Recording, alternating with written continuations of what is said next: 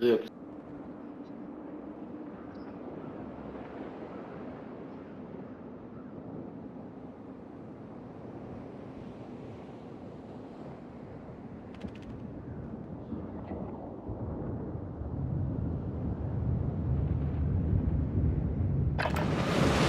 Time for some target practice. Real thing's coming soon.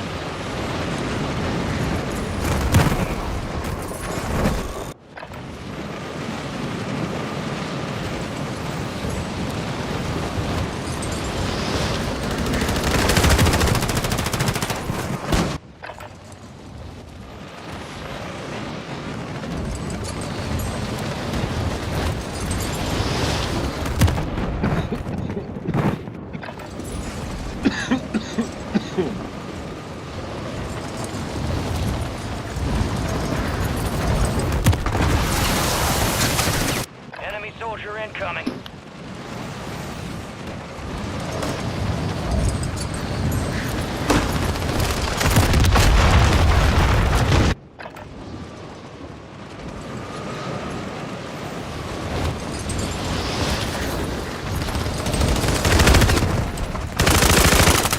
Enemies are dropping into the area. Watch the skies.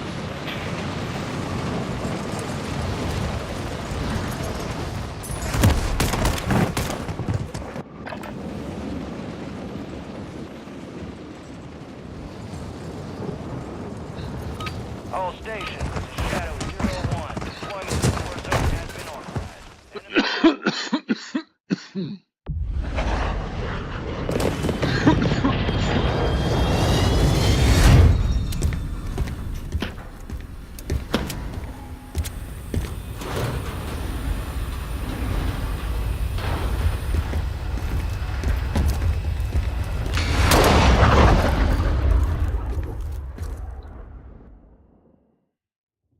Zombie Royale. Live together or lose together. The last team with soldiers still standing wins. Let's land here. Enemy movement. Cancel that. Cancel that. Cancel that. Enemies are dropping into the area. Watch the skies. Gas has no effect on those shufflers.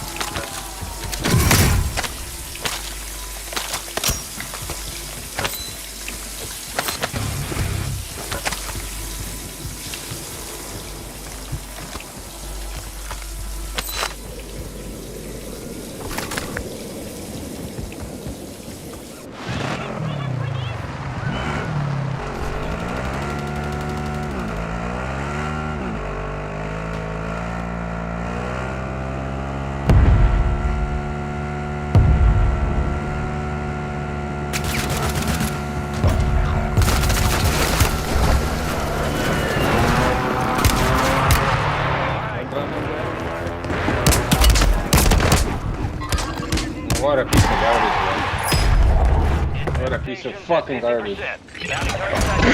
Weapons free.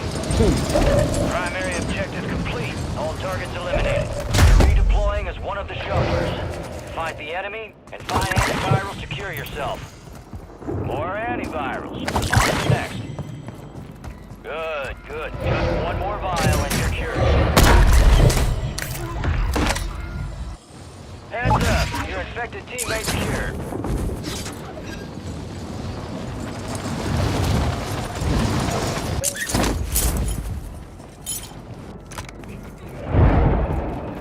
Me pecho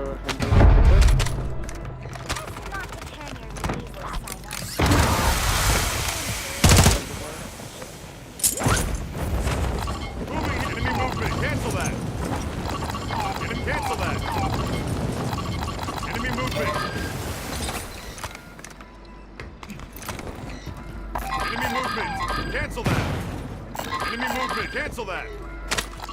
Enemy, cancel that. Fucking asshole, bro. Where the fuck did this guy come from, bro? You're redeploying as an infected. Eliminate the enemy and secure antivirus.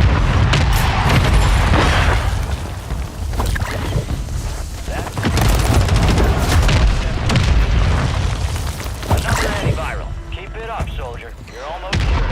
One more vial and you're cured.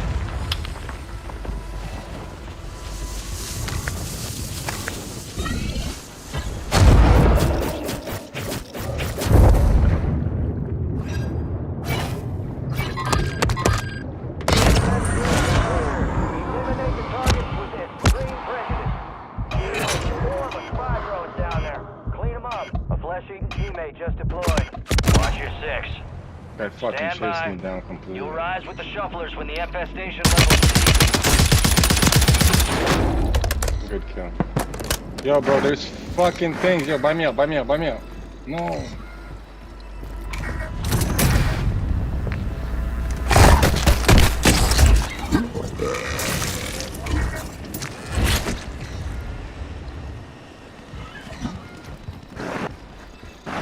Loadout drop inbound.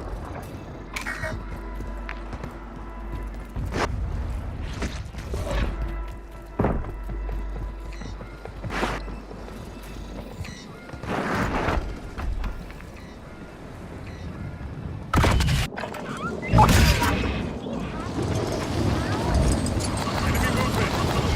here.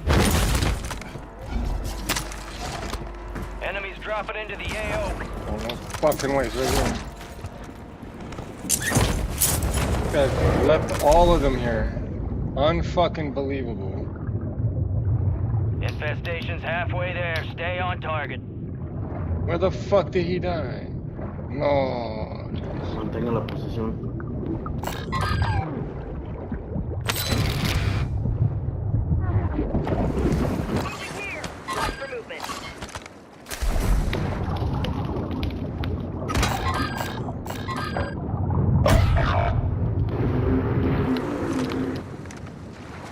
Be advised, a flesh-eating enemy has entered the field.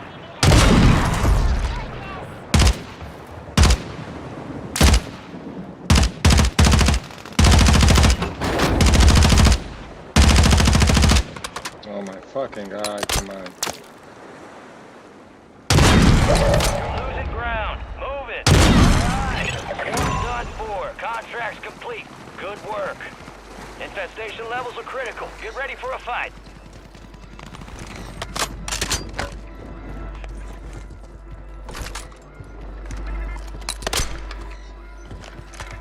Moving here.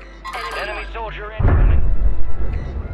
Be advised, you still have squad mates outside the safe zone.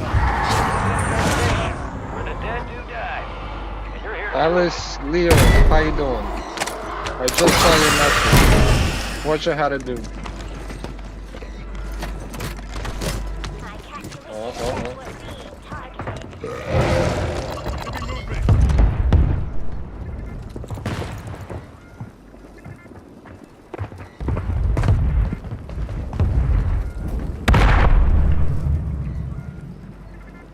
The fuck?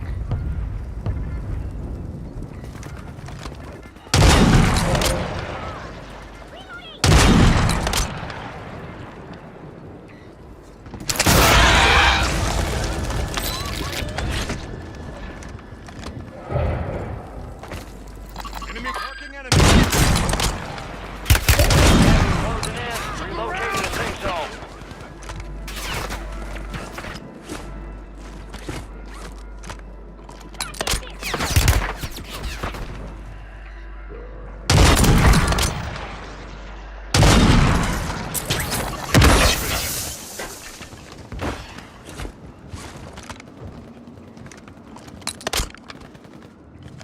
Infestation's at 50%. Keep pushing them down.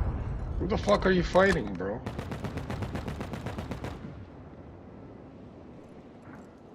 Orders are to hack contracts and secure cash payments.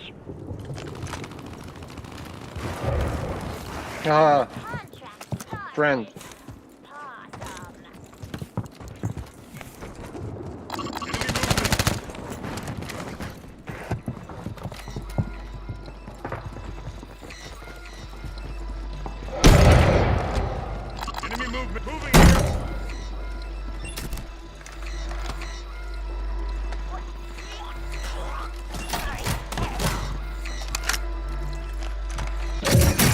my fucking tactical. Contract is hacked. Secure the next target.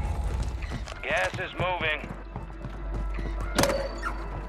Infestation's near critical. You better be ready, soldier.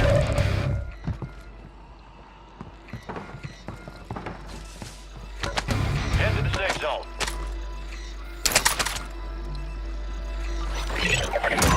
You've hacked all the contracts in the AO. Task complete. Infestation starting. Terminate the toe taggers.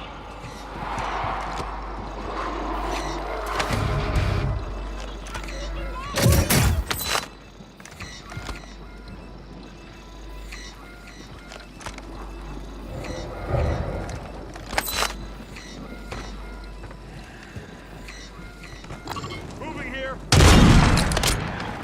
Enemy movement. Moving here.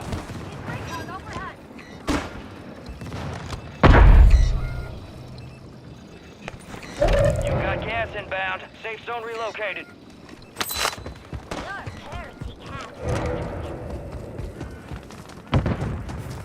A couple contracts out there having increased payouts. Get to them first to cash out. Marking enemy. Enemy in the area.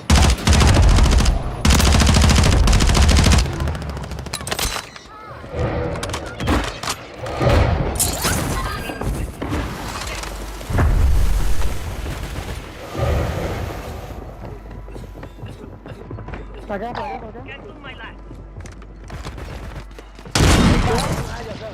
Este en el otro. Keep them under control, soldier. Infestation's at 50%. The lag is horrible. Somebody's lagging us. To the safe zone. Dale, cabrón, dale, la animación está.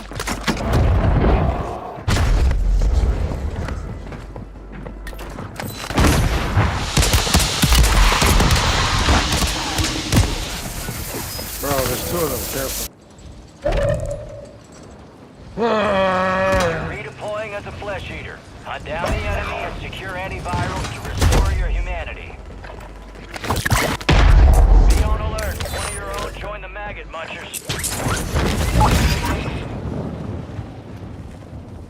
Gas is moving in. New safe zone located.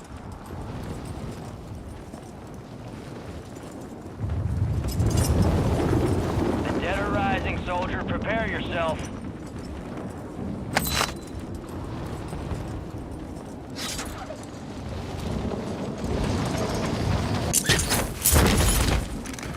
Let's make a deal. I help you win, and you give me tummy rub. Hostile advanced UAV overhead. This is infestation, where the dead do die. Enemy movement. Cancel that. Move to the safe zone. Enemies dropping into the AO.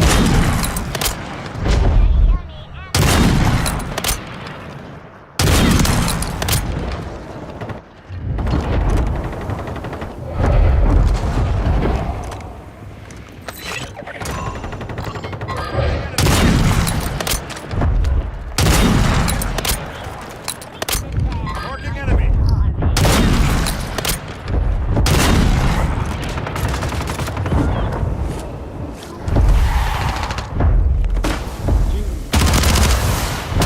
Moving here. Closing in. Safe zone.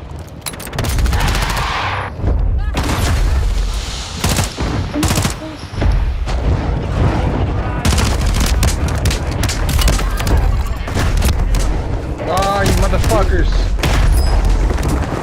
Head to the safe zone. You got a lot of ground to cover. You're redeploying as an infected. Eliminate the enemy and secure antivirals to come back to life.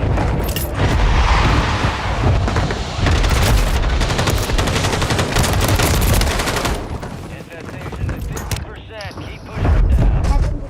Infestation levels are rising. Stand by to redeploy with the flesh bags. Están hasta abajo.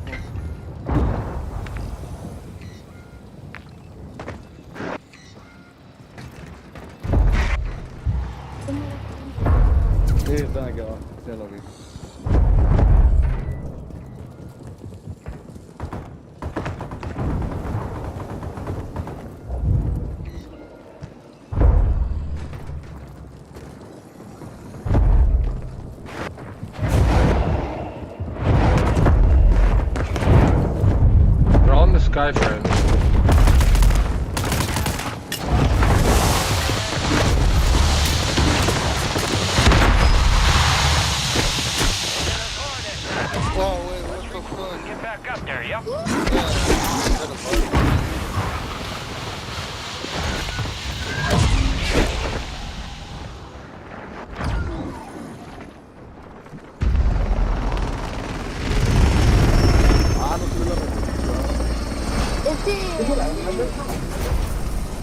Ah,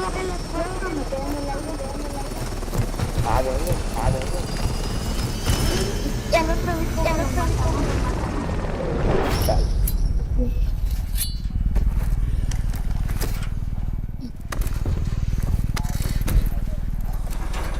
No, la quitaron ahora.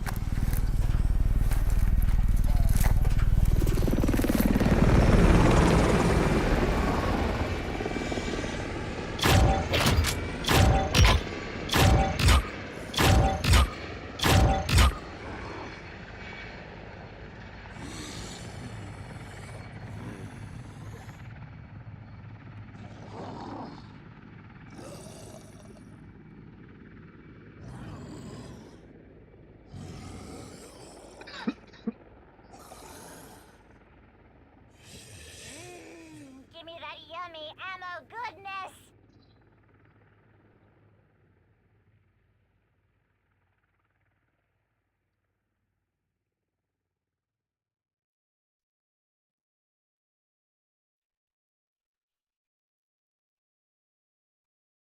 Inside is hot, outside is cold as fuck.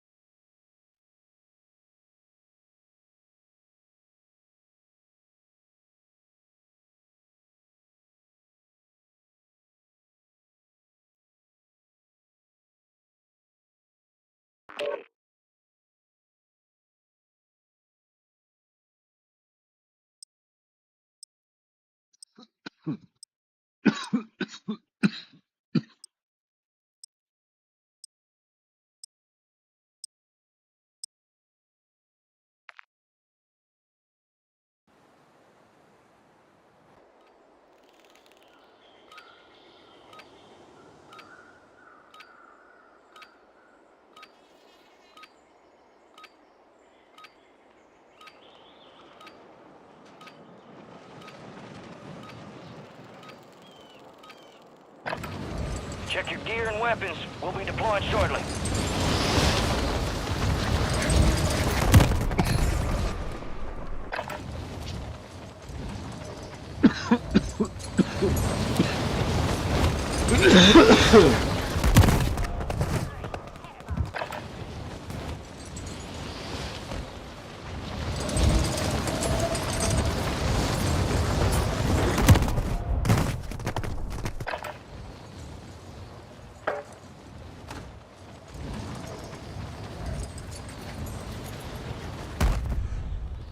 Prep time's over. Now you deploy to the war zone.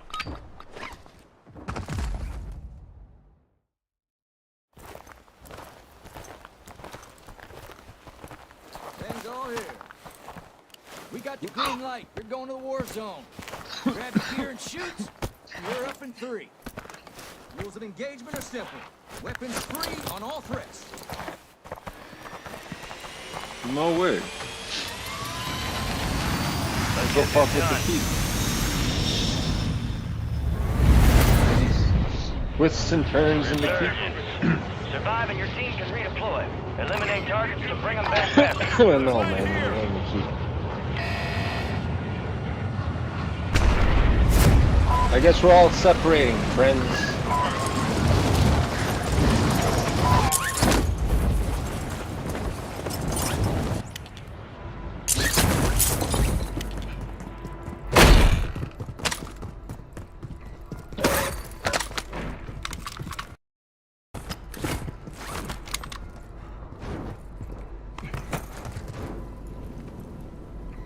Hostile counter UAV No way. overhead.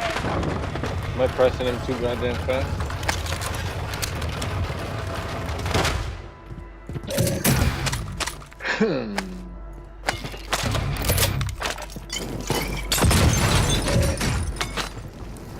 Enemies deploy the counter UAV.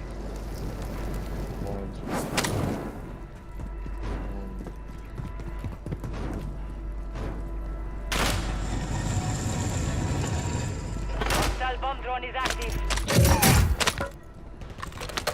1-1 requesting recon at this time.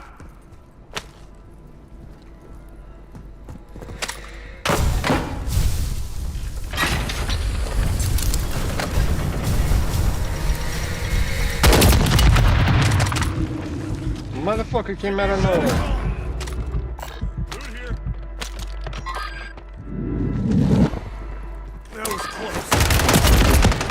Oh, this guy came out of fucking nowhere, bro. What the fuck? He's fast. I should have fucking had it. Enemy movement. Motherfucker. Sorry, hairball.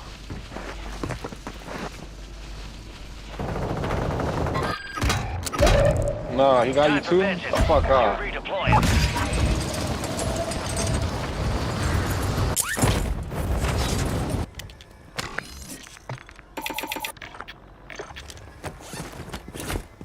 Your squad mates redeploying. Well done.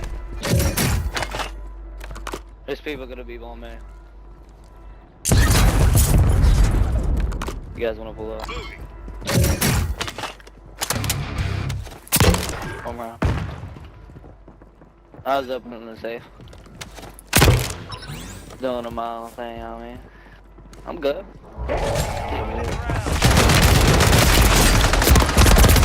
Motherfucker, bro. Sorry, hairball.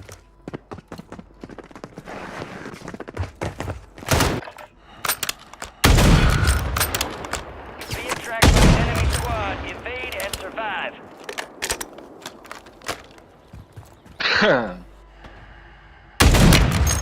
Some of your squad's outside the safe zone. We are returning you to the front.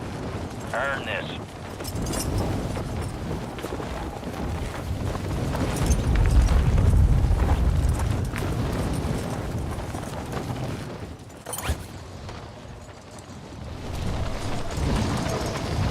Enemies dropping into the AO.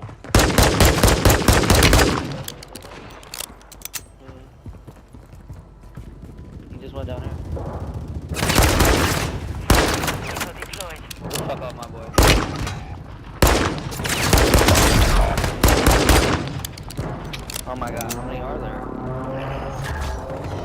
You got a loadout drop inbound.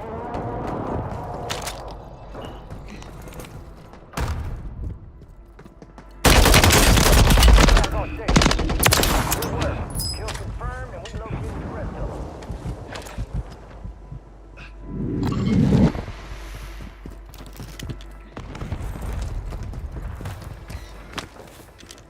Order support incoming. Your position. Copy. Mortar strike inbound now.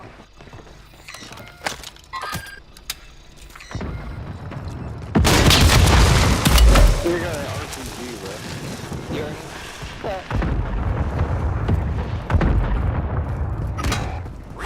Flyover. Recon drones are on patrol. Check your tag map and Fucking stay out of snipe. range. watch it.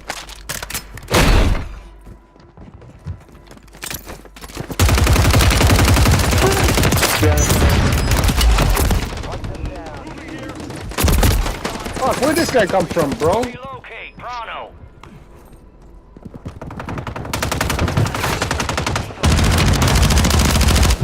Bro, fuck that. Sorry.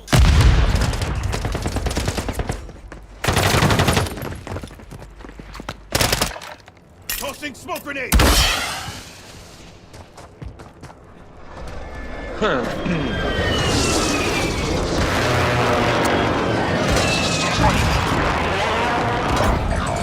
Heads up. Aerial recon back for another sweep. You're in the path of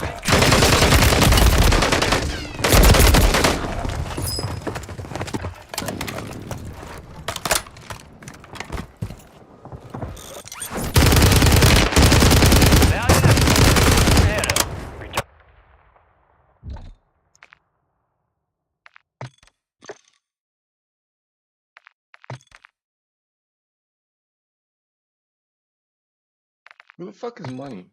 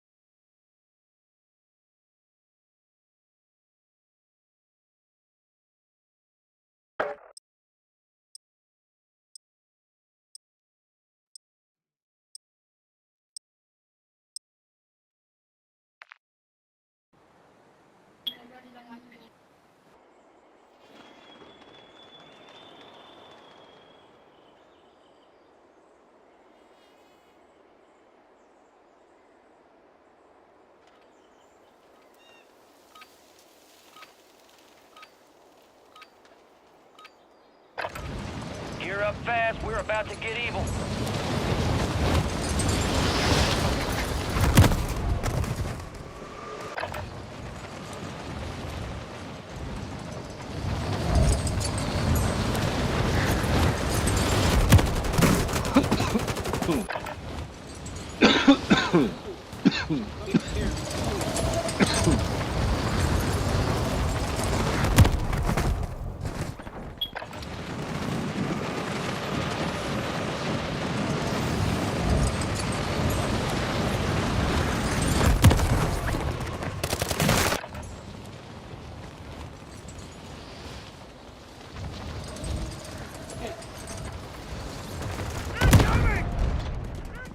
All stations, we are green to go. Stand by for deployment.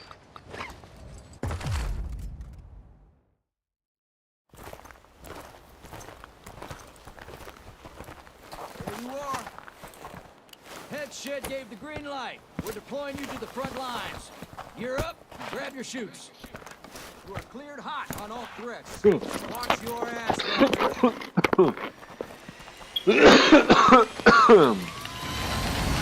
I'll see you on the other side. Yeah, I'll see you on the other side. Resurgence. Let's land here! Survive to redeploy fallen teammates.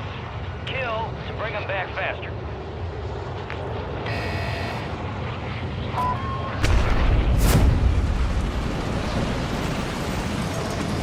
Moving here! Cancel that! Marking enemy! Marking enemy!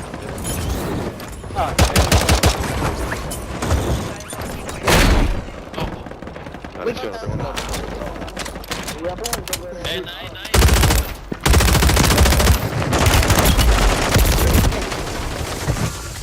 Bro, where the fuck did this guy come from?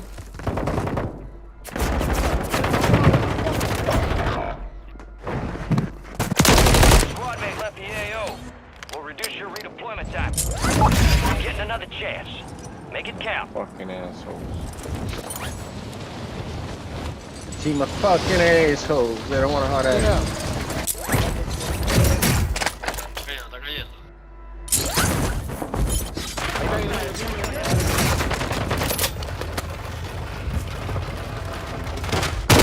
A la mierda. Vamos para abajo, ¿cómo? Ahora, marico. Va.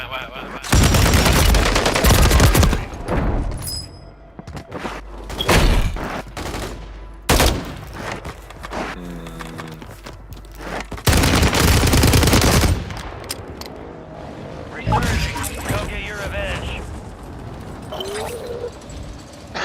Okay, whatever. Gonna have to be. Marking enemy. You're down one squad mate.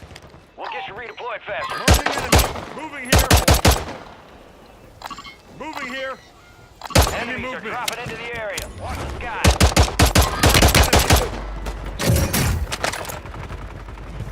Why did y'all think y'all could do that? Why do you think you could like?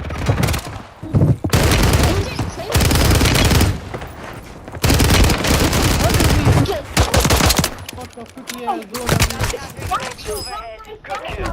Marking the rest of that squad on your attack map. Go get her. Caliber round.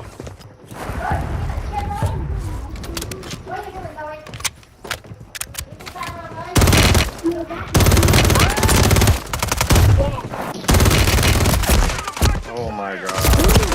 Where the fuck did this guy come from?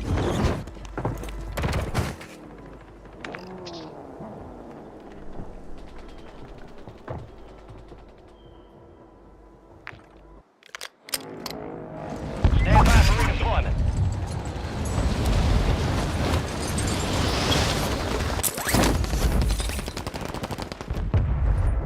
Should get paid down. Your squad made it to the safe zone.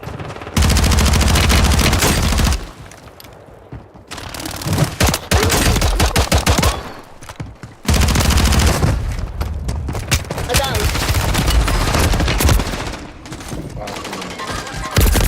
Should have killed the other guy.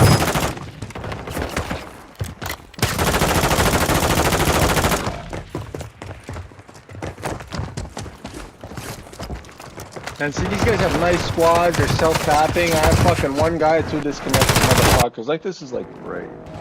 You're back on station. Go get after it. Oh well. You've got reinforcements inbound. There's the loadout. Honestly, in a Loadout real drop world, headed your bro, way. I'm not expecting you to be there. That's just how it is. Let's clean the field of these. Yo, are you can you hear me or no? Go kill Like the everybody. cluster mine. Can you hear me? Mic check. I'm with this man right here. So you can't hear me. Okay.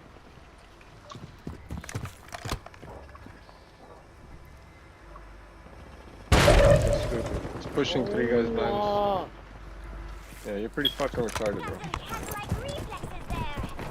Bounty down. Got intel on a new target.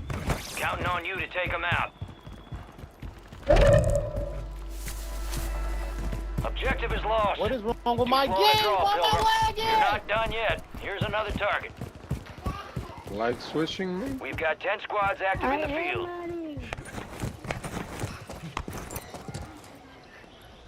I'm gonna skedaddle up out of there, just like me.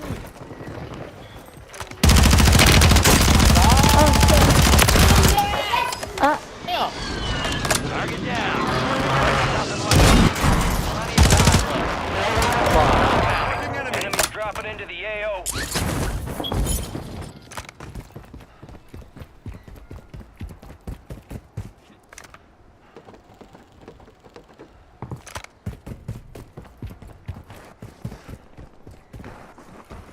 squad mates redeploying. Well done.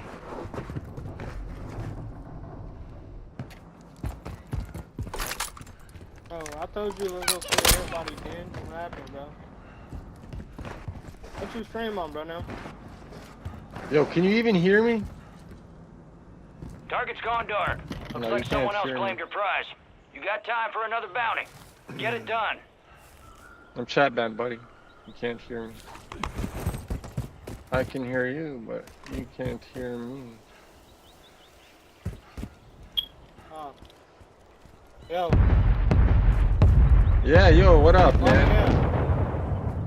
You can have the ones in the door. Ah, you got ace. Or the ones in the Objective door. is lost. One's Gas in the is door. closing in.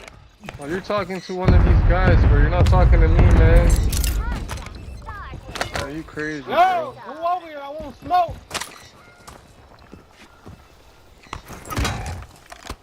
Bro, they've been smoking you the whole game, bro. What the fuck you talking about smoke? Alright, your squad's in the safe zone. Yo, where you at?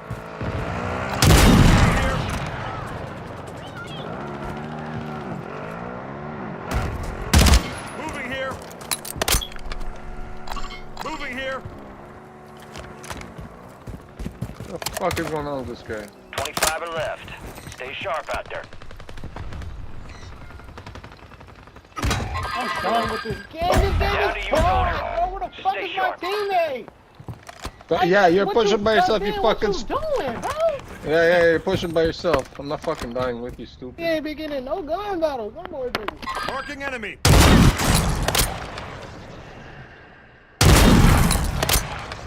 Your squad is on station.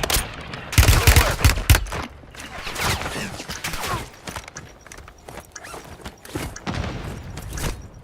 Windows closed. Back to standard procedure.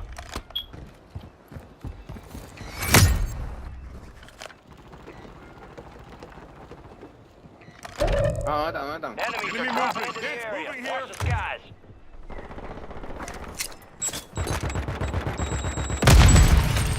Fire sale active. Confirmed. Marrito me avisa. Located the rest of them. Moving here.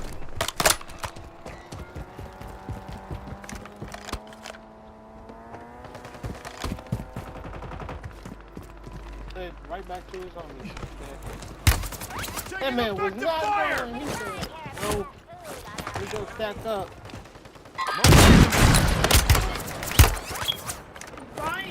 Marking enemy. Coming. No fucking way, bro. Cancel. Enemy movement. I'm hit. About to end. Make it count. Diamond. Enemy movement.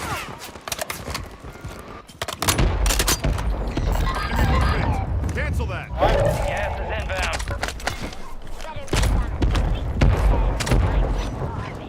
Nigga, come put her in the. Hey, don't piss me off. Come put her in the cage. If your ass leaving. Target area marked. You're cleared hot. Your ass goofy. Head to the safe zone. You're the last one standing, soldier. Survive until your squad is deployed. Fire sale's over. Adjusting prices. Nigga did not give me the fucking slave.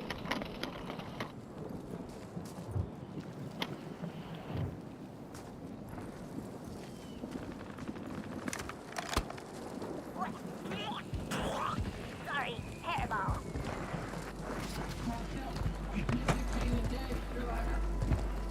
You've got reinforcements inbound.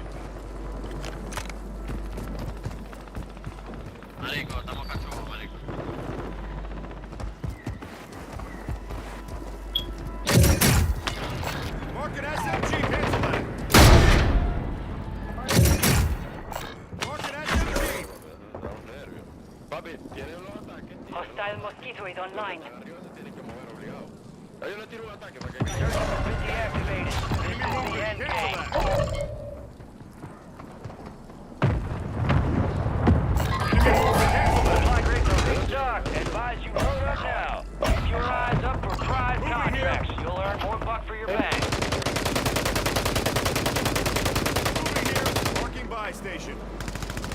Yo tiro. Marico,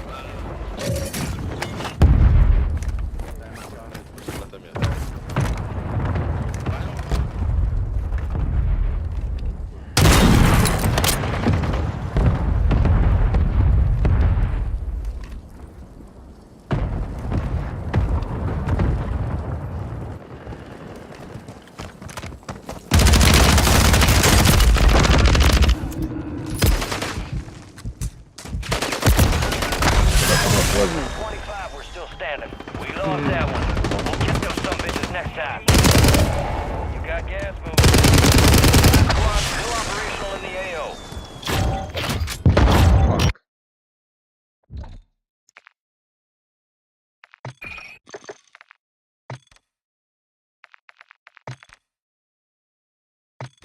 The whole game was like playing fucking solo. Really? Fucking.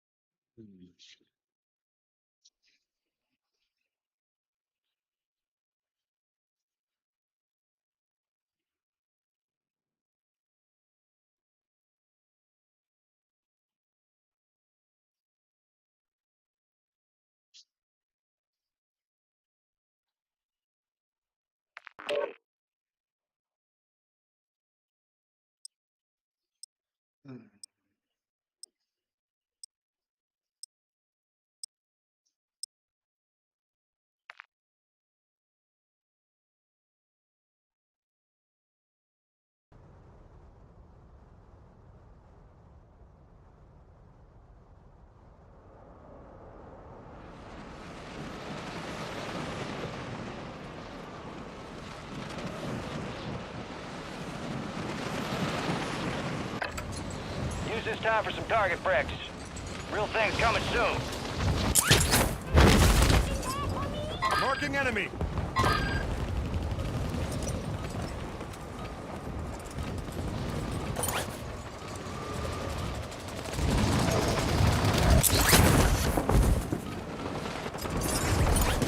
Enemies are dropping in. Got it.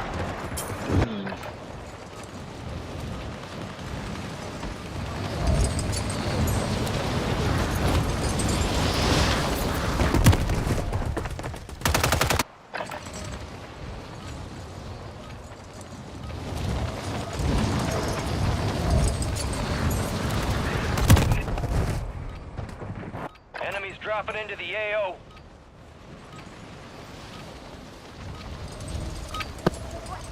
All stations, green light. We are deploying to the war zone.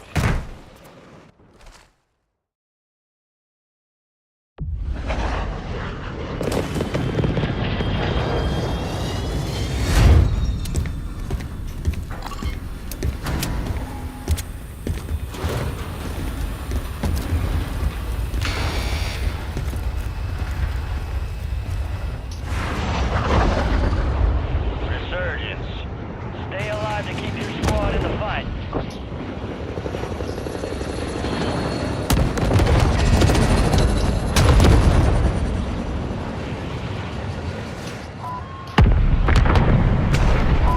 Enemy soldier incoming. It's unfortunate for you guys because I always go stadium.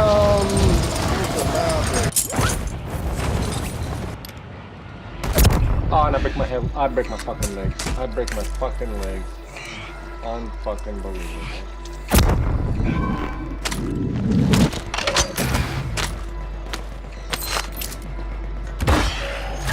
You have a buy station inbound.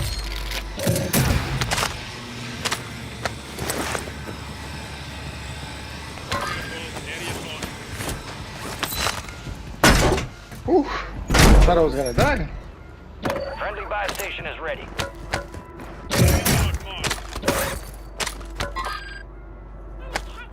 Supply boxes marked.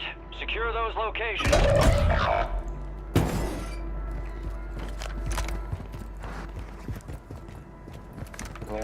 Kill some motherfuckers. Enemies dropping into the AO. Oh, come on. Well done. They're just waiting, man. Bro, how'd I miss that fucking shot? Oh,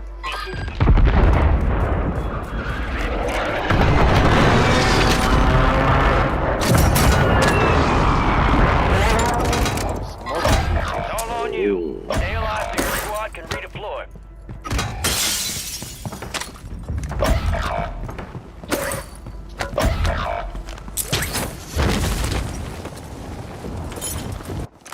Your squad mate's back on station. Good work.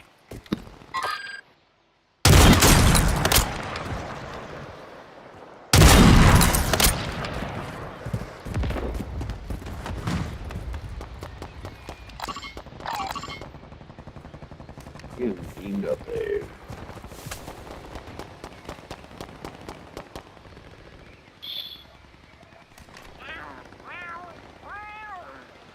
Enemies are dropping into the area. Watch the skies. What was he gonna say? Fuck, man. We're seeing like these easy fucking shots. Gas is inbound. Quote unquote easy. Oh shit, we got 3 of them coming. Fuck is that?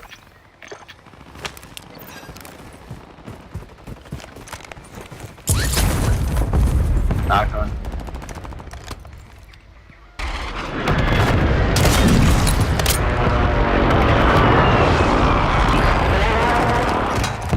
He's low. All squad members are in the safe zone. I ran and jumped down. Why didn't you run and jump down? Be That was advised, your UAV side. detecting the AO. I ain't You've had got no reinforcements other inbound. One did. Why not? Still up here. Look at your goofy ass. Contract failed. Objective lost. Supply cache locations are resecured. Lost that contract. Fuck you, going back. Marking the rest of that squad on your... Well done. From the sniper. Target down. Marking the rest of them.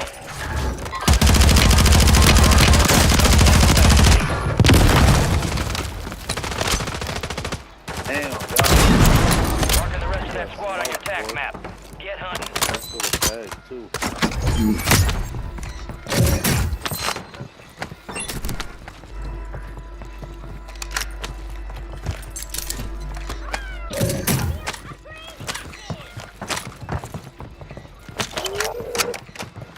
Positive ID on the bounty targets. Hunt them down. Enemy buy station incoming.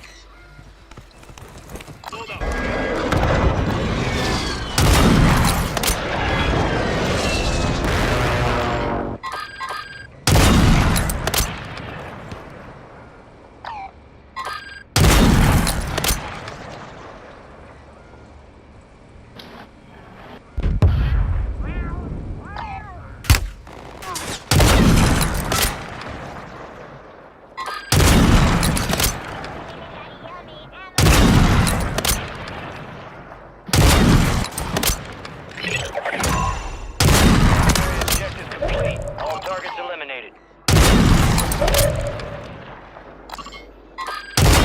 Flyover. Aerial surveillance is up. Use your attack map to steer clear.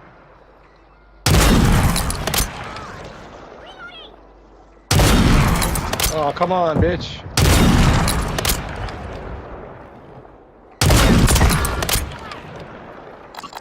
Surveillance drones heading your way. Get moving.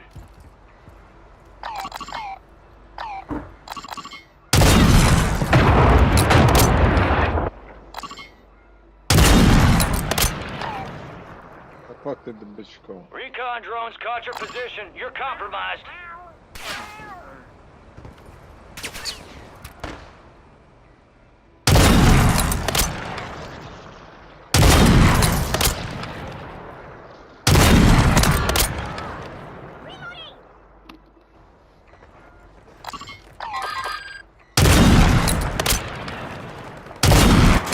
Recon drones flying in for another pass.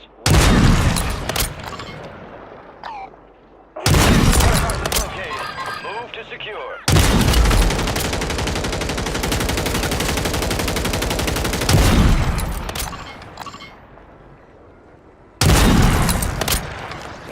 One supply box down. 2 remain.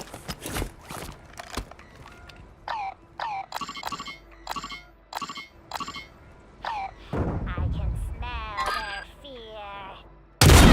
Con's gonna pass right over you. Relocate.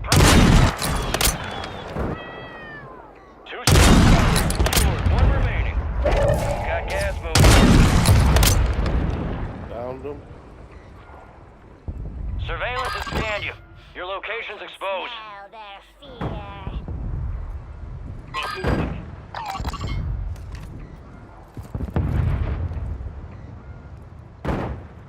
Understood. Get your squad to the safe zone. No one gets left.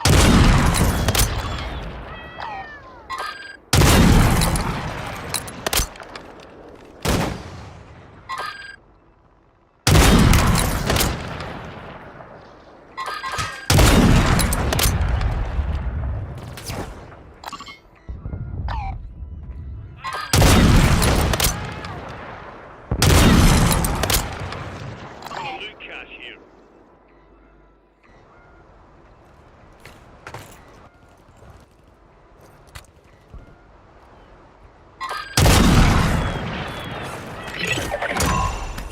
Contract complete. All supply boxes secure.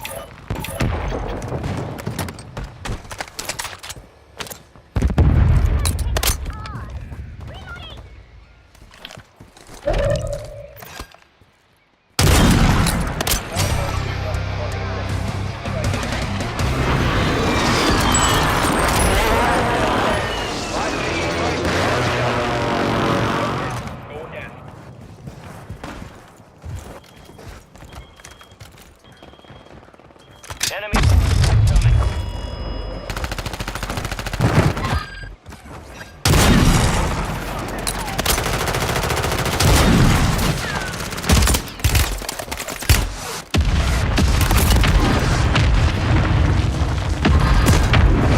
No way.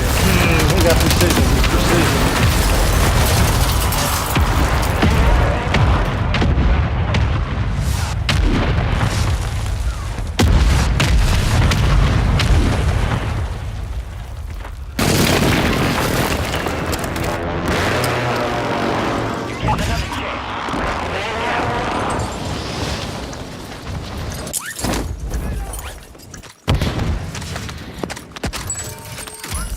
Fire sales done. Prices are back to normal.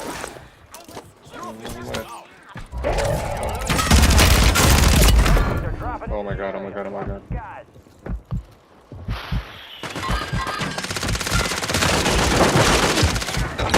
Fucking have to let him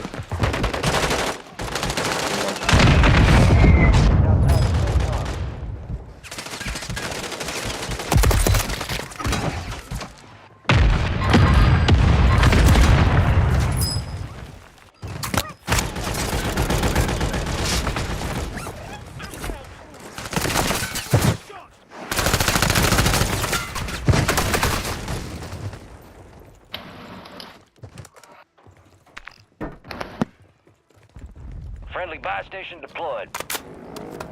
Get ready. You're redeploying. You've got reinforcements inbound.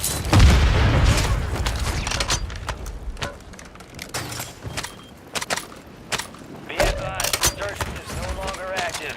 This is for keeps. Deployable buy station is available. I'm hit. A couple contracts out there have increased payouts. Get to them first to cash out. He's my fucking sniper, baby. Oh man, my sniper. Wow.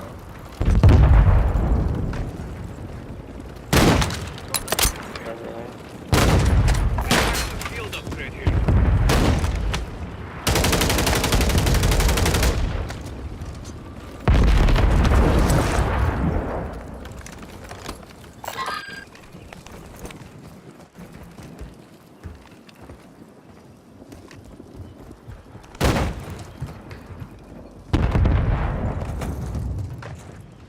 Gas is moving.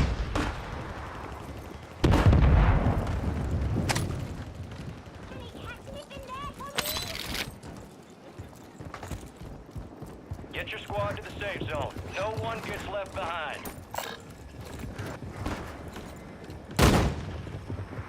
Buy some you.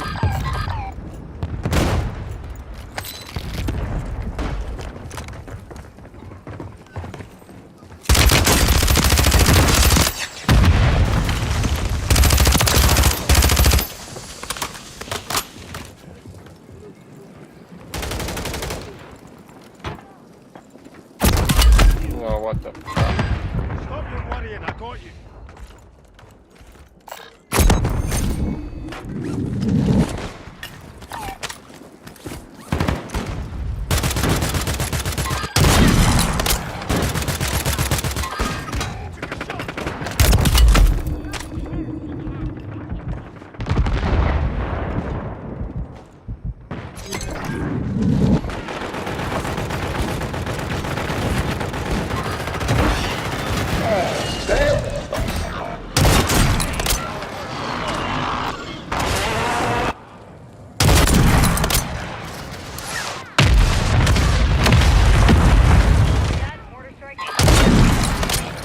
Enemy.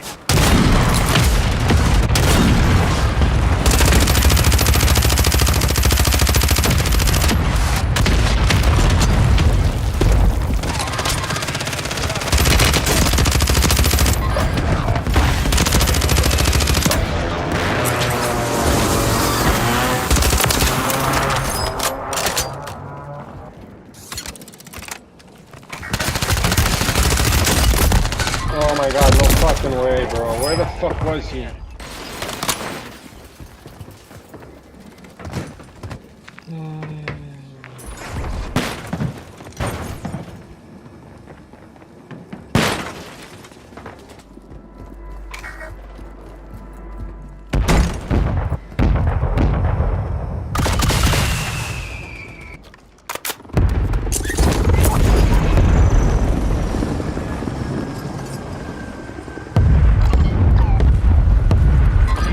Area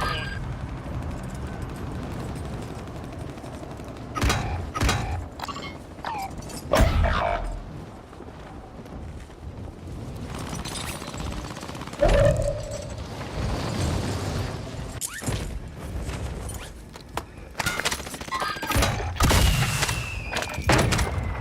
High value contracts are in play. Ain't no fucking way, bro. You're losing ground. Move it. Now you head to the safe Oh, zone. fuck does he You got know our in there? ground to cover. Sure. Right left. Keep the pressure on.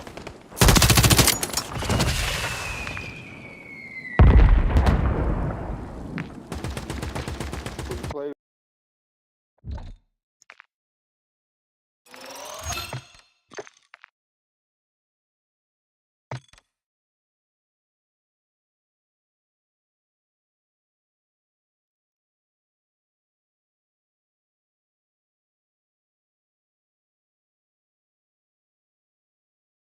I should have treated you better to deal with lanes, cause you a step big dog savage. I'm a gon' see, bro. Okay, I should have treated you better to deal with lanes, cause you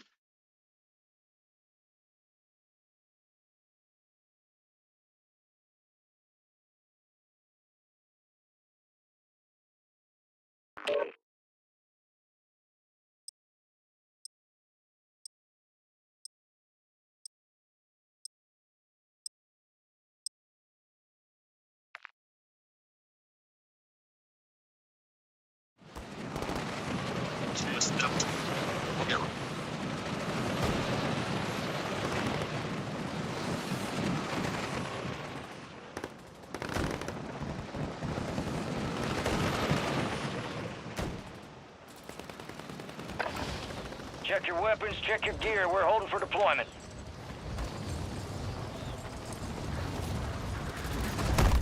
All stations, this is Shadow 01. Deployment to the war zone has been authorized.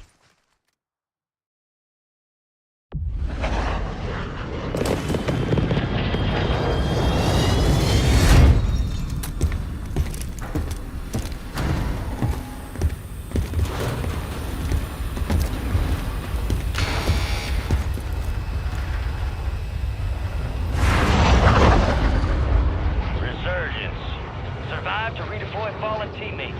Kill, bring them back fast. Alright, we got you started. Down Finish the 7, job. I'm on stage, bro. No feet.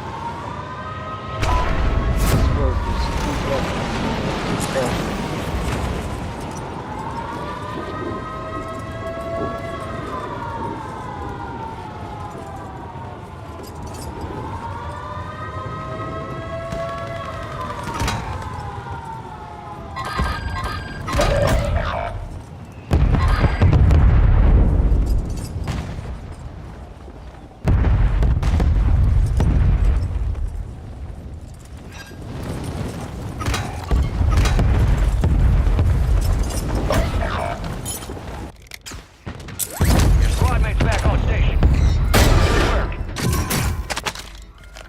Your squad mates redeploying. Well done.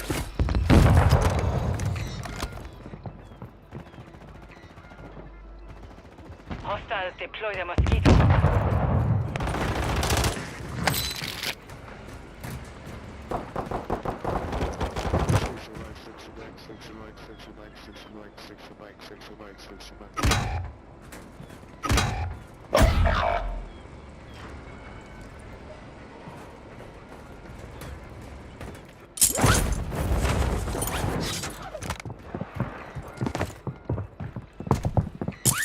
Got reinforcements inbound. Incoming. Target down. Marking the rest of them.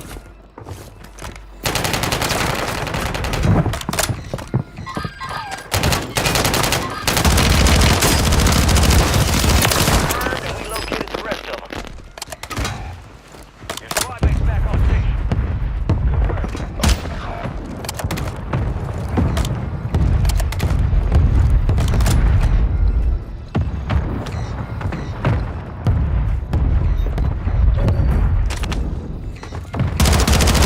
Redeploying. Well done. Remaining operators from that squad. Hunt them down.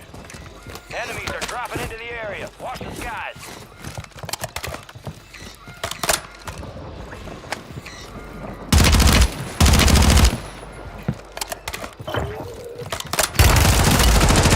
Your objective's simple. Eliminate all bounty targets. Saw the light there.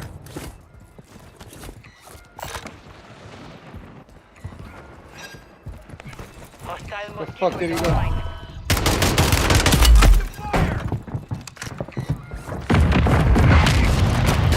Enemy deploying gas UAV. All bounty targets are KIA. Well done. Your squad made it to the safe zone.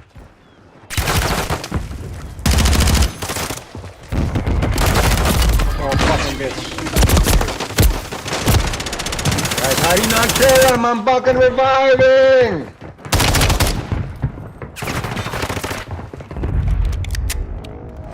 Fuck, I lost my guns, bro. Earn this.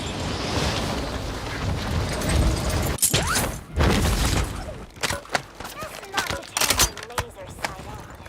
Might not see me.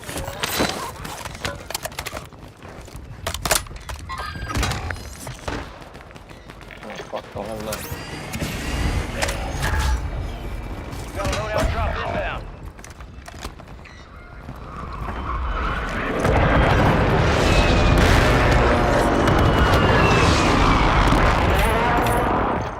Your squad mates back on Requesting station. recon at this time. Good work. 1-1 requesting recon at this time.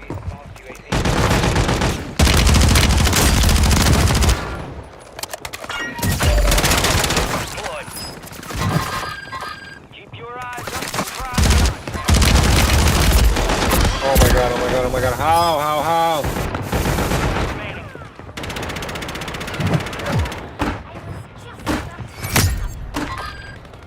Friendly loadout drops on the way.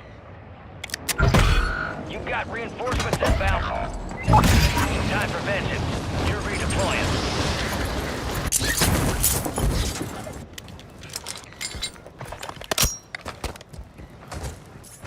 Marking.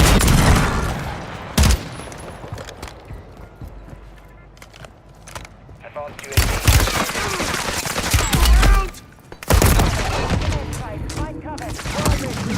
Well done.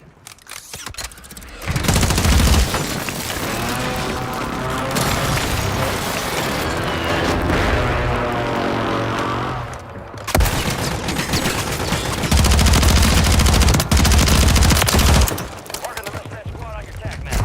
Go get hunting.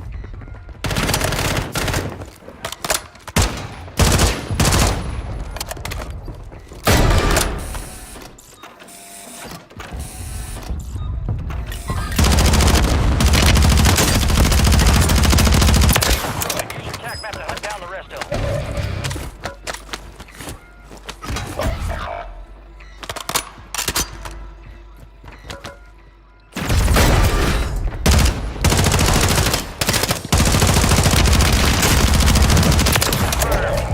Located the rest of them. You got reinforcements inbound.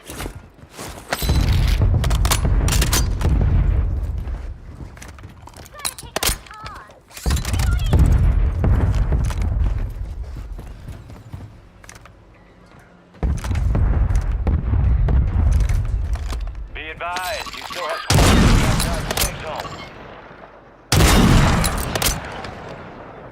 XP multiplier active. Friendly buy station inbound. Location marked.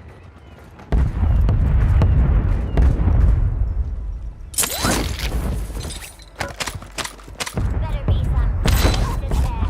I'm starved. Oh my god, what the fuck? Deployable buy stations ready. Friendly mortar strike inbound. Loadout drop headed your way.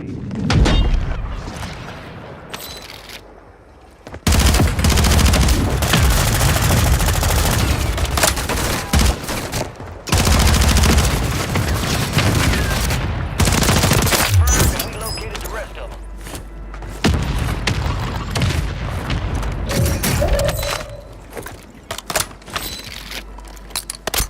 Ah, fucking bitch thought he had me. Fire sale active. Buy station prices have been reduced. Friendly mortar strike on the way.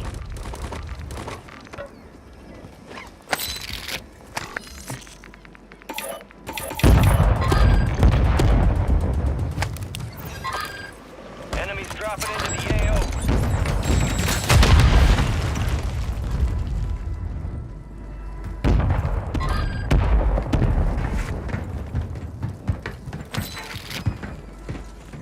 Resurgence window is ending.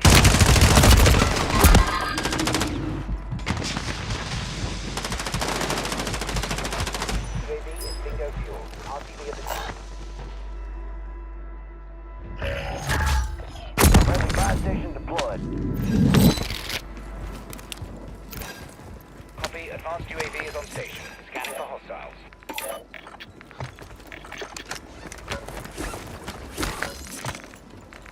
Gas is inbound.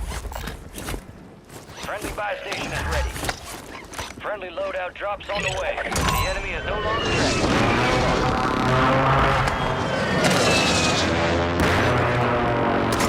Some of your squads outside the safe zone.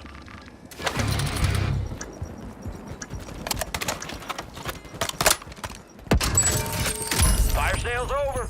Adjusting prices.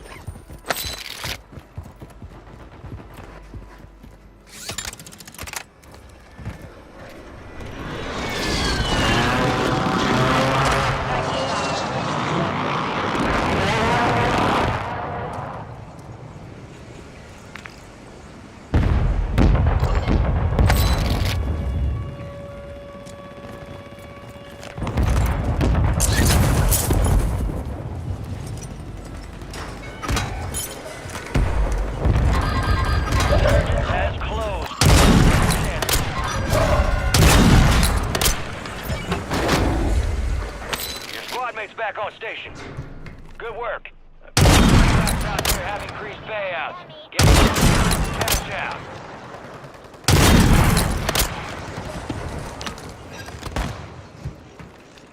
Copy that. Strike in.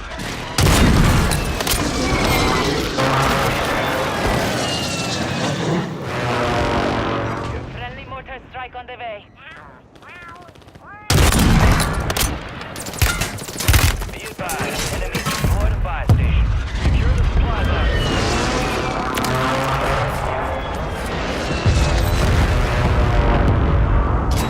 Hostile counter UAV overhead. Be advised, you still have squad mates outside the safe zone.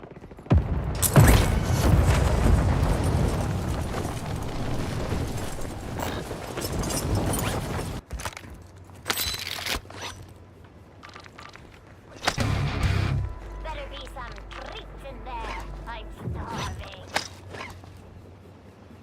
Supply box secured. 2 to go.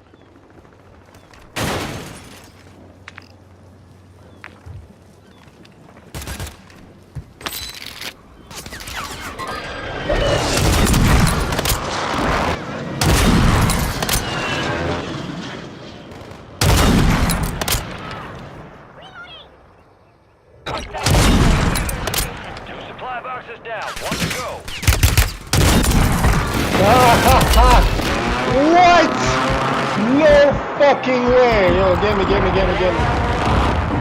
Bro, that was a crazy knock. Bro, today's a crazy day. It's just a crazy fucking nuts day. That was a crazy fucking knock again. He's probably like no fucking Friendly way. mortar strike inbound. Deployable buy stations ready.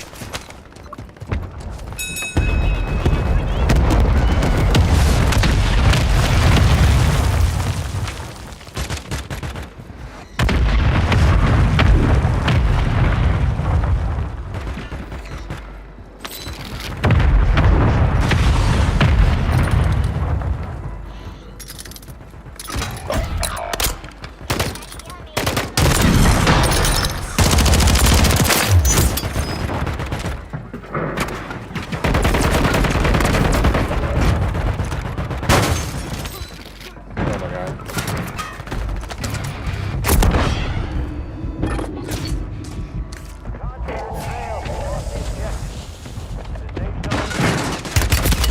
Oh, how the fuck and where the fuck did he come from?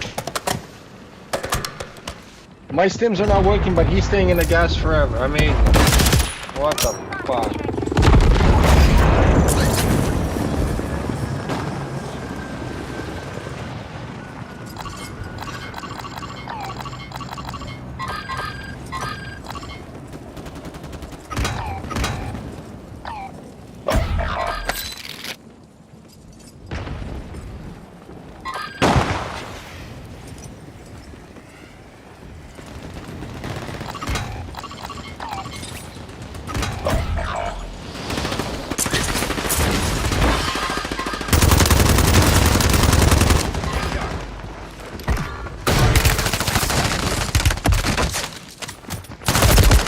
Oh, right here. Fuck.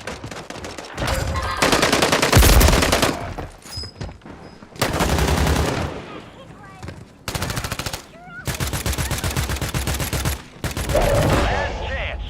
Finish the One on job. one, buddy. Good work. That's how it's done. Teamwork. Fuck me. Good job. Good knock. Good fucking knock. Oh.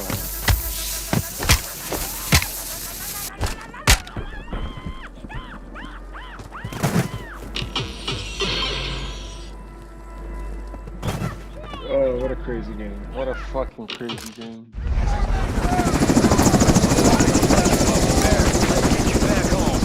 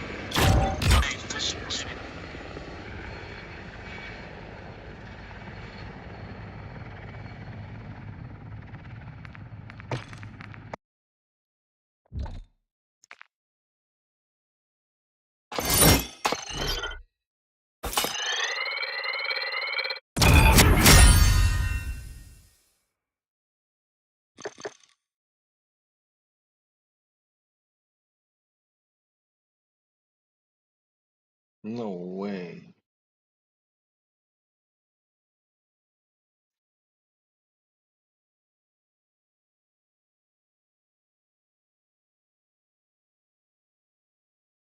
I know these people. So personally know these people.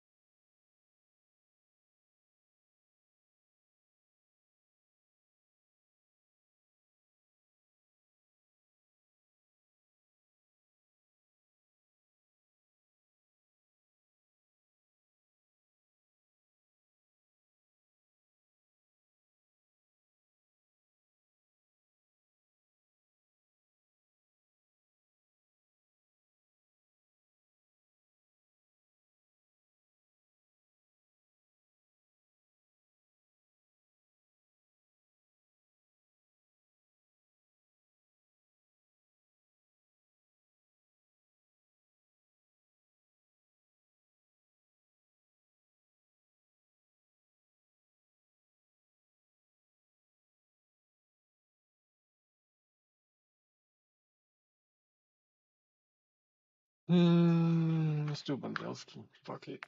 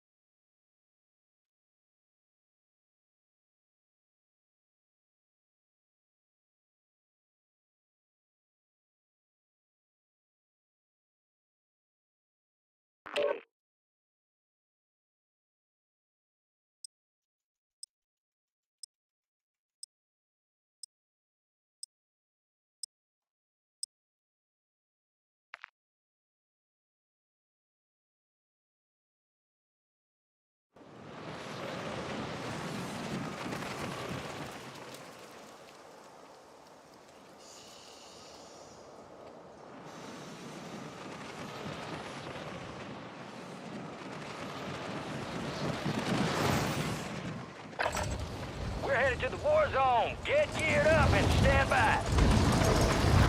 Playtime's over. Stand by for deployment to the war zone.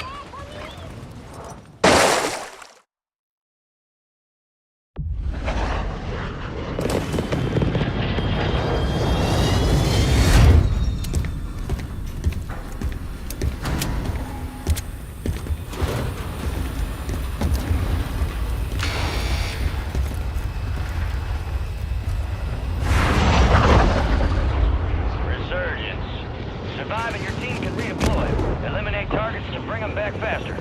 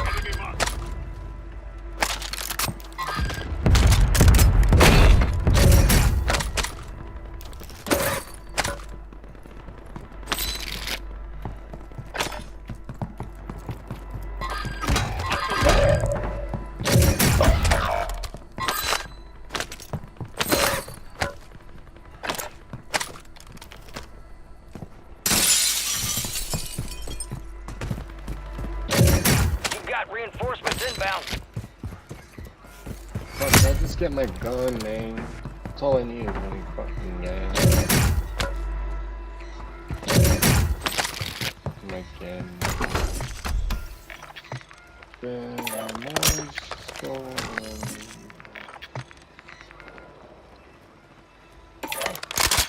Let's have some fun.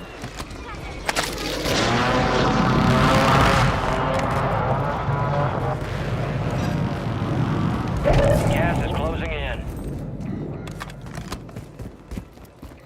What the fuck are you loading up on?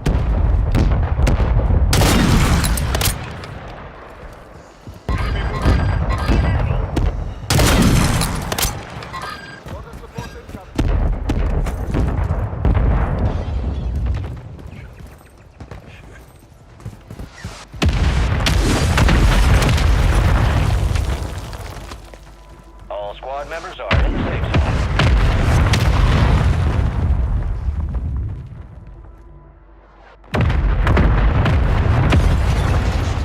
What kind of fucked up mortar support was this?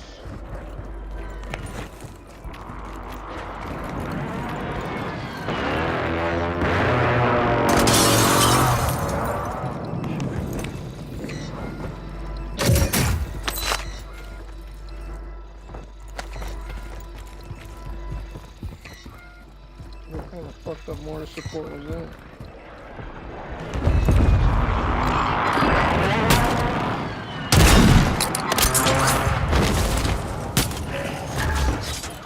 Loadout drop headed your way. Enemy movement. Enemy Well, this guy goes in by himself and then is like, oh, I gotta smash. marking enemy. Son of a bitch. Your squad mate's back on station. Good work. Bro, it was fucking right on top of him, it exploded too. Look at that. There they are. Fucking, he was literally sitting on it and fucking didn't die. Unbelievable.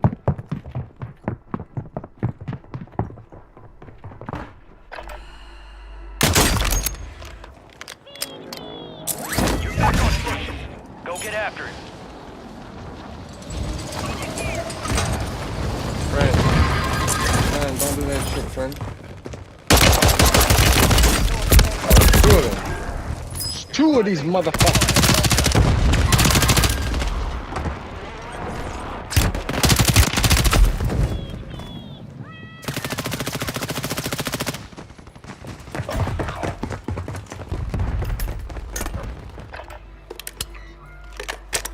That's right, I think I need to smoke because I'm not having a good time now.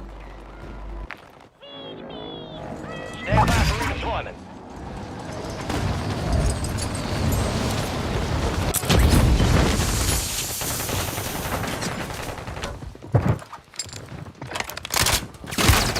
Taking up fire. You got reinforcements. Marking the rest of the squad on your attack map. Get hunting. Unfucking believable. Oh, fuck me. Oh, fuck me. These Squad guys. mate's back on station. Good work. What up? What the fuck is that? Unfucking believable.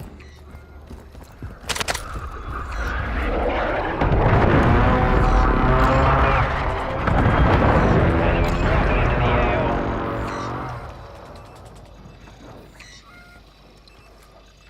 Loadout marked. Cancel that.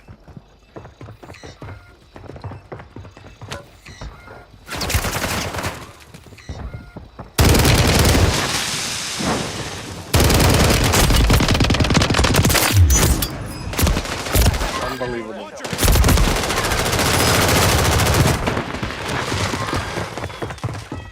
Unbelievable. Inbound.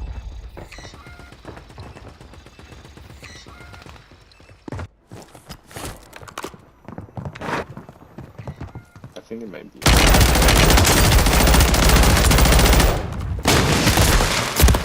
God, there's no way you lose that.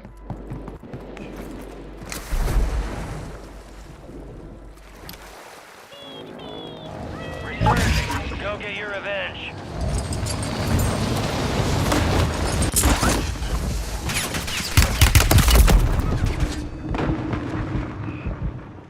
Fuck you.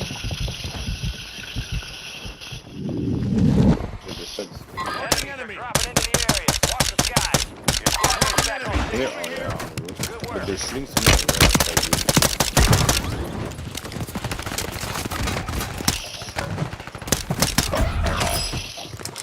Wow, one guy's team is right on me, like up.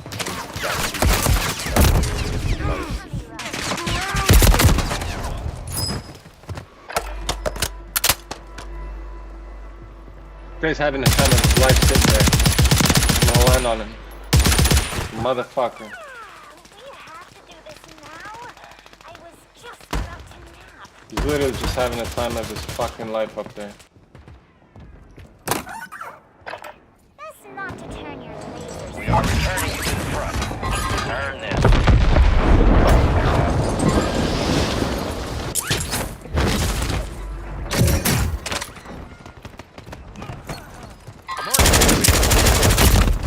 Oh, what the fuck did he pick up?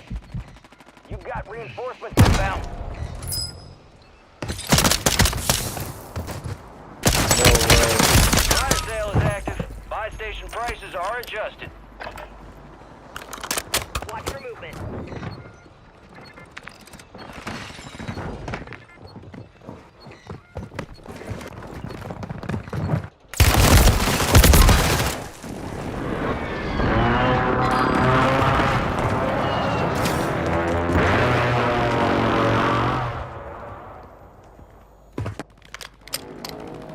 Time for vengeance. You're redeploying.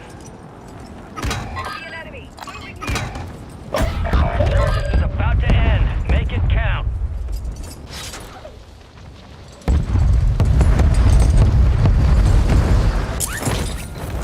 Oh, yo, someone. Taking effective fire!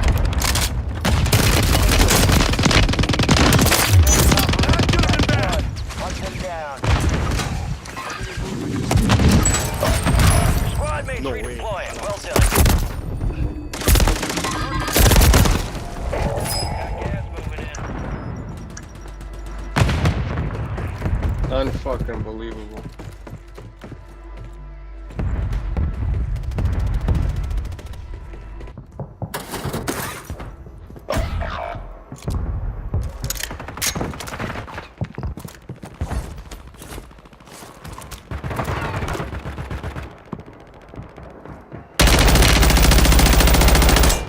Wow, good aim, buddy. Anyone got mid-cal rounds? And his name's Az Kicker. You're back on station. Appropriate. Go get after it. How fucking appropriate. Oh my god. Oh my god, why did I fucking not press it?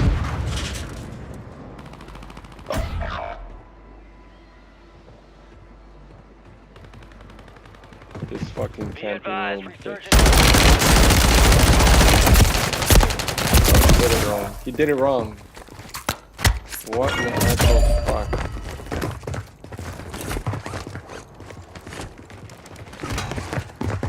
Failure ain't fatal. It's just an opportunity to do better.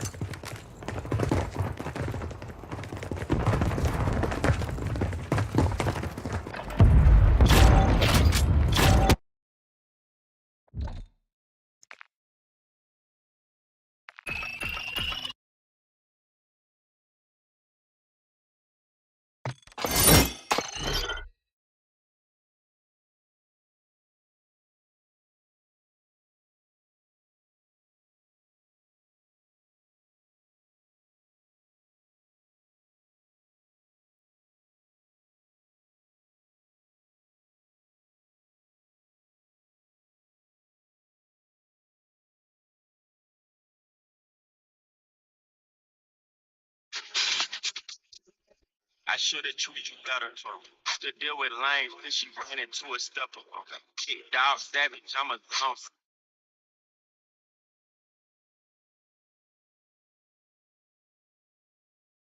This is how I use AI as a faceless YouTube creator to grow my channel. I found this tool.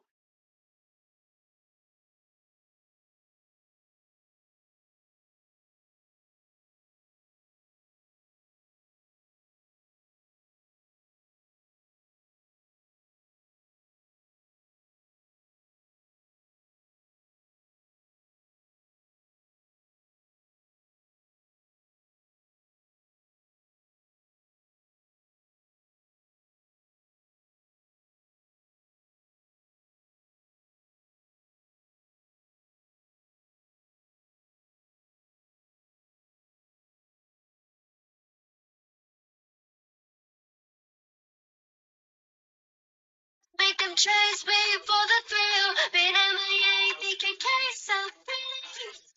Every city that I go is my city. For my money, this is the best stare down in the history of the sport. There's no event like these two guys staring at each other, looking into each other's souls. Oh man, this is awesome.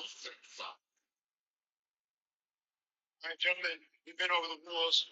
Attack the circle at all times. Follow my instructions. We're gonna have a clean fight. Tough gloves, and let's do this. Those gentlemen just stared through each other for 4.5 minutes and no one's on them even blink. Please. I'll be your no buts. I know, you know what? I say wherever I went, wherever I went. You know, I'll be your no buts. Yo. I'm making all that noise for. How big is it?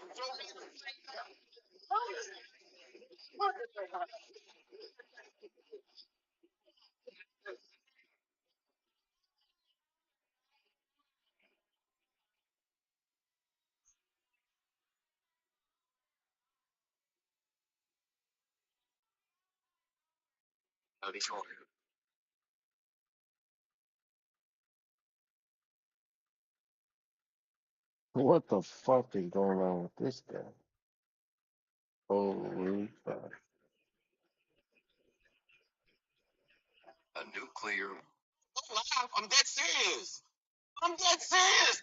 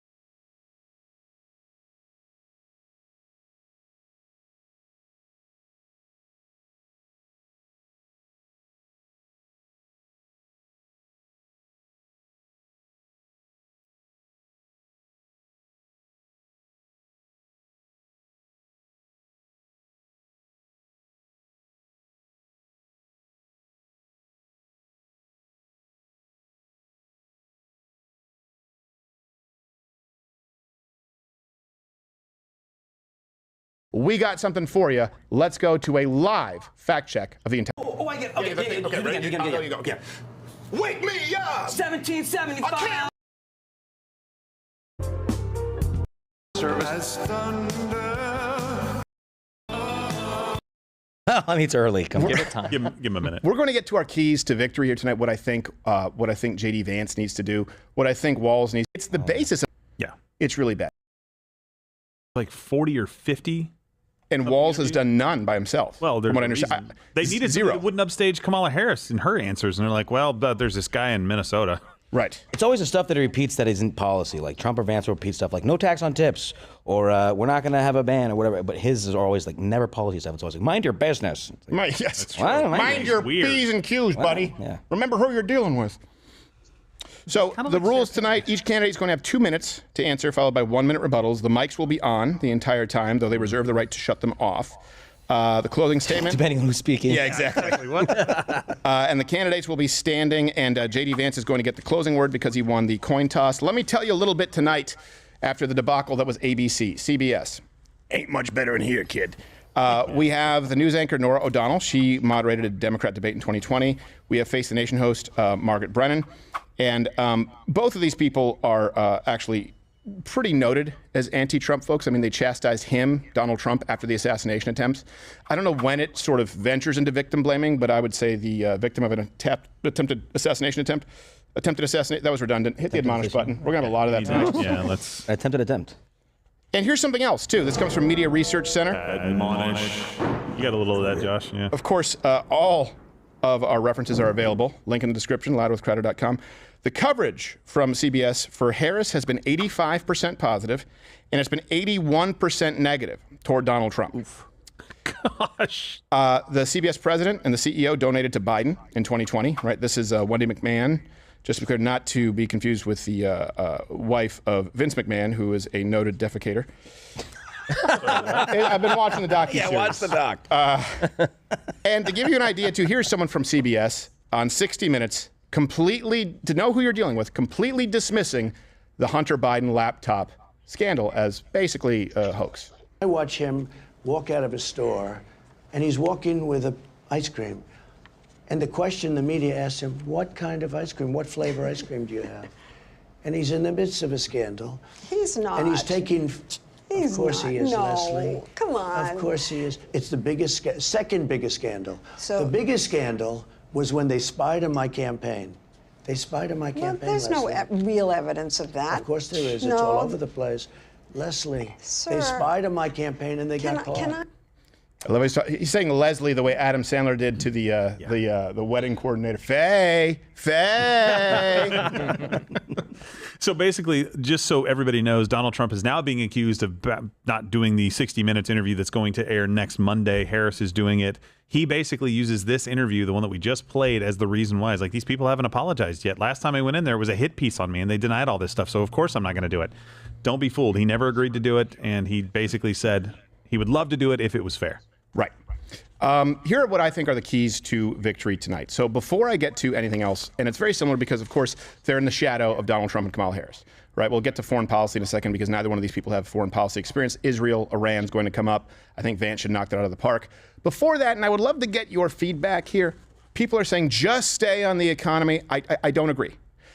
Because Walz has refused to do any interviews, because people don't know anything about him yet, and generally speaking, the vice presidential candidates, they're not that consequential. In this case, they may be. Donald Trump is older, right? A lot of people think that Harris is unfit. She may not serve a whole term because they've seen that kind of precedent, for lack of better description, with Joe Biden. How many of you, by the way, think that Joe Biden's going to step down before the election? That's we have a betting pool in the office right now. I think that J.D. Vance needs to show the world who Tim Walz is, okay? I think that tonight, at some point, this is the only opportunity he has. The media will not call Walz to the mat on this. He needs to expose the most radical policies because Walz is so out of touch with the American people. He needs to ensure that they do not leave this debate with any doubt. So what are his most radical policies? That he made Minnesota a trans sanctuary state, meaning they can take your children away from you. Effectively, they can hide their children from you if they want to transition and you don't do it. He made abortion legal with no exceptions all the way up to and including birth. That means a full 9 months. He instituted a hotline during COVID to snitch on your neighbor. That was a big one. He had his police actually paintball people to keep them in their houses. He, what else? Oh, China. No one has spent more time in China than Walz, by the way. He printed out Mao's little red book and gave it out as a gift. This guy, I believe, I think Kamala Harris is a byproduct of her environment, San Francisco, right, being indoctrinated in higher education. I know that she grew up in an area of Montreal, very liberal, but she doesn't believe anything. That's why she flip-flops so easily. I think Walz is actually a communist. Yeah. I don't say that about everybody, Pinko commie. It's not Red Dawn. I think he's an actual communist. And I think the public needs to know that this man believes in taking your kids away from you and hiding them if you don't transition 6, 8, 9-year-olds. I think the public needs to know that. I think when they talk about abortion, they say it's an Achilles heel of the Republicans. I think they need to flip it back on him and say, but you allow abortions up until the hour before and including birth. I don't mean that they need to spend a ton of time on it.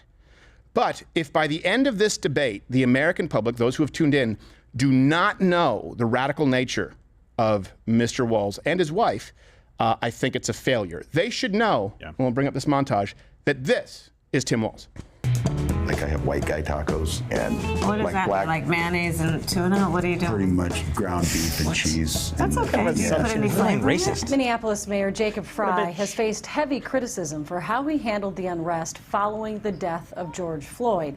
And as John Crowan reports, the mayor now appears to be shifting some of that blame to Governor Tim Walz. But we can get out there, reach out, make the case. And for one thing, don't ever shy away from our progressive values. One person's socialism is another person's neighborliness. So this pause is what we're going to ask you to do. It's going to start at this Friday at 11:59, and it's social gatherings with other households. Don't bring other households in. Don't bring, and this is I have a big family. We do a lot of things together. That's not going to be possible. Let's go! Light him up! Go inside now! Get in the house! This morning, Governor Walz signed a new executive order. It will protect the rights of Minnesota's LGBTQ+ community to seek and receive gender-affirming health care.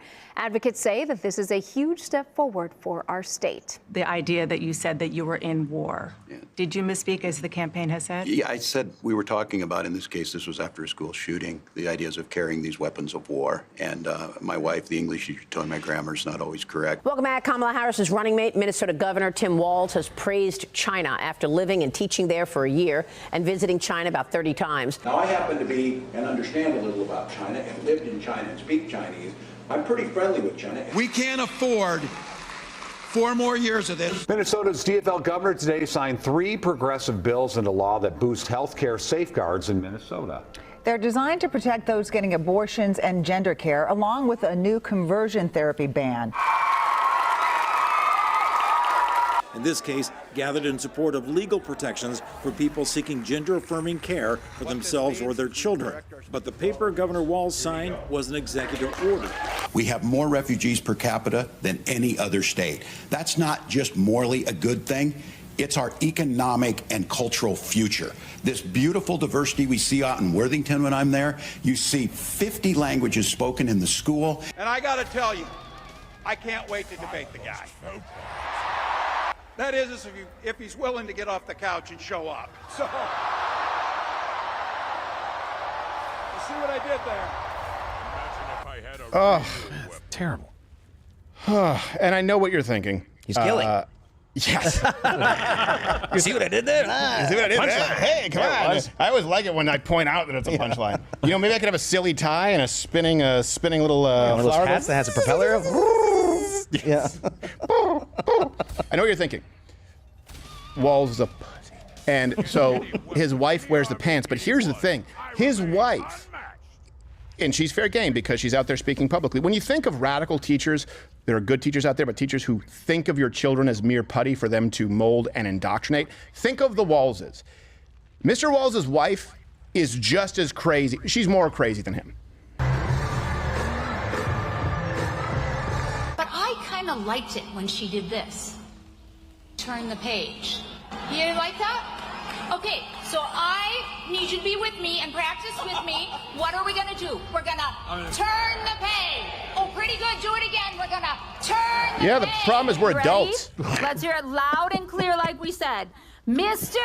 Trump, Mr. Vance, please mind your own business. Why, what are you doing? That was excellent. I would say those first days, you know, when there were riots, I could smell the burning tires. That was a very real thing. And I kept the windows open for as long as I could because I felt like that was such a touchstone of what was Yankee Doodle burning tire. But just listen to my teacher voice and then we're going to practice it. Yeah, but we hate your teacher voice. Here. School has started. Bye-bye, Donald Trump. This is real. Look at her face. We are turning the page. Oh, those eyes, man. Whoa. Whoa. Days and we are turning the page. Holy 52 fuck. days and it is bye-bye, Donald Trump. That is She's important to show definitely because turning the fucking page. if he ever gets close to the Oval Office, it's going to be a bad time for white women. Because that woman is going to be seen as volunteering for you as tribute. Like, do you see her face? You ever seen someone with crazy eyes? I've known 3 people in my life with crazy eyes. Yes. 3 people in my life, and I could name them, and I could tell you when I saw they had crazy eyes. Comment below. You know someone with crazy eyes? Like, you know someone with really dumb eyes where the lights aren't on? You know someone with crazy eyes where it's like, oh, this person has a skin suit in their closet? Her face is becoming twisted from her craziness. She's sitting there, she's like, okay, go with, she just can't help herself, and go with me! It's like a James Wan movie. I'm your teacher! She seems like the kind of lady who asks black lady to touch their hair. Yes, exactly. Test how water resistant At least it is. she asks, but it's still kind of weird. It's still kind of uncomfortable. I don't understand turning the page, though. Turning the page from the previous administration, like Tim Walz saying that you can't have 4 more years of this. You're right. Yeah. We do need to turn the page from you. Well, here's the problem, because not all women are like Tim Walz's wife, just to be clear. So I don't want to be seen as picking on women. When a man is with a woman like that, okay, a bad man hits her. We all agree a bad man. A good man kills himself. Those are the only 2 options. or hits himself. It's either, you're going to keep your pimp hand strong, or you're swallowing a shotgun with a toe trigger. Dang, that was a Courtney Love shot if I've ever heard one. And by the way, of course, share this right there. You can click like to let people know because, of course, the YouTube algorithm makes sure that no one sees this. I hope you're watching on Rumble. Here are the other keys to victory, I think, for Vance tonight. Like I said before, especially it's going to go to Donald Trump. They're going to be talking about Trump and Harris, especially on foreign policy, right? What he needs to do is parry, like I've said, not spend a lot of time on defense. Get that out of here. Then he needs to counter-attack, hit walls with the results of Kamala and Joe's destructive policies. And the strongest thing they can do is contrast, contrast, contrast. Contrast inflation, contrast employment, contrast the economy, contrast global affairs, right? We had 8 years of Obama. We had 3 years, really, of Donald Trump. And now at this point, we've had 3.5, basically, years of Biden. One of these things is not like the other. Point to that record. I don't think Tim Walz is going to want to do that. That's what I think needs to be done tonight. You can let me know if you disagree. And Gerald, what are your keys to victory? Any hole will do. That seems like... Man, I thought there were some real ones coming. I hate all of you. And by the way, on the Middle East stuff, obviously we saw Iran launching ballistic missiles into Israel. One of the things they can point to is the kind of things that Donald Trump has said to leaders of Iran in the past, leaders in the Middle East, the things that he's accomplished with the Abraham Accords, moving the embassy to Jerusalem. All of those things happened, and yet the Middle East was not on fire. Right now, it is on fire, absolutely. Well, that's a good the contrast here. Let's show, actually, it's the clip Biden-Israel, Biden's response to the conflict going on with Israel, Hezbollah, Iran right now. Again, the contrast is important. Biden and then Trump, and then we'll get to the debate. At my direction, the United States military actively supported the defense of Israel, and we're still assessing the impact. But based on what we know now, the attack appears to have been defeated and ineffective. And this is testament to Israeli military capability and U.S. military. It's also a testament to intensive planning between the United States and Israel to anticipate and defend against the brazen attack we expected. Make no mistake, the United States is fully supportive of Israel. And I've been spent the morning and part of the afternoon in the Situation Room. You know what's interesting is, you know what they used for the defense? Yeah, the thing that you basically raked Reagan over the coals for back in the 80s, right? Star Wars. They used a version of that with the Iron Dome. Well, let's contrast that with Donald Trump. He issued his press release on Truth Social, or a statement. When I was president, Iran was in total check. They were starved for cash, fully contained, and desperate to make a deal. Kamala flooded them with American cash, and ever since, they've been exporting terror all over and unraveling the Middle East, which is correct, because I don't know if you know this, but Donald Trump's sanctions cost Iran $1 trillion. He pulled out of the Iran deal, which, of course, was started by Barack Obama. People like Trump said it was a horrible deal. And then, of course, the Harris-Biden administration, they basically removed some of those sanctions, allowing them access to $10 billion in cash. And there's a good chance that the money that's being used for these rockets right now is coming from you, the American taxpayer. So might be something to consider. Oops. Meanwhile, KJP said they didn't lift any sanctions. That's right. She did say that. All right. Are we about to go? Yep. All right, we have blue and purple drinking game rules. We'll bring them up. And by the way, of course, today, live fact checking, as we do every debate night.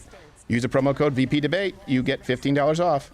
Senator J.D. Vance of Ohio. Now, this is likely the final. You know these two were competing before on air, like who's going to have the better pose. In 20 states. That is a pose over there on the left. Either presidential candidate could win. Either a pose or scoliosis. Nice jacket, Leslie. It makes your chin look fat. Bitch. Addiness, right? They are just, you can just tell they don't like each other. Really, a turtleneck with that neck? So Pink funny. again. Oh. Next time you do Botox on your forehead, don't forget the skin under your chin. By the way, we'll go to this later, but a huge crowd of supporters for Donald Trump has gathered outside of the CBS studio in New York. Oh, that's fun. Flags and everything everywhere. So good on you, New York. All right, let's bring up drinking game rules. Here they go. Bring up the debate. It is anytime Walls doesn't directly answer a question, you drink. Anytime someone mentions Project 2025, you drink. Anytime Walls mentions coach or teacher, drink. Anytime J.D. Vance proverbially sexually accosts Walls, you drink. Beast mode. And you finish your drink anytime the moderators gang up on Vance. Here we go. And have a drink to start. Other networks here in the U.S. and around the world. We have a consequential night ahead, and our focus is the issues that matter to you, And I look the voter. always Let's surprised. introduce the candidates. Minnesota's Democratic Governor Tim Walz and Ohio's Republican Senator We have Pig J.D. Fetus. Vance I'm sorry, tonight, Mr. Walz. meeting for the first time. Go to camera 2. I'm Margaret Brennan. Wow. You forgot your name? And I think they're supposed to go to camera 2. These are the rules that both campaigns have agreed to. Questions will be directed at one candidate who will have 2 minutes to respond. The other candidate will be allowed 2 minutes for rebuttal. Then each candidate will get another The lady on the minute left to of the make screen in the further blue points, hates the lady in with the an pink. I additional guarantee 1 it. I don't know why. minute each at the discretion of the moderator. The primary role of the moderators is to facilitate the debate between the candidates, enforce the rules, and provide the candidates with the opportunity to fact check. They're going to be on their best claims made behavior by because of each what other. happened with ABC. They're going to they really have to be skilled in hiding their bias, but we know they have it. Decorum. We have not shared the questions or topics with the campaigns. That's Governor And no one, Senator, I repeat, thank no you one for will have joining us. Bluetooth Let's earrings. get started. Tonight, our country is Tim's facing always worn several earrings. What are you unfolding talking about? crises. The Middle East is on the Oh, brink of war. it's date night with the Americans horse. are suffering First from question. the catastrophic impact of Hurricane Helene. And now a labor strike as 25,000 dock workers It's all bad from for Maine to them. Texas are picketing. We're going to begin tonight with the Middle East. Margaret. Thank you, Nora. Earlier today, Iran launched its largest attack yet on Israel, but that attack failed, thanks to joint U.S. and Israeli defensive action. President Biden has deployed more than 40,000 U.S. military personnel and assets to that region over the past year to try to prevent a regional war. Iran is weakened, but the U.S. still considers it the largest state sponsor of terrorism in the world, and it has drastically reduced the time it would take to develop a nuclear weapon. It is down now to 1 or 2 weeks' time. Governor Walz, if you were the final voice in the Situation Room, would you support or oppose a preemptive Tough one for him off the bat. by Israel on Iran? You have 2 minutes. Well, thank you. And thank you for those joining at home tonight. Let's keep in mind where this started. October 7th, Hamas terrorists massacred over 1,400 Israelis and took prisoners. Israel's ability to be able to defend itself is absolutely fundamental. Getting its hostages back, fundamental, and ending the Hear that? humanitarian That's the sound of them crisis losing in Hamtramck, Dearborn, and a lot of Minnesota.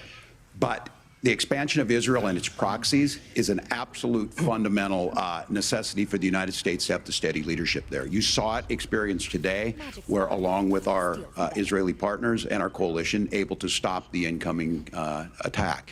But what's fundamental here is that steady leadership is going to matter. It's clear, and the world saw it on that debate Add to the stage drinking a few game weeks ago. anytime he uses fundamental. That's his word whisker when he's nervous. Talking about crowd sizes is not what we need in this moment. But it's not just that. It's those that were closest to Donald Trump that understand how dangerous he is when the world is this dangerous.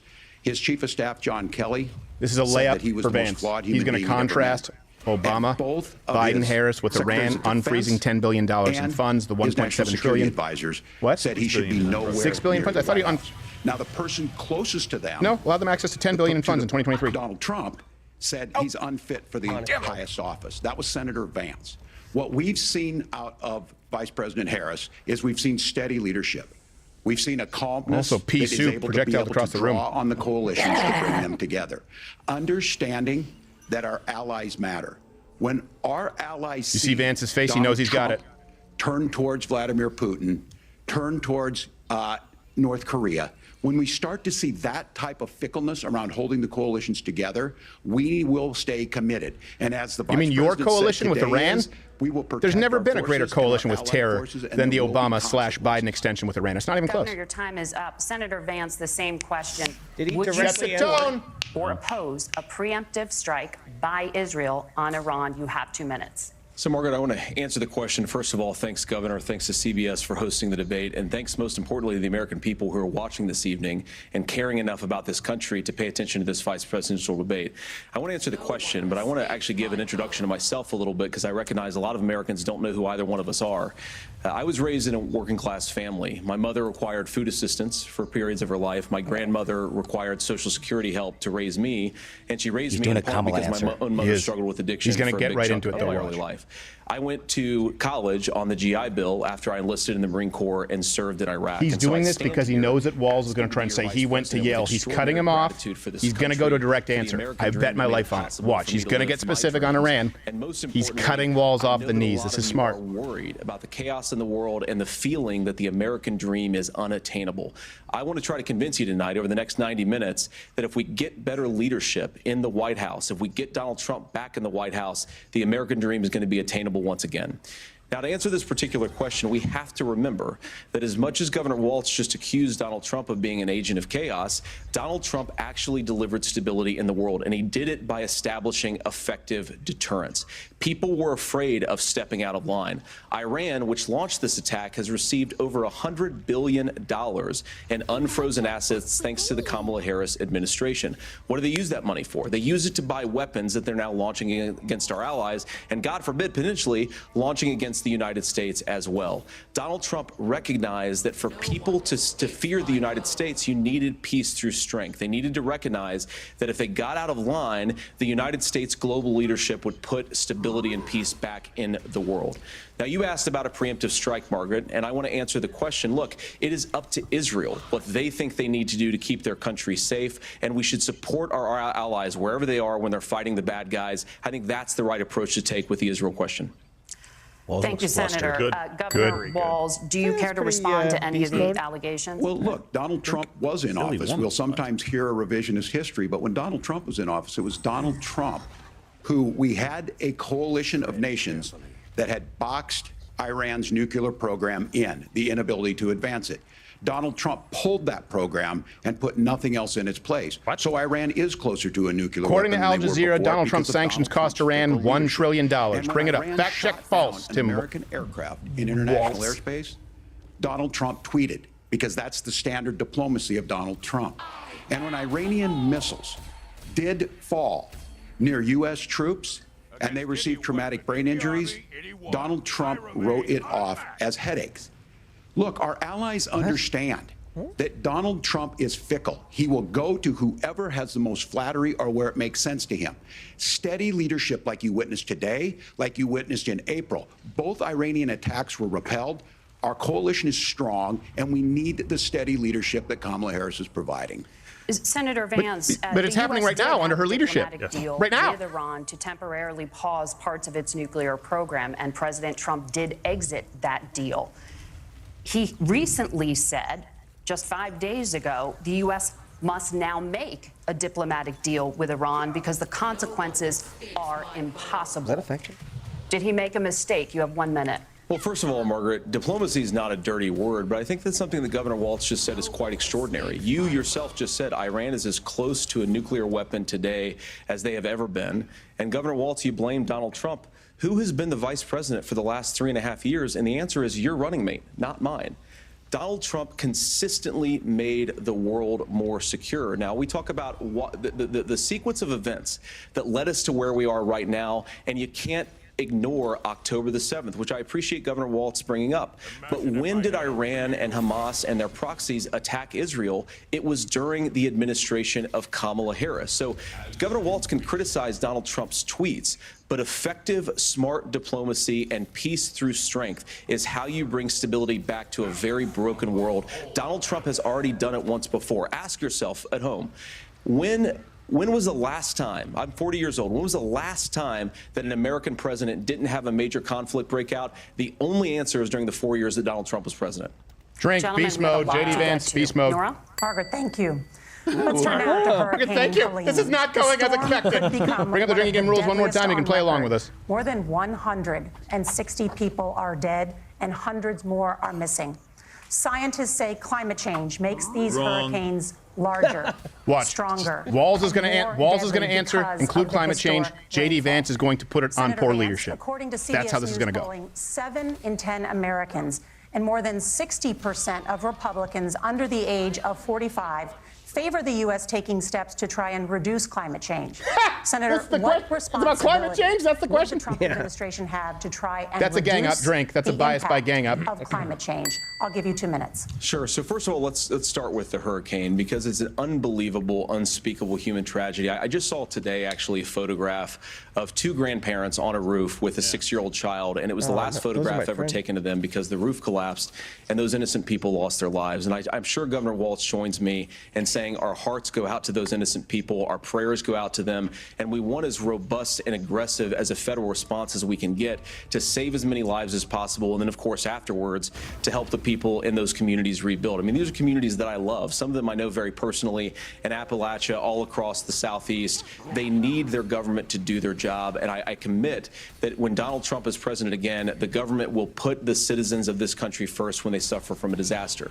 Now, Nora, you asked about climate change. I think this is a very important issue. Look, a lot of people are justifiably worried about all these crazy weather patterns. I think it's important for us, first of all, to say Donald Trump and I support clean air, clean water. We want the environment to be cleaner and safer. But one of the things that I've noticed some of our Democratic friends talking a lot about is a concern about carbon emissions, this idea that carbon emissions drives all of the climate change. Well, let's just say that's true, just for the sake of argument, so we're not arguing about weird science. Let's just say that's true. Well, if you believe that, what would you want to do? The answer is that you'd want to reshore as much American manufacturing as possible, and you'd want to produce as much energy as possible in the United States of America because we're the cleanest economy in the entire world. What have Kamala Harris's policies actually led to? More energy production in China, more manufacturing overseas, more doing business in some of the dirtiest parts of the entire world. And when I say that, I mean the amount of carbon emissions they're doing per unit of economic output. He's trying to drag Walz to China because he knows that Walz is like this with China. The best thing to do is to he may be the best debater we've seen in the last 2 decades. And unfortunately, Kamala Harris has done exactly the opposite.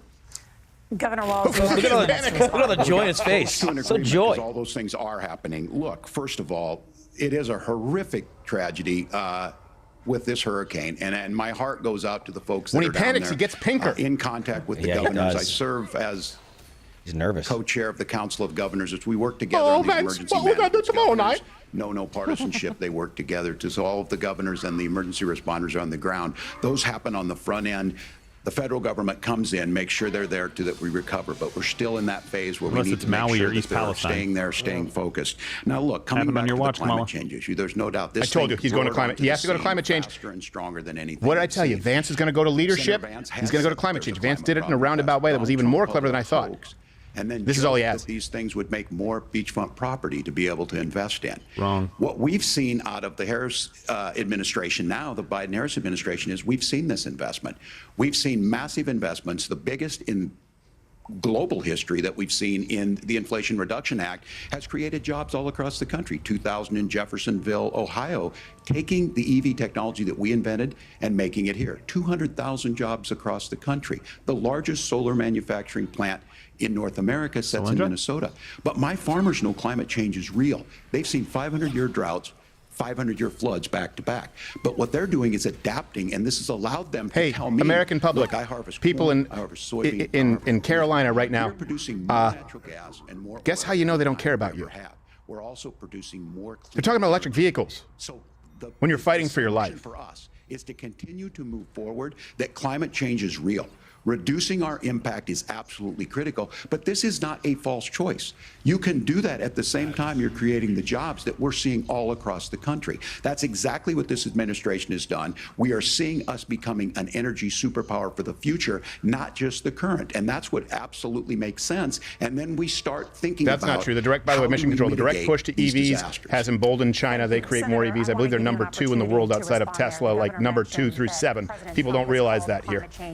Not to mention the mining for the batteries. What the president has said is that if the Democrats, in particular Kamala Harris and her leadership, if they really believe that climate change is serious, what they would be doing is more manufacturing and more energy production in the United States of America, and that's not what they're doing. So clearly Kamala Harris herself doesn't believe her own rhetoric on this. If she did, she would actually agree with Donald Trump's energy policies. Now, something Governor Walz said I think is important to touch upon, because when we talk about clean energy, I think that's a slogan that often the Democrats will use here. And I'm talking, of course, about the Democratic leadership. And the real issue is that if you're spending hundreds of millions or even billions of dollars of American taxpayer money on solar panels that are made in China, number one, you're going to make the economy dirtier. We should be making more of those solar panels here in the United States of America. Some of them are, Tim, but a lot of them are being made overseas in China, especially the components that go into those solar panels. So if you really want to make the environment cleaner, you've got to invest in more energy production. We haven't built a nuclear facility, I think, one in the past 40 years.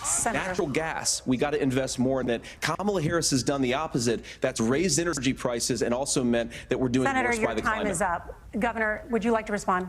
Well, look, we're producing more natural gas. Come on, man. There's no moratorium on that. We're producing more oil. But the folks know, and like I said again, these are not liberal folks. These are not folks that are Green New Deal folks. These are farmers that have been drought one year, massive flooding the next year. They understand that it makes sense. Look, our #1 export cannot be topsoil from erosion from these massive storms. We saw it in Minnesota this summer.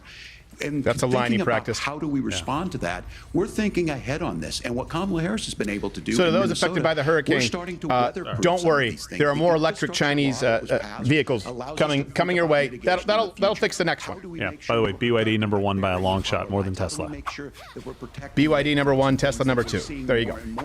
But to call it a hoax and to take the oil company executives to Mar-a-Lago, say, give me money for my campaign, and I'll let you do whatever you want.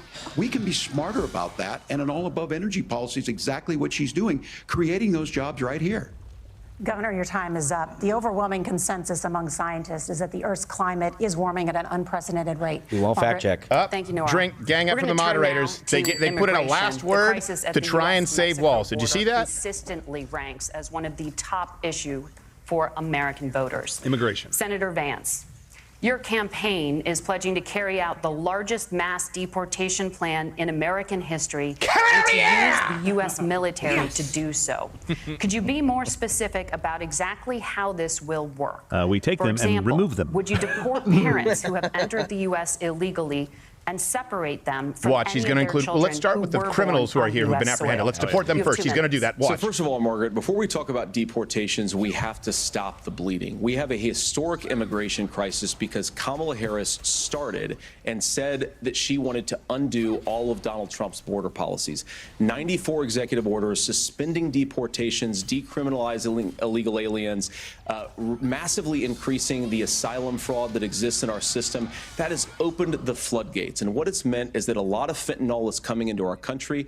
I had a mother who struggled with opioid addiction and has gotten clean. I don't want people who are struggling with addiction to be deprived of their second chance because Kamala Harris let in fentanyl into our communities at record levels. So you've got to stop the bleeding. You've got to re-implement Donald Trump's border policies, build the wall, re-implement deportations. And that gets me to your point, Margaret, about what do we actually do?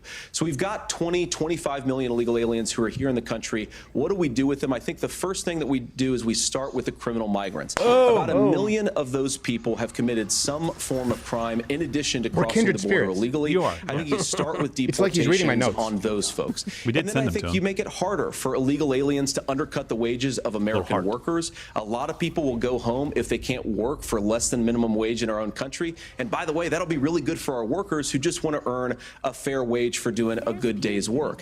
And the final point, Margaret, is you ask about family separation. Right now in this country, Margaret, we have 320,000 children that the Department of Homeland Security has effectively lost. Some of them have been sex trafficked. Some of them hopefully are at homes with their families. Some of them have been used as drug trafficking mules. The real family separation policy in this country is unfortunately Kamala Harris's wide open southern border.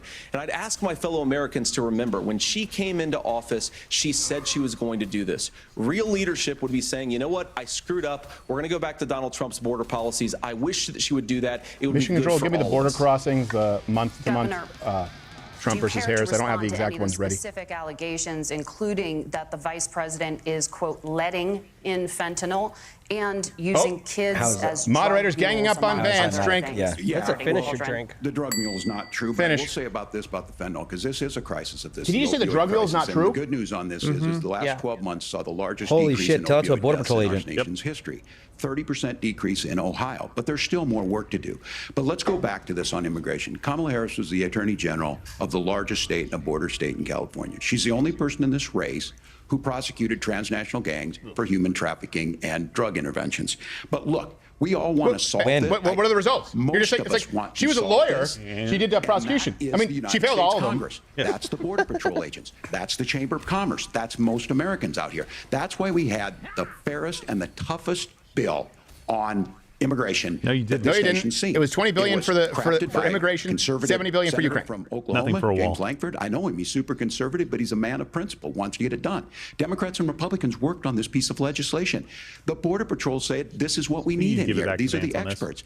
And the Chamber of Commerce and the Wall Street Journal said, pass this thing. Kamala Harris helped get there. 1,500 new border agents. Detection for drugs. You just said drug mules weren't a thing. Speed up. 5,000 people a day. The adjudications Normalized. on this. 5,000 just what people a day. America wants. But as soon as I was getting 11 ready to million pass just to the next southern border. Last time I checked, it's Donald 12. Trump said no. Just under the Harris-Biden administration. If you actually include all illegal immigration, it's close to 20 million. What would Donald Trump talk about if we actually did some of these things? And they need to be Just done. undo your by the undoing through legislature. executive You can't orders. Just do this through the executive branch. So look, we have the options to do this. Donald Trump had 4 years. He had 4 years to do this, and he Do we have the promised comparison you, of Trump America, versus- how easy it would be. Trump had Build 3 you a million big, total, beautiful wall. 18 million And Kamala Mexico will Harris. pay There you for go. it. Less than 2% of that wall got built, and Mexico didn't pay a dime.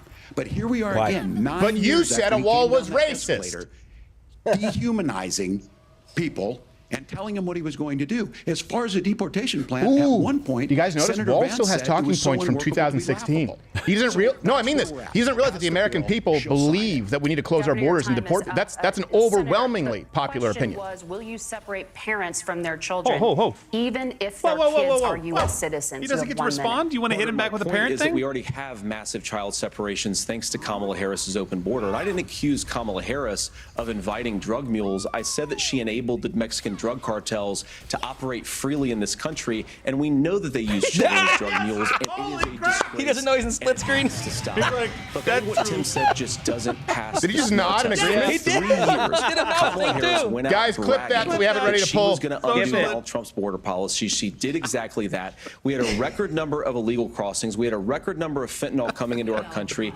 And now that she's running for president, or a few months before, she says that somehow she got religion. Guys, the and media cared is a going to lot get about really a piece of aggressive and dirty legislation. because Vance is The doing only thing unbelievably that well. she did And you've seen me say when Donald Trump didn't beat Biden that second debate, you've seen me say with the Kamala Harris debate didn't go so well. This is a walk-off thus far. Actions that open the border. This problem is leading to massive problems in the United States of America. Parents who They can't messed up by afford re-asking him, by health care, the way. schools that are overwhelmed. It's got to stop, and it will when Donald He's Trump too is fluid. president. He's too good on his your feet. time is up, Governor. They did try to what gang up on about him. Our CBS News Is Walt polling, crying? which does show Maybe. that a majority We'll see. of Americans, more than 50%, support mass deportations. What did I Look, tell you? we fix this issue with pissed. a bill that is necessary, but the issue on this is what happens when you don't want to solve it. You demonize it. And we saw this. And Like a Senator wall? Vance, and it surprises me on this, talking about and saying, I will create stories to bring attention to this. That vilified a large number of such a people. lie. Who He are wants to go to legally Haiti. in the community of And then Springfield. accuse Vance of bringing The up stories. Republican governor said it's not true. Don't do it. There's consequences for this. There's consequences. We could come No, the together Ohio governor on said that Langford every did it. single bomb threat, I believe it was We could come together 33, and solve this. all 33 were If we let hoaxes Donald from Trump foreign continue entities. to make it an issue. Every single And one. Let's bring up the fact check on that. Springfield were the governor had to send state law enforcement to escort kindergartners to school. I believe Senator Vance wants to solve this, but by standing with Donald Trump and not working together to find a solution, it becomes a talking point. 3 million And when to it 18 becomes million, a dummy. talking point like this, 3 million we crossing to dehumanize 18 and million, dummy. villainize Answer. Other human beings. Tim, Governor, your time is up. Senator, I'll give you 1 minute, but let me just ask you the question first. No. The governor has made the point, and I think as a sitting lawmaker, you know that Congress controls the purse strings and any funding. So you have said repeatedly She's reiterating that a Donald Tim Trump Walz would, point. Finish your through drink. I need a executive refill. action, Me too. Refills. solve this. Do you disagree that Congress controls the purse strings and would need to support many of the changes that you would actually want 93 to executive implement? actions. You have 1 minute. Look, Margaret, first of all, the gross majority of what we need to do at the southern border is just empowering law enforcement to do their job. I've been to the southern border more than our borders are. Kamala Harris has been, and it's actually heartbreaking because the Border Patrol agents, they just want to be empowered to do their job. Of course, additional resources would help, but most of this is about the president and the vice president empowering our law enforcement to say, if you try to come across the border illegally, you've got to stay in Mexico, you've got to go back through proper channels. Now, Governor Walz brought up the community of Springfield, and he's very worried about the things that I've said in Springfield. Look, in Springfield, Ohio, and in communities all across this country, you've got schools that are overwhelmed. You've got hospitals that are overwhelmed. You've got housing that is totally unaffordable because we brought in millions of illegal immigrants to compete with Americans for scarce homes. The people that I'm most worried about in Springfield, Ohio, are the American citizens who have had their lives destroyed by Kamala Harris's open border. It is a disgrace to him. You're witnessing the future presidential candidate win, lose, or draw this election. DeSantis is going to have his hands full Senator, if he your has to time is primary up. this Governor, guy. you have 1 minute to respond. Yeah, well, it is law enforcement that asked for the bill. His base is they not helped good. craft it. No, They're they the ones asked that for a supported bill. That's Then you because tacked they on know we $70 need to billion do for this. Ukraine, Look, or this $60 billion. You issue can of let me know. continuing to I don't bring remember the this final up, number. of not dealing 60 with billion it, in Ukraine, 14.1 for Israel, everything. and like On 7 housing, billion we for could some other talk a little conflicts bit around about the world. Wall Street speculators buying up housing and making them less affordable. But it becomes a blame. Look, this bill also gives the money necessary to adjudicate. I agree. It should not take 7 years for an asylum claim to be done. This bill gets it done in 90 days.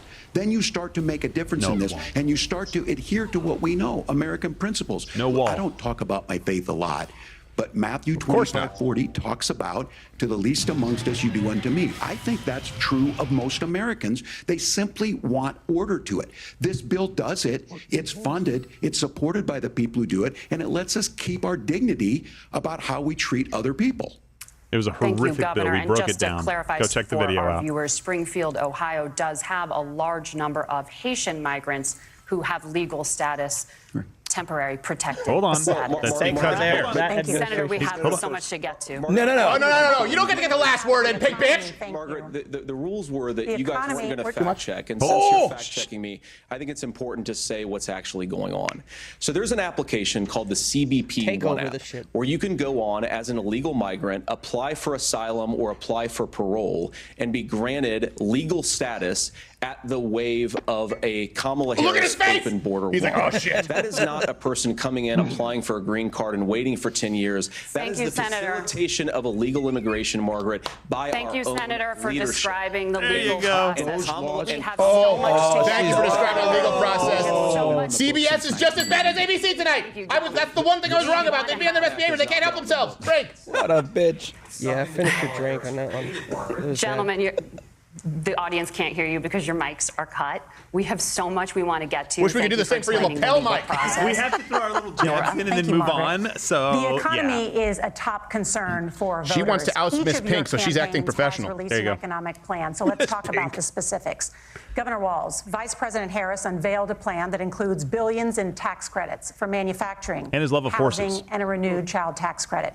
The Wharton School says your proposals will increase the nation's deficit by $1.2 trillion. By the way, that's the school Kamala Harris referenced as though they supported her. Yes. The deficit. Governor, I'll give you 2 minutes. Well, yeah, thank you. And Kamala Harris and I do believe in the middle class because that's where we come from. We both grew up in that. We understand. So those of you out there listening tonight, you're hearing a lot of stuff back and forth, and it's good. It's healthy. That's what this is supposed to happen. You should be listening. How's this going to impact me? The bold forward plan that Kamala Harris put out there is talking about this housing issue. The one thing is there's 3 million new houses proposed under this plan with down payment assistance on the front end to get you in a house. A house is much more than just an asset to be traded somewhere. It's foundational to where you're at. And then making sure that the things you buy every day, it's where you are, prescription drugs or other things, that there's fairness in that. Look, the $35 insulin is a good thing, but it costs $5 to make insulin. They were charging $800 before this law went into effect.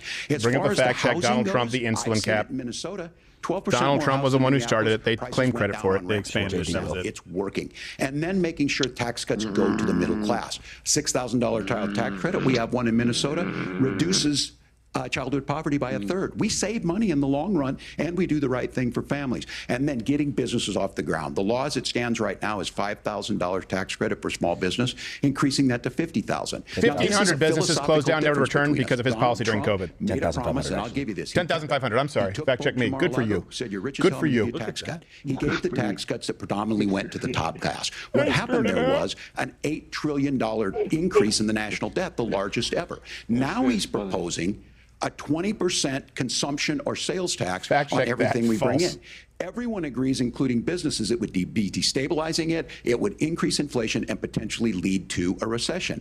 Look, this is simple for you. Where are we going? Kamala Harris has said to do the things she wants to do, we'll just ask the wealthiest to pay their fair share. Define when it! you do that, You didn't our say system ask. works best, more people are participating in it, and folks have the things that they need.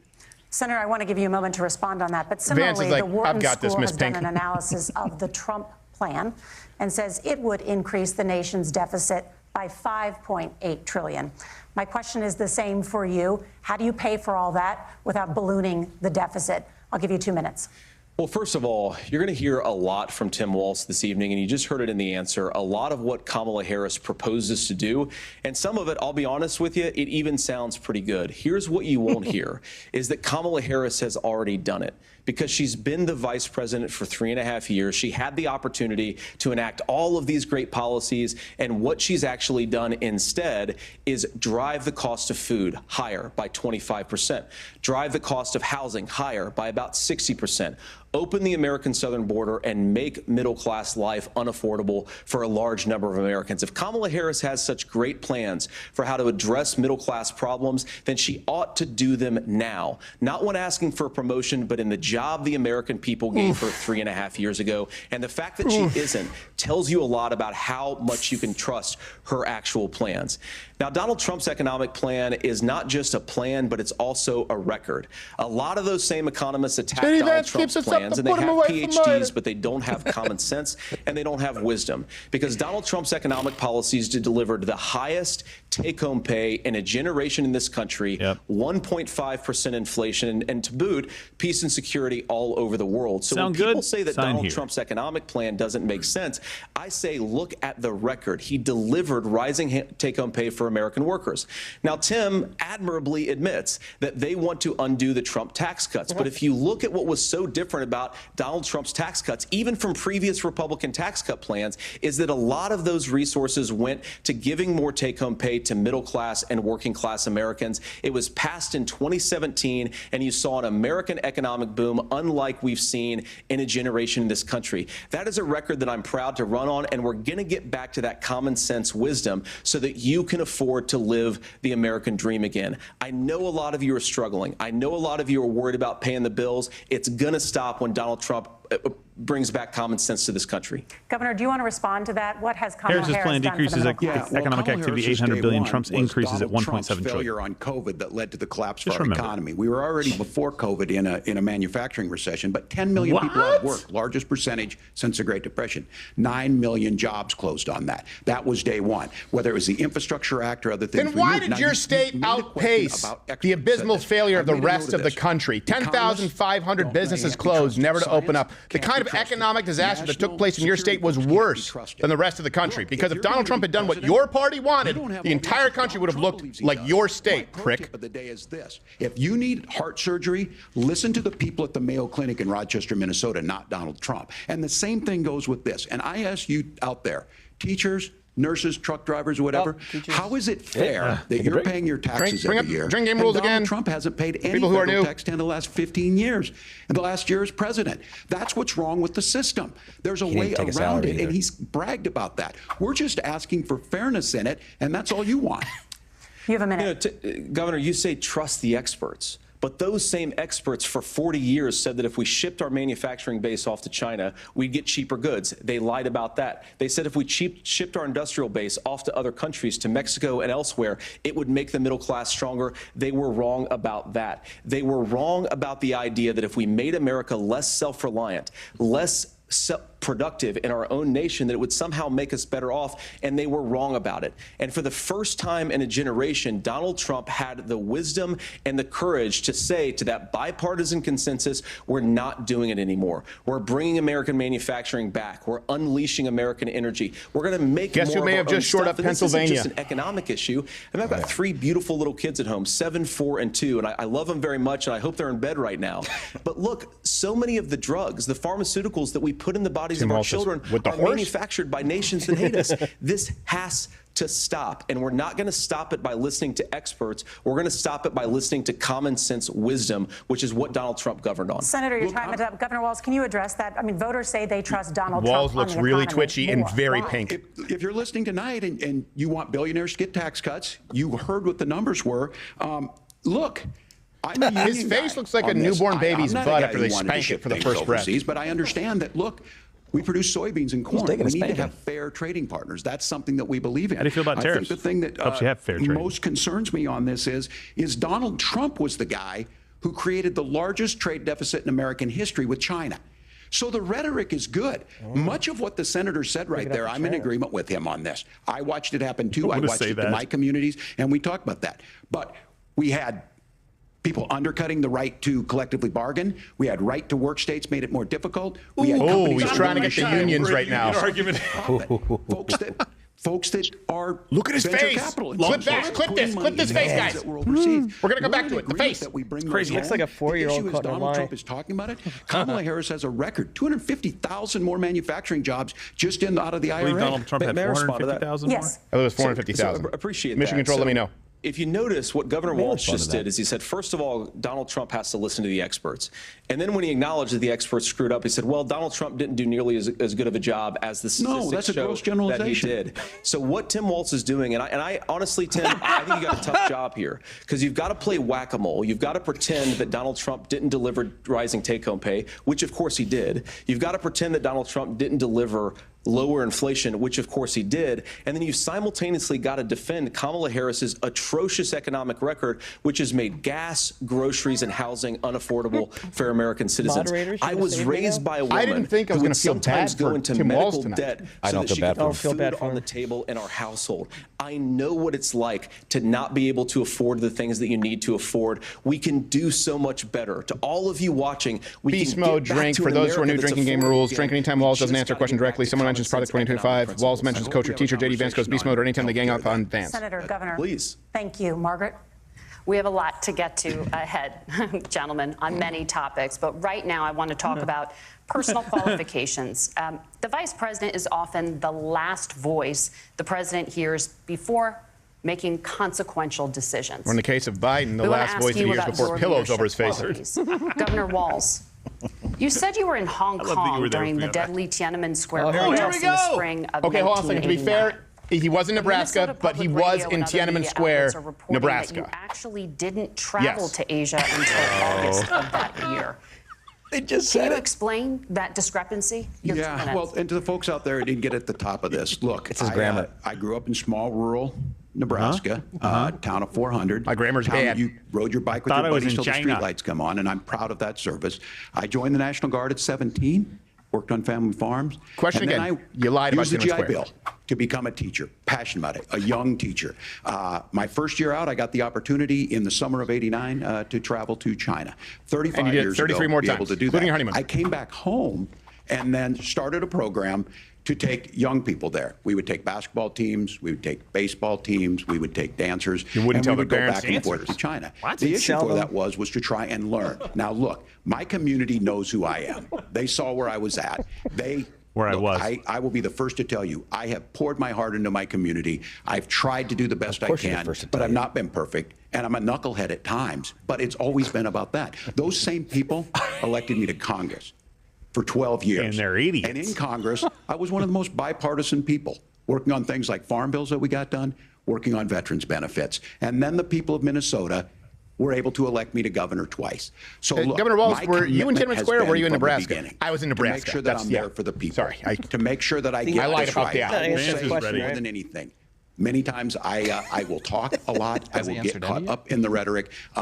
But being there, the impact it made, the difference it made in my life, I learned a lot about China. I hear the critiques of this. I would make the case that Donald Trump should have come on one of those trips with us. I guarantee you he wouldn't be praising Xi Business Jinping international, you about moron. COVID. And I guarantee You he wouldn't printed start a Mao's trade war little that he red red ends up book and losing. gave it out as So a this gift, is about dummy. trying to And you weren't in understand Tiananmen the world. Square. It's about trying big to deal. do the best you can for your community. And then it's putting yourself out there and letting your folks understand what it is. My commitment, whether it be through teaching, which I was good at, or whether it was Drink. being a good He's not soldier, answering. or There you go. being a Drink good and member of teach, Congress. drinking game Those rules. are the Bring it up things so I don't that have to look think at are his the pink values fetus people face. care about. He did not answer. Governor, just to follow up on that, the question was, Everyone hold. can you explain the No, just discrepancy? all I said on this was I got there that summer and misspoke on this. So I will Again? just, that's what I've said. Summer and a So I was huge in political event is a little different. A little Hong different. Kong and China during the democracy protests went in. And I went to New York City in November of 2001. In governance. I never made the mistake of saying Thank you, I was Governor. there for 9/11. Senator Vance, in 2016, you called your running mate Donald Trump unfit for was the a real bad nation's answer. highest office, and you said he could be America's Hitler. I know you've been asked many Hitler, times, and different you've man. said you regret those comments and explained you then voted for Donald Trump in 2020. But the Washington Post reported new messages last week in which you also disparaged Trump's economic record while he was president, writing to someone in 2020, quote, Trump thoroughly failed to deliver his economic populism. You're now his running mate, and you've shifted many of your policy stances to align with his. If you become vice president, why should Americans trust that you will give Donald Trump the advice he needs to hear and not just the advice he wants to hear? You have Thank 2 you. And minutes. you're not the dumb Well, first that of all, people say you because are. I've always been open. And sometimes, of course, I've disagreed with the president, but I've also been extremely open about the fact that I was wrong about Donald Trump. I was wrong, first of all, because I believed some of the media stories that turned out to be dishonest admits when he's fabrications of wrong. his record. But most importantly, Donald Trump delivered for the American people. Rising wages, rising take-home pay, an economy that worked for normal Americans, a secure southern border, a lot of things, frankly, that I didn't think he'd be able to deliver on. And Thank you very when you much. screw up, when you misspeak, when you get something thought he was wrong there. and you change your mind, you ought to be honest with the American people about it. It's one of the reasons, Margaret, why I've done so many interviews is because I think it's important to actually explain to the American people where I come down on the issues and what changed. Now, you pointed out the messages from 2020. Margaret, I've been 59 extremely interviews. consistent that I think there were a lot of things that we could have done better in the Trump administration the first round if Congress was doing its job. I strongly believe, and I've been a United States Senator, that Congress is not just a high-class debating society. It's not just a forum for senators and congressmen to whine about problems. It's a forum to govern. So there were a lot of things on the border, on tariffs, for example, where I think that we could have done so much more if the Republican Congress and the Democrats in Congress had been a little bit better about how they govern the country. They were so obsessed with impeaching Donald Trump, they couldn't actually govern. And I want to talk about this tariff issue in particular, Margaret, because Tim just accused this of being a national sales tax.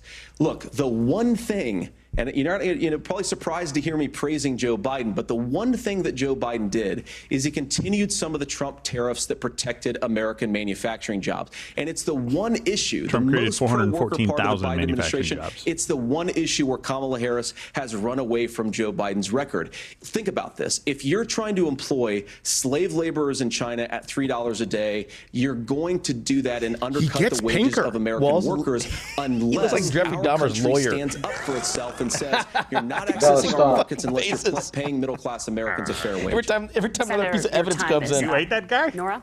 Thank you. Now to the issue of Wall's head reproductive is moving rights. like I do with a sock puppet when I do a show for my kids. You signed a bill into law. 414,000 jobs for Trump for manufacturing, only 173,000 by Harris. 592 were returning from COVID. In the last debate, there you go. That you believe abortion, quote, in the 9th month is absolutely fine.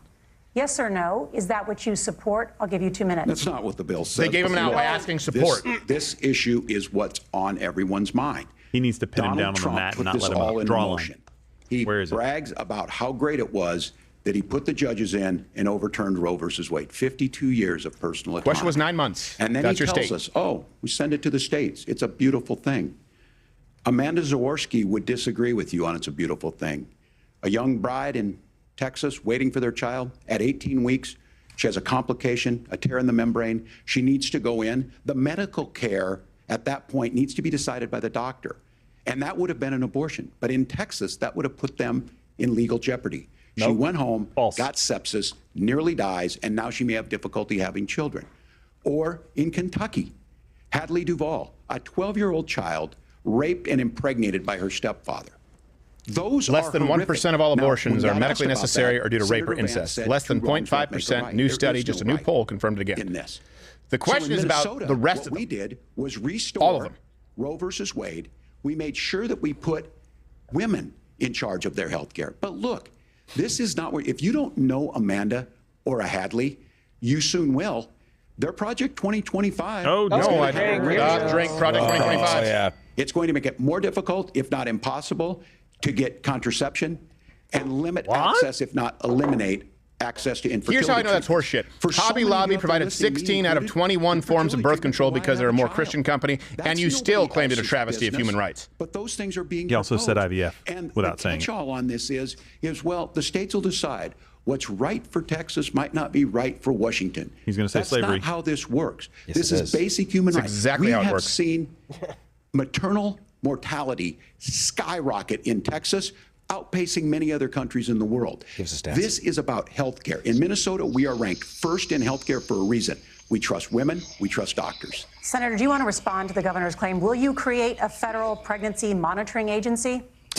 No, Nora, certainly we won't. And I want to talk about this See, issue. gives because an I know answer a lot of and then Americans care about it. I substantiates know it. a lot of Americans don't agree with everything that I've ever said on this topic. And, you know, I grew up in a working class family in a neighborhood where I knew a lot of young women who had unplanned pregnancies and decided to terminate those pregnancies because they feel like they didn't have any other options. And, you know, one of them is actually very dear to me. And I know she's watching tonight, and I love you.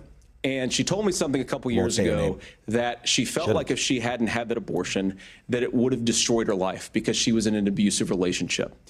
And I think that what I take from that as a Republican who proudly wants to protect innocent life in this country, who proudly wants to protect the vulnerable, is that my party, we've got to do so much better of a job at earning the American people's trust back on this issue where they frankly just don't trust us. And I think that's one of the things that Donald Trump and I are endeavoring to do.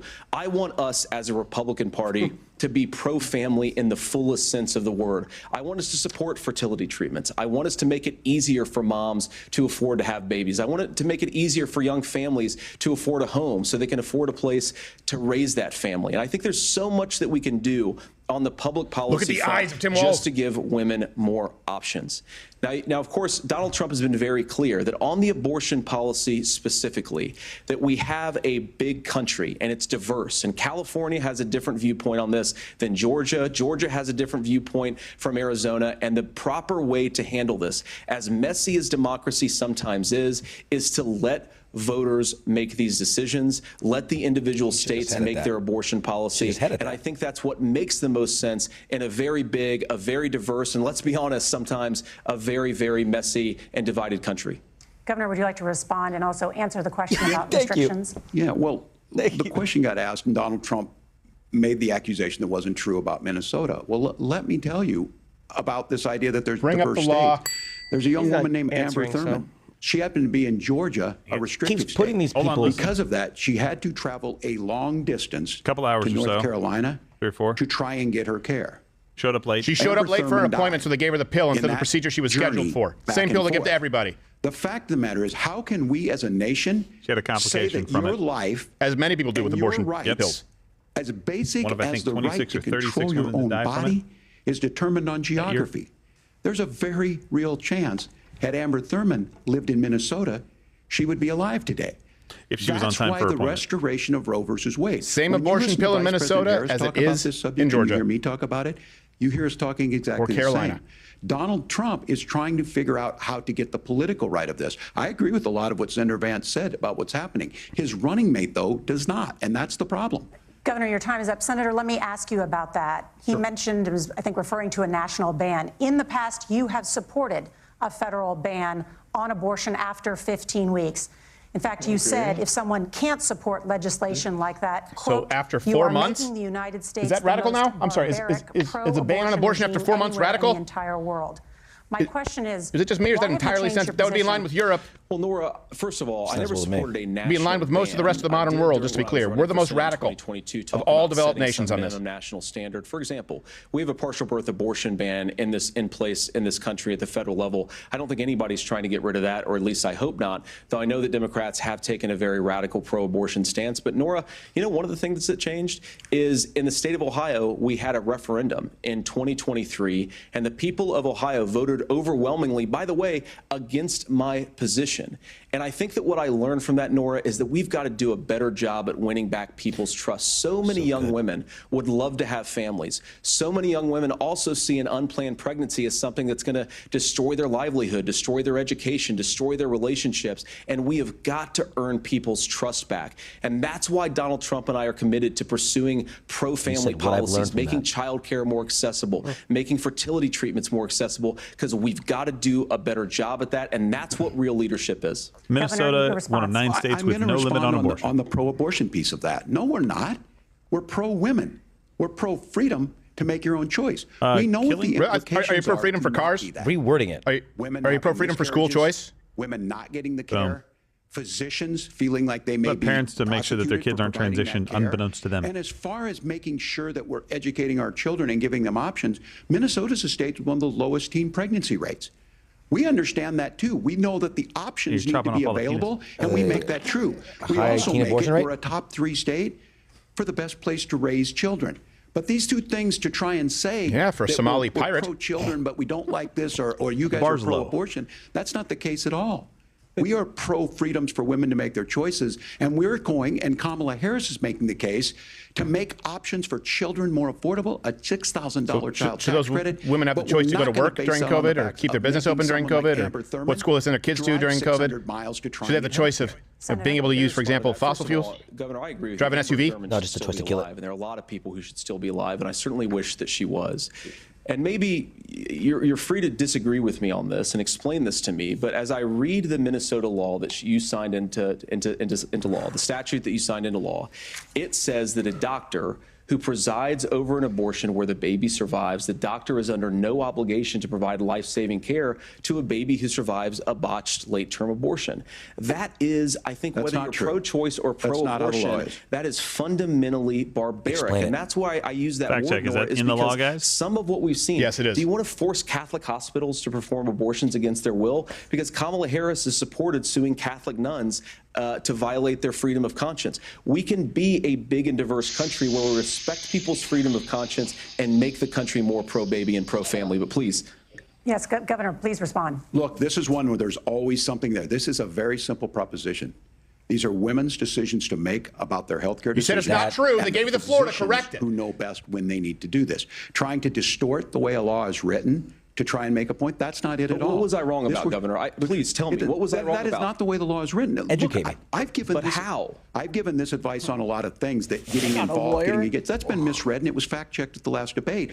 But the point on this is there's a continuation. Oh, that was one of the of false these fact checks, by the way, where they said no abortions are being performed late term in this country. By the way, it's 10 to 15,000 a year every single year. And yes, the law does read like that law did in Illinois that Barack Obama voted against amending with the Infant Born Alive Act, or Infants Born Alive Act. I don't want to miss the plural and be fact-checked. That doctors were required to give the same kind of medical care to babies who survived abortions as babies who were willingly delivered. It is not law in Minnesota. They are not required to provide that life-saving care for a baby if they survive an abortion. That's a fact. Proposing them in your budget. Kamala Harris is proposing them. She's proposing all those things to make life easier for families. I asked a specific question, Governor. You gave me a slogan as a response. It's not the case. It's not true. That's not what the law says. So they fact-checked it with President Trump.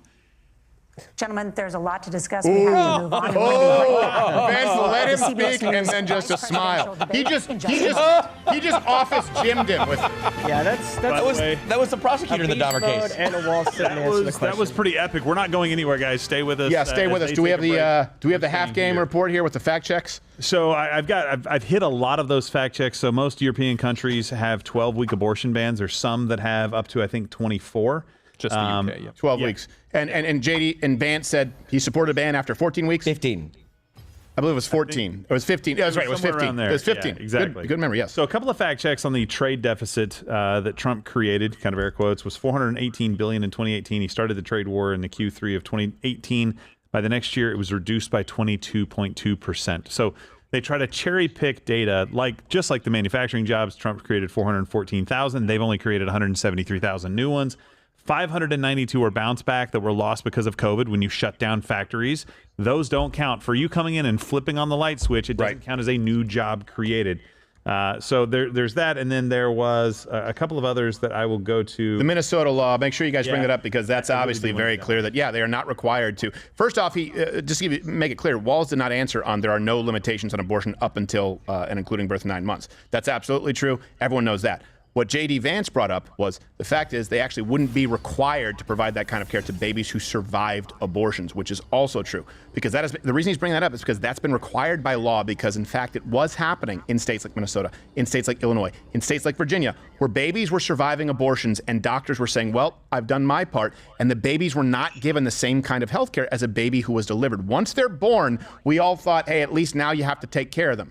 They didn't do that in Illinois. They didn't do that in Minnesota. That's the reason for people proposing putting that expressly in writing. Yes, Gerald. So the bill strips out Minnesota's existing requirement that reasonable measures be taken to preserve the life and health of born-alive infants, replacing it with a requirement for care, which the bill's author, Representative Tina Liebling, has described as mere comfort care. So the bill's author says instead of a requirement, this is crazy, so a pillow and a sheet, to preserve the life and health of a born-alive child who survives an abortion, instead we replace it with comfort care. The bill's author. The only way this has a happy ending that doesn't make me mad is if that bitch turned into a pillar of salt. They went from life-saving care to hospice. That's okay. That's what they're arguing in the technicality. By the way, this is what CNN talked about all day today and yesterday about how they were worried that because he's a lawyer and he's well-read and he's well-spoken and he's a Yale law graduate, that they were worried that Walz was going to have a hard time. And right there was a great example of how he was just like, let me go to a law and then go ahead and disprove it because you think I'm going to misconstrue a law? I don't think I will. And by the way, he's an actual outsider. When people say, oh, this person's outside of the D.C. Beltway, outside of the swamp, that's what Vance actually is. That's what people said, oh, he's basically a junior senator from Ohio. Look, are the political consultants, is the consultant class, are you listening? Because this is the first time where we've seen someone actually go back, rewind the tape. I laid out the strategy. He's following it to the letter. I know this because we know that all these people who surround these candidates, they always tell them to play it safe. He's taking ownership of his mistakes. He's talking directly to the people. He's parrying. He's not going on defense, and he's contrasting with the record. Now, it's not easy to do because consultants and advisors have to have the raw material to work with. J.D. Vance is quick on his feet. Do you notice that he always answers exactly what is given to him. It's like Bruce Lee said, be water, my friend. You become the glass, right? Even though Bruce Lee couldn't fight at all. Yeah. But the point is, he's answering. He's answering, and he's using this. He really is jiu-jitsuing it back on Tim Walz. He's able. Yeah. No bait taken. No bait taken. He's been very, very congenial about it. But let's bring up the drinking game rules again really quickly for people who are tuning in right now. Anytime Walz does not directly answer a question, you drink. Anytime someone mentions Project 2025, drink. Anytime Walz mentions coach or teacher, drink. Anytime JD Vance goes beast mode, drink. That's been a lot tonight. Finish your drink anytime the moderators gang up on Vance. And we've also added anytime Walz uses the word fundamentally. Yes, which is a good fundamentally disagree with that decision. But I want to say, you said he's been quick to the answer every time. He was like that on every answer except for the first one, which I think that you misunderstood what I said, but he was doing a combo thing. I think he was doing it. Yeah. Like on purpose, like a troll. Yeah, he was cutting him off at the end because Walz was planning on going, he goes to Yale. He's a smarty guy. I'm next to Mrs. Pink, who will be out of a job. We want to turn now to America's gun violence epidemic. That's a scoliosis pose, by the way. Oh my God. I have it, I know. For children and teens in America is by firearms. Okay. No, not true. They said children and teens. Legislation that Democrats that's not what the administration says. You oppose red flag gun laws accidents, and legislation to ban certain semi-automatic rifles. Whoa, a loaded including question. By the way, not even close to car accidents, earlier accidents in this the year, home. for the If you first take time, out 15 to 19-year-old gangbangers, gun violence doesn't even crack the top 10 of the list. I hope JD Vance answers it. To 10 years in prison. Do you think holding parents responsible could curb mass shootings? I'll give you 2 minutes. Yeah, well, Nora, on that particular case, I don't know the full details, but I certainly trust local law enforcement and local authorities to make those decisions. I think in some cases the answer is going to be yes, and in some cases the answer is going to be no. And the details really matter here, of course. For example, if a kid steals a gun, that's going to be different than if a parent hands over a gun knowing that their kid is potentially dangerous. But look, I want to just sort of speak as a father of 3 beautiful little kids, and our oldest is now in 2nd grade. And like a lot of parents, we send our kids to school with such hope and such joy and such pride at their little faces on the first day of school. And we know, unfortunately, that a lot of kids are going to experience this terrible epidemic of gun violence. And of course, our hearts go out to the families that are affected by this terrible stuff. And we do have to do better. And I think that Governor Walz and I actually probably agree that we need to do better on this. The question is just, how do we actually do it? Now, here's something that really bothers me and worries me about this epidemic of violence. The gross majority, close to 90% in some of the statistics I've seen, of the gun violence in this country is committed with illegally obtained firearms. And while we're on that topic, we know that thanks to Kamala Harris's open border, we've seen a massive influx in the number of illegal guns run by the Mexican drug cartels. So that number, the amount of illegal guns in our country is higher today than it was 3.5 years ago. He's like a brilliant boxer. What do we do about He moves so that Walz is going to have to move his body, so he opens up a shot. He just moved it to border. Because I don't want my kids Really to go good. to school in a school that feels unsafe or where there are visible signs of security. But I unfortunately think that we have to increase security in our schools. We have to make the doors lock better. We have to make the doors stronger. We've got to make the windows stronger. And of course, we've got to increase school resource officers, because the idea that we can magically wave a wand and take guns out of the hands of bad guys, it just doesn't fit with recent experience. So we've got to make our schools safer. And I think we've got to have some common sense bipartisan solutions for how to do that. Governor, you have 2 minutes. Well, I think all the parents watching tonight, this is your biggest nightmare. Look, I got a 17-year-old, and he witnessed a shooting at a community center playing volleyball. Those things don't leave you. As a member of Congress, I sat in my office surrounded by dozens of the Sandy Hook parents, and they were looking at my 7-year-old picture on the wall. Their 7-year-old were dead, and they were asking us to do something. And look, I'm a hunter. I own firearms. The vice president is.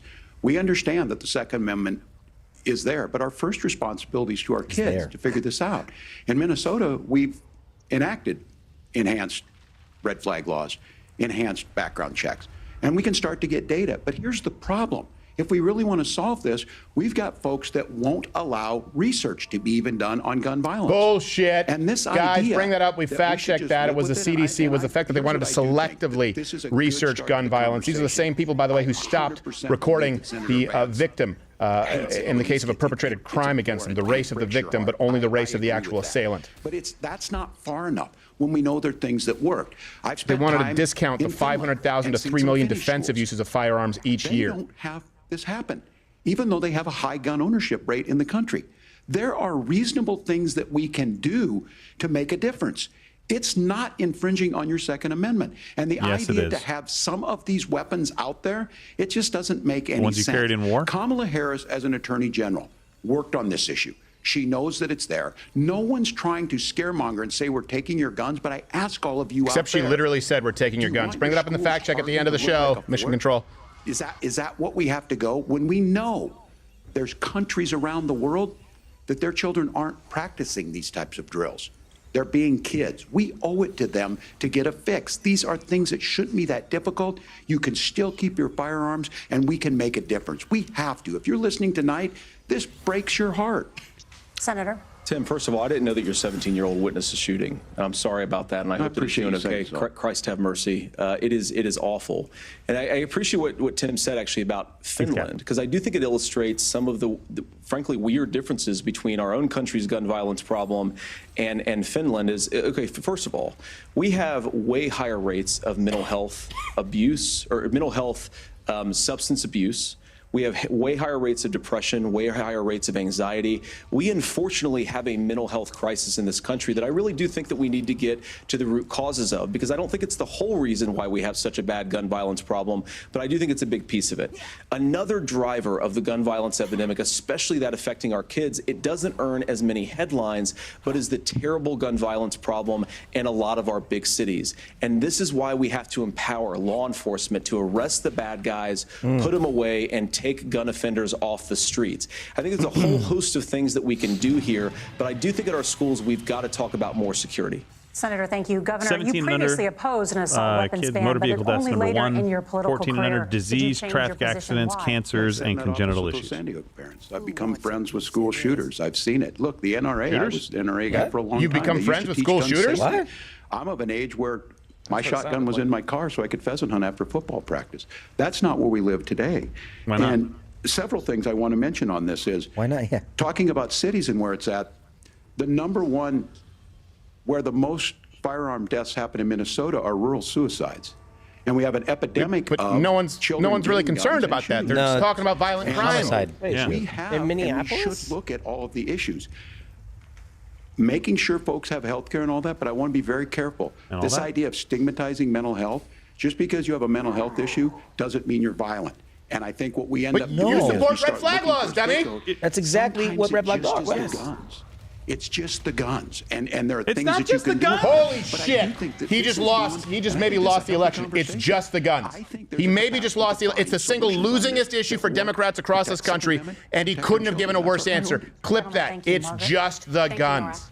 Let's turn now to the top contributor to inflation. By the way, high 2019, cost Kamala of Harris housing promises and mandatory rent. government plan for There's buyback a of shortage guns. of more than 4 million homes in the United States, and that contributes to the high housing prices.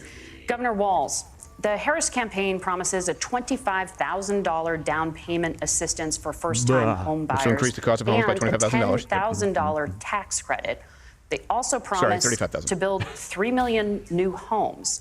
Where are you building these homes, and won't handing out that kind of Saskatchewan. money Windmill just drive farms. up prices higher? No, it's not handing out. We have, first, let me say this issue of housing. No. And I think those of you listening on this, the problem we've had is that we've got a lot of folks that see housing as another commodity. It can be bought up, it can be shifted, it can be moved around. Those are not folks living in those houses. Those of you listening tonight, that house is a big deal. I bought and owned one house in my life. My mom still lives in the house where What I about the was. stable? And when I think of a house, I'm thinking of Christmas services Yeah, that's- after midnight mass where you go with your family. We need to make it more affordable. And one of the things, as I said, this program that the vice president is pushing forward and bringing a new way of approaching this is something we're doing in Minnesota from that lead.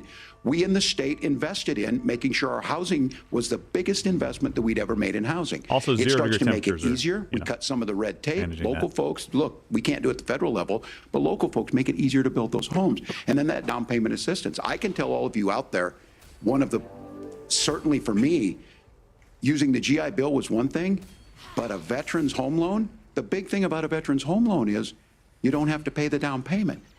Those are things that make it there. Now, look, you're going to pay You it earned back, that. and you're going to pay your mortgage. Those are things that we know in the long run, the appreciated value the generational wealth that's created from it. And I will give Minneapolis an example. Minneapolis is the one city where we've seen the lowest inflation rates. We've seen a 12% Okay, you know what? I'll give him this one. How about this? You serve your country? All right, you don't have to make a down payment. You earn it. It's not free. I don't think you should have to.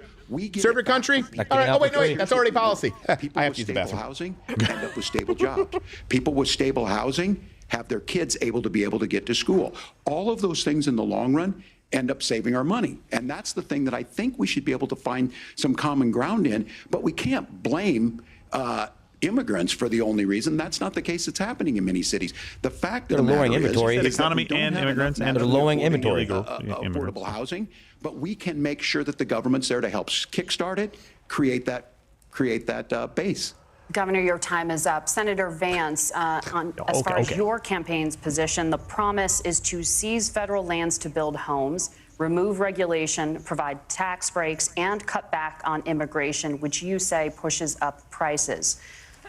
Where are you going to build all the new homes you're promising, and what part of any of this plan will provide immediate relief? You have 2 minutes. Well, first of all, Tim just said something that I agree with. We don't want to blame immigrants for higher housing prices, but we do want to blame Kamala Harris for letting in millions of illegal aliens into this country, which does drive up costs, Tim. 25 million illegal aliens competing with Americans for scarce homes is one of the most significant drivers of home prices in the country. It's why we have massive increases in home prices that have happened right alongside massive increases in illegal alien populations. Don't forget mortgage under rates. Kamala Harris's leadership. Now, Tim just mentioned a bunch of ideas. Now, some of those ideas I actually think are halfway decent, and some of them I disagree with. But the most important thing here is Kamala Harris is not running as a newcomer to politics. She is the sitting vice president. If she wants to enact all of these policies to make housing more affordable, I invite her to use the office that the American people already gave her, not sit around and campaign and do nothing while Americans find the American dream of homeownership completely unaffordable. Now, you asked, Margaret, what would immediately change the equation for American citizens if you lower energy prices? As Donald Trump says, drill, baby, drill. One of the biggest drivers of housing costs, aside from illegal immigration, is, think about it. If a truck driver's paying 40% more for diesel, then the lumber he's delivering to the job site to build the house is also going to become a lot more expensive. Exactly. If we open up American energy, you will get immediate pricing relief for American citizens, not, by the way, just in housing, but in a whole host of other economic goods, too. That's a good answer. Senator Vance, you still have 23 seconds there. Do you want to answer? Bitch, I don't need him. Governor, we will get to you in a moment. But Senator, where are you going to seize the federal lands? Can you clarify? Well, what Donald Trump has said is we have a lot of federal lands that aren't being used for anything. They're not being used for national park. They're not being used, and they could be places where we build a lot of housing. And I do think that we should be opening up building in this country. We have a lot of land that could be used. We have a lot of Americans that need Tim Walz's lips get drier over the course of this debate. Who are competing for those homes. It's his life leaving. Oh, yeah, the blood's going to his forehead. Looks like a shrunken head. To be here. Senator, your time is up. Governor, I do want to let you respond to the allegation that the vice president is letting in Well, of course, that's not true. So why do you look like the one Muppet heckler? Not to fact check, I'll check it. Look, crossings are down compared to when Donald Trump left office. But it's, again, blaming and not trying to find the solution. I was going to ask, though, on this question, are we going to drill and build houses in the same federal land? And I think when people hear federal lands, these are really important pieces of land. Now, Minnesota doesn't have a lot of federal lands. I know in the western part of the countries we do. That's because the pirates took them all. Federal lands He's in not and around saying Minneapolis, national for parks, you example. moron. So the issue is I don't understand the federal lands issue unless we see this, and I worry about this as someone who cares deeply about our national parks and our federal lands. Okay, look, Walz is just not doing well. We protect these things. Vance is doing a really good job of giving something to Walz that is universally agreeable, where people are going, yeah, it's reasonable, and then Walz is going like, well, yeah, but he's done better than I would advise. He didn't take the bait on the gun death stat because he doesn't want to become adversarial with the moderators. He loses the ability to call them out. He becomes adversarial. I don't think I've ever seen someone do a better job than this. The closest I can remember is Carly Fiorina in the primaries in 2016. Huge disappointment since then, by the way. That it is immigrants that's adding to the cost. Governor, your time is up. But Senator, on that point, I'd like for you to clarify. There are many contributing factors to high housing costs. What evidence do you have that migrants are part Supply of and this demand, economy plan. 101. There's a Federal Reserve study that we're happy to share after the debate. We'll put it up on social media, actually, that really drills down on the When I connection interviewed between Trump increased surrogate and I levels said of create a migration, website. especially illegal immigration and higher housing prices. Now, of course, Margaret, that's not the entire driver of higher housing prices. It's also the regulatory regime of Kamala Harris. Look, we are a country of builders. Ooh, he We're said a country of it's one, doers. We're a but country here's of another screw up. explorers. But we increasingly have a federal Can we put up a poll? administration. Is that this makes the it best harder debate to performance we've develop ever our seen in our resources, lifetime? Makes it harder to build Is it me? things, and wants to throw people in jail for not doing everything exactly as Kamala Harris says. And that's hard to do have because do. expectations And were what that already high. means is that you have a lot That's of people really who hard to do. love Not old enough to remember the homes Clinton who are debates, able but to I build hear homes. he was Actually agree great. with Tim Walz. We He was should very get out charming. of this I hear idea that, of yeah. housing as a commodity, but the thing that has most turned housing into a commodity is But he's giving also it against away George to H.W. Bush and millions upon Dole. millions of people who have no legal right to be here. What are the federal regulations? I deal with this as a governor. You can very quickly reply. I'm sorry. Beast mode. I get this as a governor. He's doing the same thing that JD did to him. Don't ask a question you don't know the answer to because JD's going to have an answer. Many of them are state. I don't know which ones are federal, but I think whenever we talk regulations, people think they can get rid of them. Watch, they're going to try and move on, and JD's going to say, well, he did ask me a question. Watch, that's what's going to happen if they try and move on. Sure that it's fireproof and those types of things. So which are the regulations? Because the vice president's not responsible for those. Congress writes those. Not my job. Governor, thank you. Gentlemen, we have a lot to get to. You're passionate about the housing crisis, I can tell. But Nora? Thank you. One of the top problems Thank you, I don't facing like you. Americans is the high cost I'm telling you, there's of tension healthcare. between these two. Like wet The cardboard. last presidential debate, former President Trump was I'll asked tell you what, though, about if my lady replacing looked at me with the Affordable hatred she Care has for Act. Mrs. Pink, In I'd be response, harder he than a whale's said, tooth. I have the concepts of a plan. Since then, Senator, you've talked about help changing you? how She's watching, chronically though. ill Maybe you'll get it. Americans get health insurance. Can you explain how that would work? And can you guarantee that Americans with pre-existing conditions won't pay more? I'll give you 2 minutes. Oh, geez. Well, of course, we're going to cover Americans with pre-existing conditions. In fact, a lot of my family members have gotten health care. Perfect. I believe members of my family actually got private health insurance, at least for the first time, switched off of Medicaid onto private insurance for the first time under Donald Trump's leadership. And I think that a lot of people have criticized Which is great this because concept 1/3 of all plan doctors remark. don't even accept It's very Medicare, I believe. I don't know if that was a simple Florida sense. I think stat or a Tim Walz national knows for 12 stat, years in but a Congress, huge percentage of you're not doctors gonna don't accept propose a Medicare and Medicaid at this 900-page point. bill standing on a debate stage. It would bore everybody Mission Control, to bring that tears, up. and it wouldn't actually mean anything because part of this is the give and take of bipartisan negotiation. Now, when Donald Trump was actually president, and again, he has a record to be proud of, prescription drugs fell in 2018 for the first time in a very long time. Under Kamala Harris's leadership, prescription drugs are up about 7%. I can confirm this as a business owner. Under Donald Trump, we started offering full health insurance plans for employees. Before that, it was health sharing because it was too expensive. There was a way to circumnavigate the Obamacare law. And nobody Harris knows came in, he took it what away. actually costs. That I did. price transparency will actually Oh, give by the way, American also, consumers don't expect us a to little bit match more the choice, 401k. and will also drive down costs. Not now. And we talked about, the reinsurance regulations is what I was talking about. Look, Donald Trump has said that if we allow states to experiment a little bit on how to cover both the chronically ill but the non-chronically ill, it's not just a plan. He actually implemented some of these regulations when he was president of the United States. And I think you can make a really good argument that it salvaged Obamacare, which was doing disastrously until Donald Trump came along. And I think this is an important point about President Trump. Of course, you don't have to agree with velvet everything that glove, President like, Trump has punch ever in the said face. or ever done. But when Still Obamacare was crushing JD under Vance the weight is of the its own 14-ounce regulatory boxing burden glove. and healthcare You costs, think it helps Donald you. Trump It just could allows you to destroy take more the blunt program. brain Instead, trauma without he getting cut in the worked face. a bipartisan way to ensure that Americans had access to affordable care. It's not perfect, of course, and there's so much more that we can do, but I think that Donald Trump has Tim earned Walz, the you right think there's to 10 of put them. in place some better health care policies. He's earned it because he did it successfully the first time. Governor?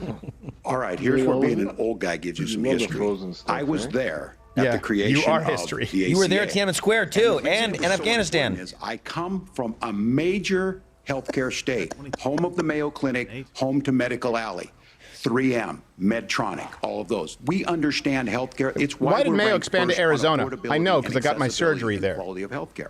And so what I know is under Kamala Harris, more people are covered than they have before. And those of you listening, this is critical to you. Now, Donald Trump all Wait, I of a thought she sudden was vice wants president you. and it's not Go her back record. and remember this. He ran on the first thing he was going to do on day one was to repeal Obamacare. On day one, he tried to sign an executive order to repeal the ACA. He signed on to a lawsuit to repeal the ACA, but lost at the Supreme Court. And the end result was more affordable health care for people and actually for businesses. More businesses. Now, that would be an interesting stat. How many more businesses in the first 3 years of Donald Trump started providing health insurance, small businesses, to their employees? Guarantee you it's very high. Because my accountant said he had never seen the amount of hiring and the amount of benefits being created, ingrained into the company as those first 3 years. We did. Kamala Harris negotiated drug prices for the first time with Medicare. We have 10 drugs that will come online, the most common ones that'll be there. But look, this issue, and when Donald Trump said, I've got a concept of a plan, it cracked me up as a fourth grade teacher because my kids would Teach have your never drink, did but that. I'm out. Senator Vance just explained might be worse than a concept because what he explained is pre-Obamacare. And I'll make this as simple as possible because I have done this for a long time. What they're saying is, if you're Bring up healthy, the stats on why should Obamacare, you the be insurance paying more? premiums, and what So those what they're rates gonna were. do is let Premiums and insurance deductibles, companies how high they went. pick who they insure, because guess what happens? You pay your premium, it's not much. They figure they're not going to have to pay out to you. But those of you a little older, gray, got cancer, you're going to get kicked out of it. That's why the system you'll didn't have to work. pay a little bit more because you're going to need a little bit more. That's enhance insurance. You just the described ACA. socialism. It's the same reason life insurance is cheaper if you get it when you're young. You would protect people with pre-existing conditions or laid out that plan. Well, look, we currently have laws and regulations in place right now that protect people with pre-existing conditions. We want to keep those regulations in place, but we also want to make the health insurance marketplace function a little bit better. Now, what Governor Obamacare Walz just doubled said the cost is of individual actually health not insurance. true. A lot of Doubled. what happened and the reason that Obamacare was crushing under its own weight is that a lot of young and healthy people were leaving the exchanges. Exactly. Donald Trump actually helped And have them put all address this that in a problem, list at the end and so he we can go did through all so of in them. a way that preserved people's access to coverage who had pre-existing conditions. But again, something that these guys We already had do those is risk they pools. make a lot of claims about if Donald Trump becomes president, all of these terrible consequences are going to ensue. But in reality, Yes, that's what I Donald do. Trump was president. Inflation was low. I do that. Take-home pay was higher, and he saved the very program from a Democratic administration that was collapsing and would have collapsed absent his leadership. He did his job, which is govern in a bipartisan way and get results, not just complain about problems, but actually solve them. 1/3 Governor, primary did care doctors enrollment won't under take the new Affordable patients on Care Act go Medicaid up confirmed. under the Trump administration? It's higher now that we've seen it go up. Look, people are using it. The system works. And higher now the that question about you've this with been young in people, power. whatever, that's the individual mandate piece of this. And Republicans fought tooth and nail saying, well, Americans should be free to do this. Well, then So what you happens think the is individual mandate's a good idea? you shrink.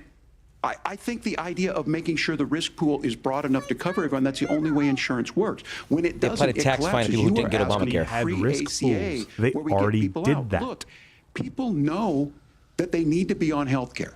People expect it to be there. Vance And is the when we master are of able Jim to from The make it, and Office. we Someone are bring up making it that, this way, bring up a when we clip of that. He incentivize just people looks to be from- in the market. He When does. we help He's people giving a little who might side eye. not be able to afford it get there, and we make sure then when you get sick and old, it's there for you. Because I heard not people sick say, and "Well, old. I don't It's want to bad buy into decisions and Medicare or whatever." unhealthy. Good luck buying health Really care once you curious get to past see 70. the post-debate ACA roundup. works. We can There's continue no to way do for them to better. spin Kamala this. Harris did that. The way she Sick and made old is everything Medicaid. better What was are you talking about? negotiating those 10 drugs on Medicare He for almost the winked first at time that. in American Sorry. history. Thank you. Margaret? That's Can I Medicaid. address that? I apologize. We're out of time. We have a number And of he's subjects to losing discuss. bad. By the way, and Let's Vance is really talk clever, about going like, families I'm in sorry, go ahead. America. He's letting everyone know that he's the cock of the There walk, is a baby. child care crisis I'll jump in you on this the next country, question. and the United Yes, Ms. States Pink, is quick one question. of the Why do you have very such few sad eyes? developed countries in the world without a national paid leave program for new parents. Governor Walz, you've said that if Democrats win both the White House and Congress, this is a day one priority for you. How National long should paid employers leave be is? required to pay Walz workers start while they are again? home taking care of their newborns? You have 2 minutes. Yeah, well, that's negotiable, and that's what Congress worked. But here's what the deal is. Americans sitting out there right now, you may work for a big company. Look, we're home in Minnesota to some of the largest Fortune 500 companies. Kamala Harris knows that in California. Those companies They're leaving provide California. paid family and medical leave. One is, I think they're moral and they think it's a good thing, but it also keeps their employees healthy.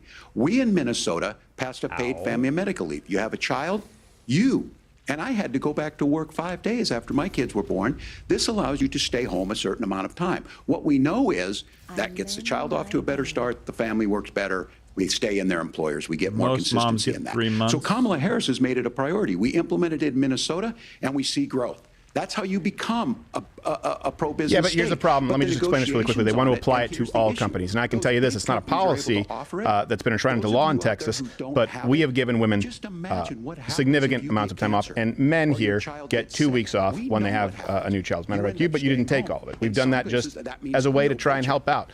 You say that we have to give people 2-3 months off. Guess what's going to happen? People are going to hire less women. Now you have a real wage gap problem. He's willing to give those And men, sorry, go back to work. to the wealthiest. He's willing to say, bust those unions up, do whatever. What we're saying never is said the that. economy works best when it works for all of us. And so a paid family medical leave program, and I will tell you, go to the families or go to the businesses and ask them. As far as child say care no. on this, Well, you you have to could take if it you at did both the close to supply and the 10,500. demand side. Good point. You Good point, can't Josh. expect the most important people in our lives to take either our children or our parents to get paid the least amount of money. And we have to make it Well, people easier need to for leave folks now because be able to your get entire into that party business. created a dual income household necessity, to be We clear. were able to do it in Minnesota, and I'm still telling you this. We were listed as the best state. We're still in crisis on this. A federal program of paid 49 other family states, medical bro. leave and help with this will enhance our workforce, enhance our families, and make it easier to have the children that you want. Governor, your time is up. Senator, do you support a national paid leave program? And if so, for how long should employers It's a trick be question. Let's see mandated how he navigates to this. pay their employees while they are home taking care of their newborn? You have 2 minutes. Yeah, well, first of all, Margaret, a number of my Republican colleagues and some Democrats, too, have worked on this issue. And I think there is a bipartisan solution here because a lot of us care about this issue. I mean, look, I speak from this very personally because I'm He's married forcing to a beautiful Walz to woman nod his head who's yes, an incredible more mother than to Walz our should 3 be. beautiful kids, but is also a very, very brilliant corporate litigator. And I'm so proud of her. But being a working mom, even for somebody with all of the advantages of my wife, is extraordinarily difficult. And it's not just difficult from a policy perspective. She actually had access to paid family leave because she worked for a bigger company. But the cultural pressure on young families and especially young women, I think makes it really hard for people to choose the family model they want. A lot of young women would like to go back to work immediately. Some would like to spend a little time home with the kids. Some would like to spend longer at home with the kids. We should have a family care model that makes choice possible. And I think this is a very important substantive Look at Tim difference Walz. He's like, between Donald I'm voting Trump for and that Kamala guy. Harris's approach. I mean, look, if you look at the federal programs that we have that support paid family leave right now, the Community Development Block Grant, and there's another block grant program that spends a lot of money from the federal government.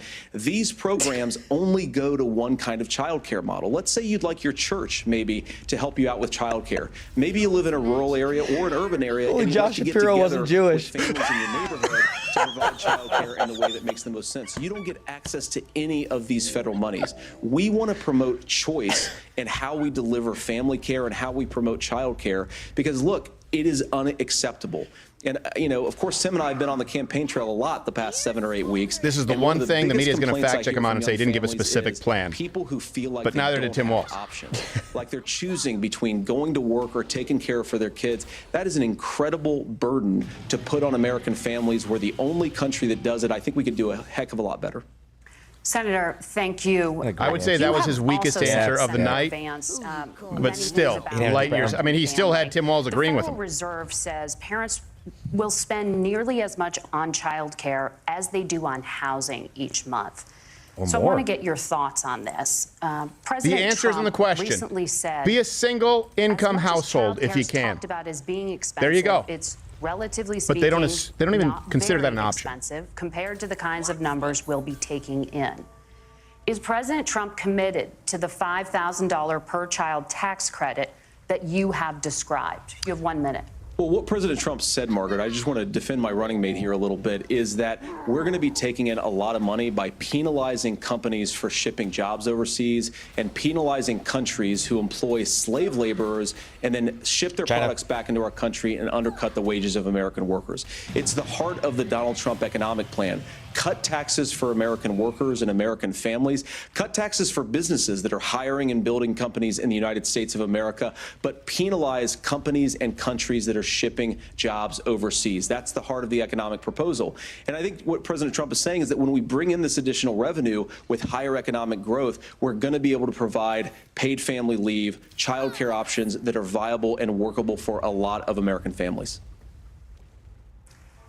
Can you clarify how that will solve the child care shortage? Well, because no as Tim follow-ups to said, Walls. a lot of the child care shortages, we just don't have enough resources going into the multiple people who could be providing family care options. And we're going to have to, unfortunately, look, we're going to have to spend more money. We're going to have to induce more people to want to provide child care options for American families, because the reason it's so expensive right now is because you've got way too few people providing this very essential service. Thank you, Senator. Governor Walz, your ticket also has some child care tax credit proposals. Minnesota lost $106 million in child care fraud in 2019. For newborns Who did? and Minnesota. $3,000 credit for children over the age of 6, as your campaign has promised. Is that realistic? Well, if these members of Congress are listening to anybody, I can tell you, and this is the biggest issue. Everybody listening tonight knows. I mean, I'm sure they were shocked to hear it's not that expensive. And let's be clear, whether it's $5,000 or $6,000, that pays you about 3 or 4 months. Let's be clear of where we're at on this. It's because we got out of an imbalance on this. We thought we were going to get by not paying people. I don't think Senator Vance and I are that far apart. I'm not opposed to what he's talking about on options. We've done scholarships types of things. I think we need to be open to making the case. But the issue here is, the question you asked is, you're not going to pay for it with these tariffs. That's just adding another $4,000 on the family and taking less. What? So not only do they not get the money, Tim Walz not answering a question directly. $4,000 in the hole. That's Wharton School. That's his alma mater. And so I think the issue here is, the alma mater you cited as supporting your economic plan until they said, sure, they'll talk about taxes sometime, but they will lead with child care and they will lead with housing, because we know the problem is, especially in a state like Minnesota, we need more workers because our economy's growing, but we need the workforce. Governor, Did you say childcare is not need to move on. very expensive? Laura, let's talk about the state of democracy, the top issue for Americans after the economy $15 and off. inflation. VP debate promo After the code. Go now 2020 and join Mug election, Club. President Trump's Or you're campaign gay. and others filed 62 lawsuits contesting the results. Judges, including those appointed by President Trump and other Republican presidents, looked at the evidence and said there was no widespread bring up that in a fact check. They didn't even look at the evidence. Bring up the amount of cases. I believe it was out of the 60.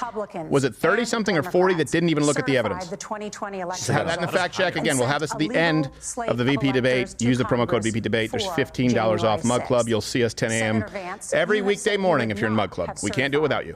Or you're gay. Election. Don't forget. And would have asked the states to submit alternative electors.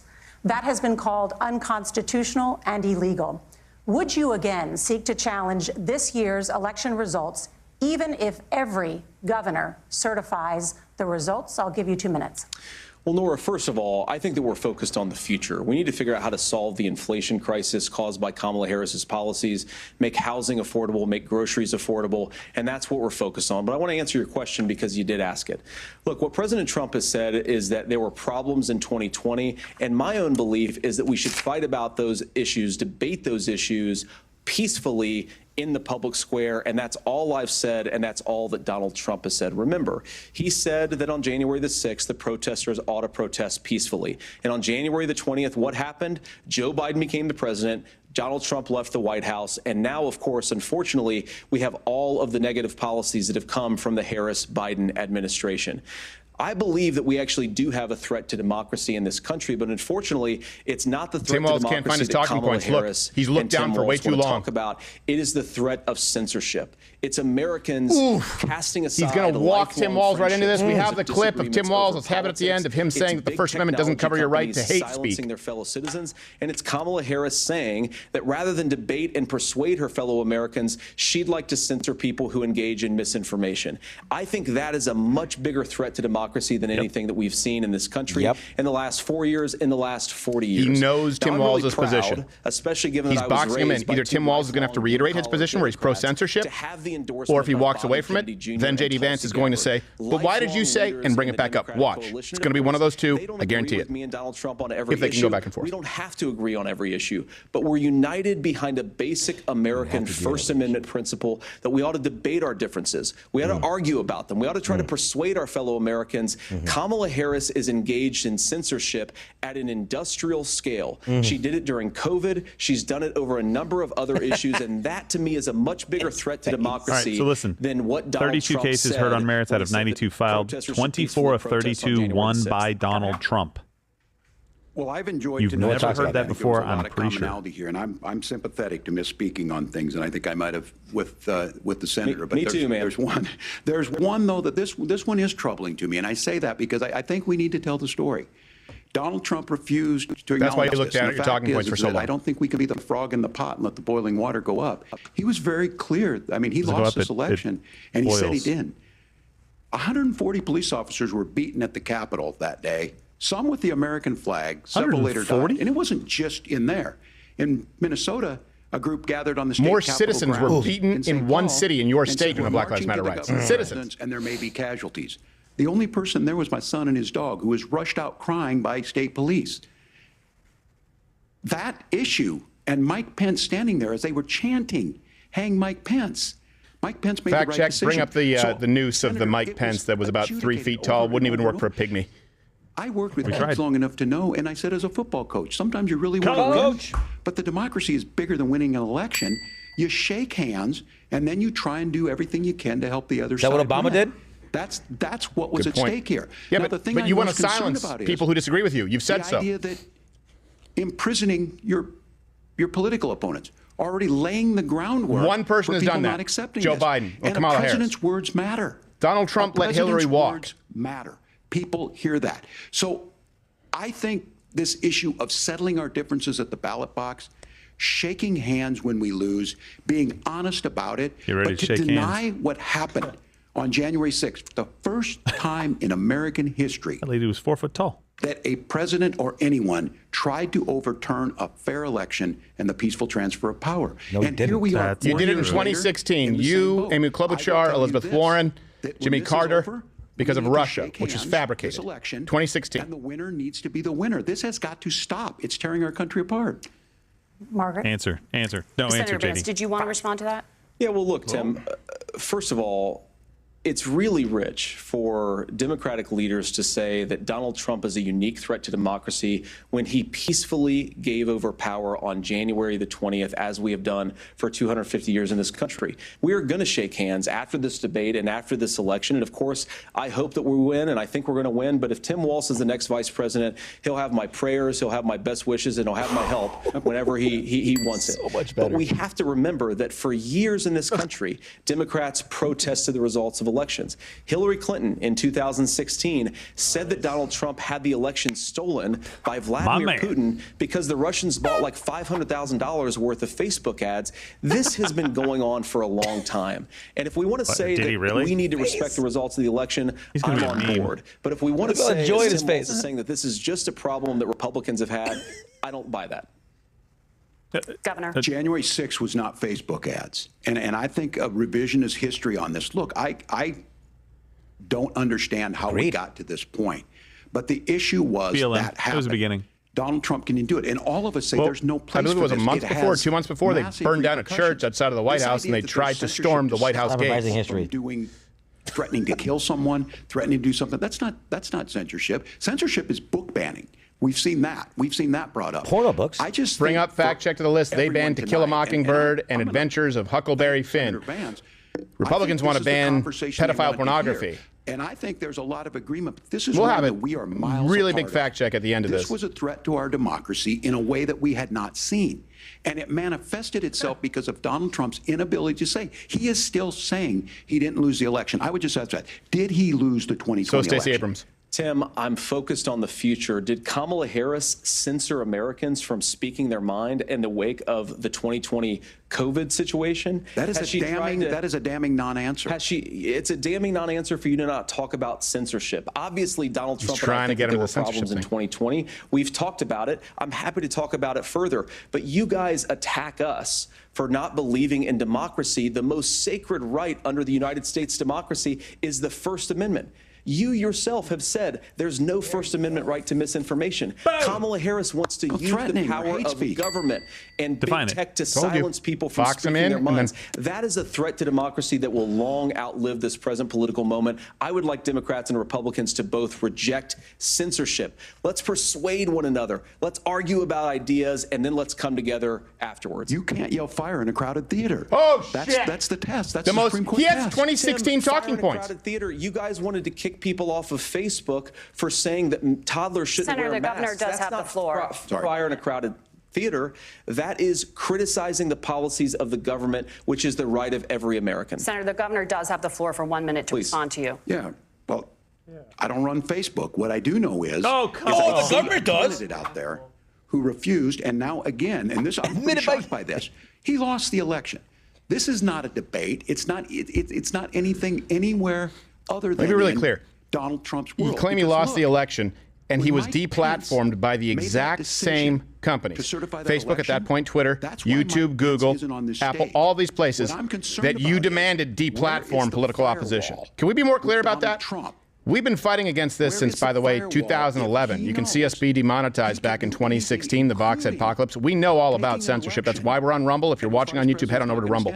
It is a matter of policy that has been implemented through systemic pressure applied from the Democrat Party. Mark Zuckerberg admitted it. Elon Musk, now that he has Twitter, has admitted it. YouTube admitted it to us. We've provided you with the receipts, and they've tried to do it to Rumble. And CEO Chris Pavlovsky of Rumble has told you and provided receipts. At every turn, they want to silence voices of dissent. Thank you, gentlemen. We will be right back with both of our candidates. The CBS News vice presidential debate continues.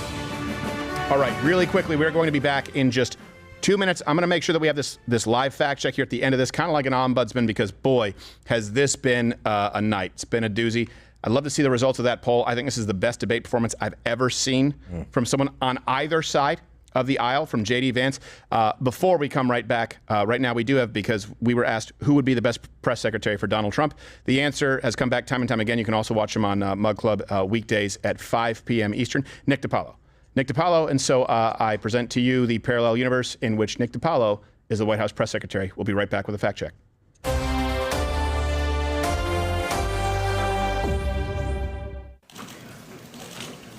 Good afternoon. I'm the press secretary to the president. Got all your lies and smears lined up, I bet? I can smoke in here, right? I thought I could. Anybody got a problem with it? Talk to the president. Any questions? How does this administration... Could you speak up, bitch? How does this administration try to revamp its image? Revamp its image? Why would it want to revamp its image? You're the greatest economy in the history of the country. I mean, even black people were working. Why would we want to revamp that? What else did we do good? Pretty much everything. We were building a wall. Not the Z-brick one you guys are going to put up. Yeah, so there's no revamping. We're very proud of what we did in those 4 years, especially on January 6th. Anyways.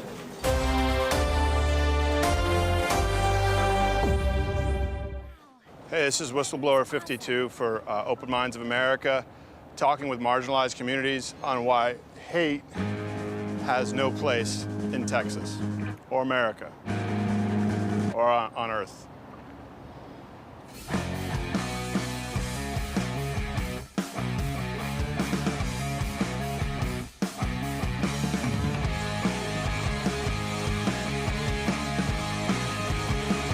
Do you think that has any place in the city up here?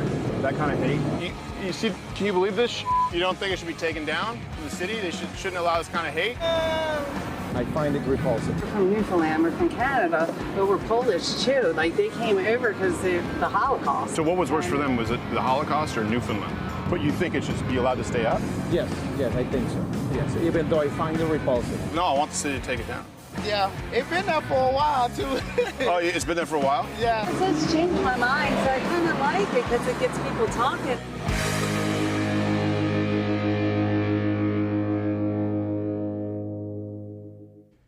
Glad to be back with you. The drinking game rules tonight. Bring them back up. Anytime Walls doesn't directly answer a question, you drink. Anytime someone mentions Project 2025, you drink. Anytime Walls mentions a coach or teacher, namely himself, you drink. Anytime J.D. Vance goes beast mode, which has been pretty much every question, you drink.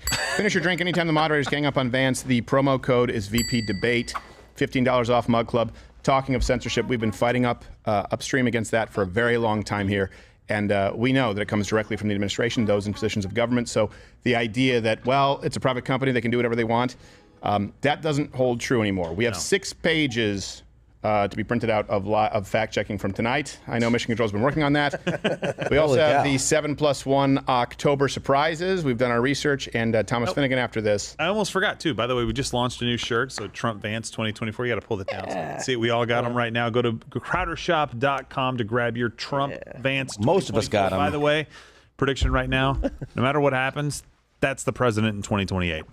This Dude, guy right? is Yeah, just good walking Lord, out of on- nowhere. I spoke with Pops Crowder. He said, I think he could have more satchel, be a little tougher. I don't think so. I think he's given... His demeanor is perfect. Yeah, he's given I thought Waltz the same nothing thing. to disagree with. Where I would have been more aggressive, I think he's doing it a little bit more deftly. I thought the same thing about Vivek Ramaswamy. That's why I like Vivek so much, because he was so upfront, he was direct, and he had a bit of aggression to it. Yeah, it'd be great together, but there's a certain edge that JD has that Vivek didn't have about composure and being calm. Like Waltz, you can't go. All right, no, it's like beating up a baby. Yeah. There we go. It looks like a friggin' baby, dude. The broads are back. Remember the baby from Roger Rabbit? Yes. The man baby. Elected to go last. So, Governor Walz, you are first. You have 2 minutes. Well, I'm voting for this guy. Thank you, Senator Vance. Thank you to CBS News. And most importantly, thank you to all of you. If you're still up and the folks who miss Dancing with Our Stars, I appreciate it. But look, the support of the democracy matters. Wild card it games, more matters likely. that you're here. And I'm as surprised as anybody of this coalition got that my ass Kamala kicked. Harris has built. From Bernie Sanders to Can't Dick believe she Cheney called me, to to be Taylor honest. Swift. And a whole bunch of folks in between there. What? And they don't all agree on everything, but they are truly optimistic people. They believe in a positive future of this country and one where our politics can be better than it is. And I have to tell you, that better than it is the sense of optimism that there can be an opportunity economy that works for everyone, not just to get by, but to get ahead. And the idea that freedom really means something. Not the freedom of government to be in your bedroom or exam room, but the freedom for you to make choices about yourself. Now, look, we all know who Donald Trump is. He's told us, and as Maya Angelou said, believe him when he told you that. His first inaugural address talked about American carnage, and then he spent 4 years trying to maybe do that. Senator Vance tonight made it clear he will stand with Donald Trump's agenda. He will continue to push down that road. Excuse me.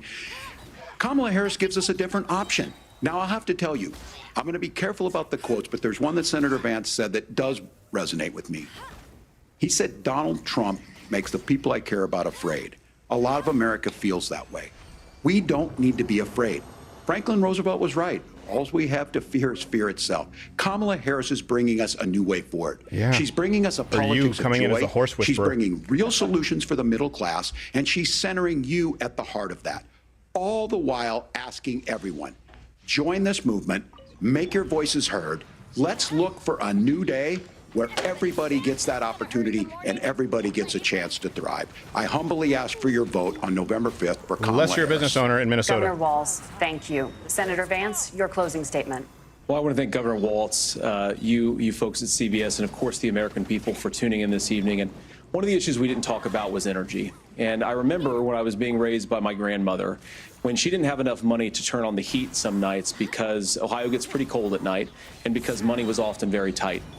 And I believe, as a person who wants to be your next vice president, that we are a rich and prosperous enough country where every American, whether they're rich or poor, ought to be able to turn on their heat in the middle of a cold winter night. That's gotten more difficult thanks to Kamala Harris's energy policies. I believe that whether you're rich or poor, you ought to be able to afford a nice meal for your family. That's gotten harder because of Kamala Harris's policies. I believe that whether you're rich or poor, you ought to be able to afford to buy a house. You ought to be able to live in safe neighborhoods. You ought to not have your communities flooded with fentanyl. And that, too, has gotten harder with because of Kamala Harris's policies. Now, I've been in politics long enough to do what Kamala Harris does when she stands before the American people and says that on day one, she's going to work on all these challenges I just listed. She's been the vice president for 3.5 years. Day one was 1,400 days ago, and her policies have made these problems worse. Now, I believe that we have the most beautiful country in the world. I meet people on the campaign trail who can't afford food, but have the grace and generosity to ask me how I'm doing and to tell me they're praying for my family. What that has taught me is that we have the greatest country, the most beautiful country, the most incredible people anywhere in the world. But they're not going to be able to achieve their full dreams with the broken leadership that we have in Washington. They're not going to be able to live their American dream if we do the same thing that we've been doing for the last 3.5 years. We need change. We need a new direction. We need a president who has already done this once before and did it well. Please vote for Donald Trump. And whether you vote for me or vote for Tim Walz, I just want to say I'm so proud to be doing this, and I'm rooting for you. God bless you, and good night. Senator Vance, thank you. And thank you both for participating in the only vice presidential debate of this election cycle. I'm Margaret Brennan. And I'm Nora O'Donnell. And a reminder, there are just 35 days until Election Day. Please get out and vote. And for all of us here at CBS News, thank you. CBS News. What? Is that us or them? That's them. Yeah. All right. Man, they hit a couple gaffes, didn't they? They got to turn the. Oh, look at Tim Walz. He's like, gee whiz, you're good at this. Like crazy. Like, where'd you go to school? Oh my God, I thought there was like 10 of you. Oh yeah. You notice how he walks over to Walz too? There's like I don't like to dive too deep. Hey. I was like, I thought that was the. There's your October surprise. Oh my gosh, where'd you pick her up? She makes my wife look like crap. Crazy guys. How you doing? Oh, that skin complexion and she's whoa, hold on a second. You can wear a dress? Bitch, why'd you wear a pantsuit? Shoulders, huh? Okay. Supposed to be the coach's wife. You could put those cans out like you worked like you did in college, working for Hooters. And you're a See lawyer? what I told you about that perfect olive skin? She's getting the tanning. I told you. You know what's going on? It's just that Minnesota sun. You have that seasonal affective disorder. Is that why you won't blow me? No. No, Tim, it's because you have a boyfriend for that. She said, thanks for the cover, but he's really good. Yeah. She's like, oh, I didn't expect him to get trounced like that. Oh, man. Yeah, you can bring that in there. Lane, what's up, man? Thank you, sir. We have a fact check here. So many. Lane's such a many loud to guy. go I could hear you laughing a few times. 6 pages, huh? 6 pages. Yeah, I wasn't joking. It's awesome. Attaboy. One thing I will say, and I want to go to CNN real quick, then we have Thomas Finnegan, our 7+1. What struck me here is not only did J.D. Vance do really, but I would say this in full confidence, he'll do this every time. It's sustainable. What I mean by that is that J.D. Vance has kind of cracked the code. He cracked the code where they no longer have gotchas. If they say, yeah, but you said this, we want to try and paint you as flip-flopping. Now, unlike Kamala, he hasn't flip-flopped. His persona and the way that he performs with grace, and Pop Scratter thinks that he wasn't aggressive enough. You guys can comment and let me know if you think. I understand his point. He might change his mind tonight. He might change his mind, but I'm telling you, he can self-correct and say, I was wrong about that, or this is what I've learned in the campaign trail. He's done it really well, and he's basically learned how to take ownership and admit his faults or his missteps, and putting it on the American people in a positive way. They've taught me. You know when people say, I believe I've learned more from you as your teacher than you've learned from me? Only he's saying it, but he's genuine. He's what a populist actually should be. So I expect him to do this every time. It's not like someone had him go out, some talking points, and a really good performance one time. He's going to always be able, as long as he still maintains the mental faculties, to take what's given to him and answer and respond in real time and box the person in. And that works for people like me. Like Kamala, because Kamala, she same thing. She's been wrong on things. She will never admit she's wrong. She's gone back on policies. She won't say I changed my mind. She won't say I learned this or this happened to change my mind. She just goes she just lies or avoids the question. Yeah. Right. I appreciate someone who just directly to your face goes, yeah, I said that. Yeah. Right. I was wrong. I learned from it. Right. And so did I. In the primaries, I definitely did. Can we go to CNN and see what they're saying? Because I would imagine they're panicking. The lack of interviews that he has done with national media, with local talking media. about Walz, not Vance. It showed. He needed more reps. Yeah, Okay. I agree. They're admitting. J.D. Vance is It's undeniable. much more experienced at this, at public speaking, at defending himself, at pivoting. That's the only reason he won. No, he's not more experienced. He simply did his job. Walz's strategy was to make him inexperienced.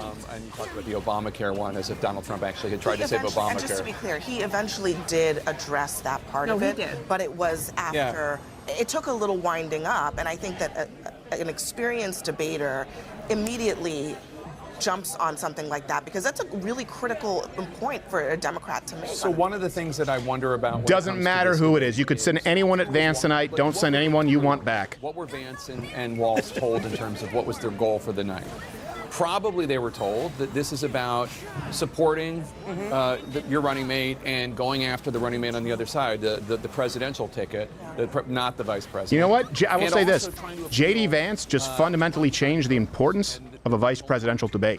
That's what I think actually happened tonight. But that's still a significant group.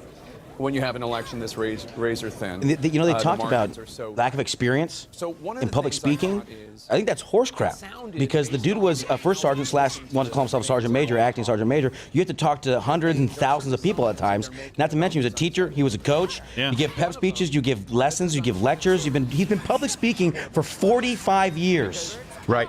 That's older than J.D. Vance even has lived. Not to mention all the horses. Yeah, well, that's the one person. That he supports banning abortion nationally. Don't It was on spoil his it. Senate issues My page Italian before stallion. he was picked as Donald Trump's running mate. To hear J.D. Vance talk about that issue tonight, he expressed consternation with the Republican Party for not reaching out more, not talking to more people, wanting to provide more options for women. And yes, absolutely. Did Tim Walz? How are you going to try to did spin not it, go Jake? after him on That is that? what I'm. That's yeah. part of the point is that you're actually explaining exactly what I think was missing on the debate stage. J.D. Vance has a record on abortion. And you didn't really hear about that. He didn't from do it Tim 3 times. Walz. It doesn't have to be lengthy, but you just didn't hear it. And secondly, J.D. Vance's job tonight was to launder Trumpism for middle come on. class, for Jesus. those Come undecided on. voters. And I Speaking of think laundering, how's that Ukraine bill? in large part, he was able to do that without getting a whole lot of pushback from Tim Walz on the stage. And maybe they're talking to different segments of that undecided pool, but No. Vance was talking to all of them tonight, sweetheart. do what he came to do, which is to take Trumpism She's and mad just 'cause he was talking to her. package it What up I in a meant different when way. I said rehab, I And don't necessarily not think much at the end of the pushback day, to it. though, Yeah. that what we saw is going to make a big difference at the top of the ticket. Sure. Yeah. Well, I mean, Here's the when thing, you don't listen need to make a J.D. big Vance difference describe because the I'm going to Trump bring this up years, for you guys really quick. low The inflation. recent polling, okay? Recent polling, these are the most recent polls to be clear. Trump is ahead in all of them for all those doomsdayers out there. So you don't vote, it's rigged anyway. These are only states that have had polls since October 1st, okay? North Carolina, Quinnipiac, Trump +1. Washington Post, Trump up 2. Emerson, Trump up 1. Insider Advantage, Trump up 1. That means the most recent 4 polls in North Carolina has Trump up within a margin of error. Georgia, Quinnipiac, +5 for Trump. Insider Advantage has it as a tie. Pennsylvania, Emerson has it as a tie. Trafalgar has it as Trump +3. Wow. That's outside the margin of error. Arizona, Emerson has Trump +3. Insider Advantage, Trump +1. These are the only states, swing states, that have polling available here basically within the last 24 to 48 hours. So this could be enough. This absolutely, and here's also why, because these are the only 2 people who the American population at large have not seen. So they're tuning in to say, maybe you guys can fill in the gaps. I think that's what the VP debate is going to become going forward. It used to just be, okay, let's see who's better on their feet. Let's see if they made a mistake. That's really a VP debate could only hurt you. Let's see if McCain made a mistake with Palin, right? Let's see if Mike Pence is a mistake. In this case, I think going forward, the VP debate, especially when it's a close race, is going to be seen as the event that fills in the gaps. And J.D. Vance, I think, changed that quite a bit. You guys can comment what you think. I also would like to see if Mission Control has any other meltdowns, because I can't imagine that any reaction from the left has been positive at all tonight. I think this. What are you guys laughing about? Funny, it's like you're passing okay, dirty notes. Oh, it's good. Show it. So Donald Trump just tweeted this out.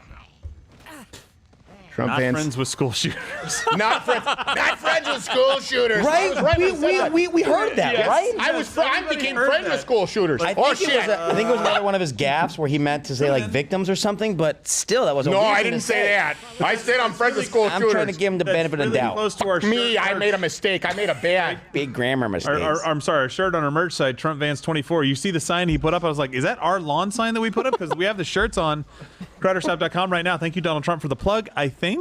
Let's see CNN panel right now. Anderson Cooper is soiling his panties. Made a difference. Yes, I think guy's miserable. that is absolutely true, and I thought his first answer on the situation in the Middle East was probably one of his weakest answers. He closed strong, without a question, and on those he name dropped, that's why. on those questions of abortion, the Affordable Care Act, and of course the end on democracy, I think he did very, very well. According to the recent you know, Quinnipiac people poll, are shooting Donald Trump me numbers favored from on protecting thousands democracy. across the way, and pretty surprisingly to me, they basically ruled, said it was more of a draw. One thing should be noted. That's the best I'll get. is the degree to which we discussed before the debate. There are two J.D. Vances. Yeah, that's also There's the a draw. J.D. That's also Vance how that Tim Walz referred to Tiananmen Square.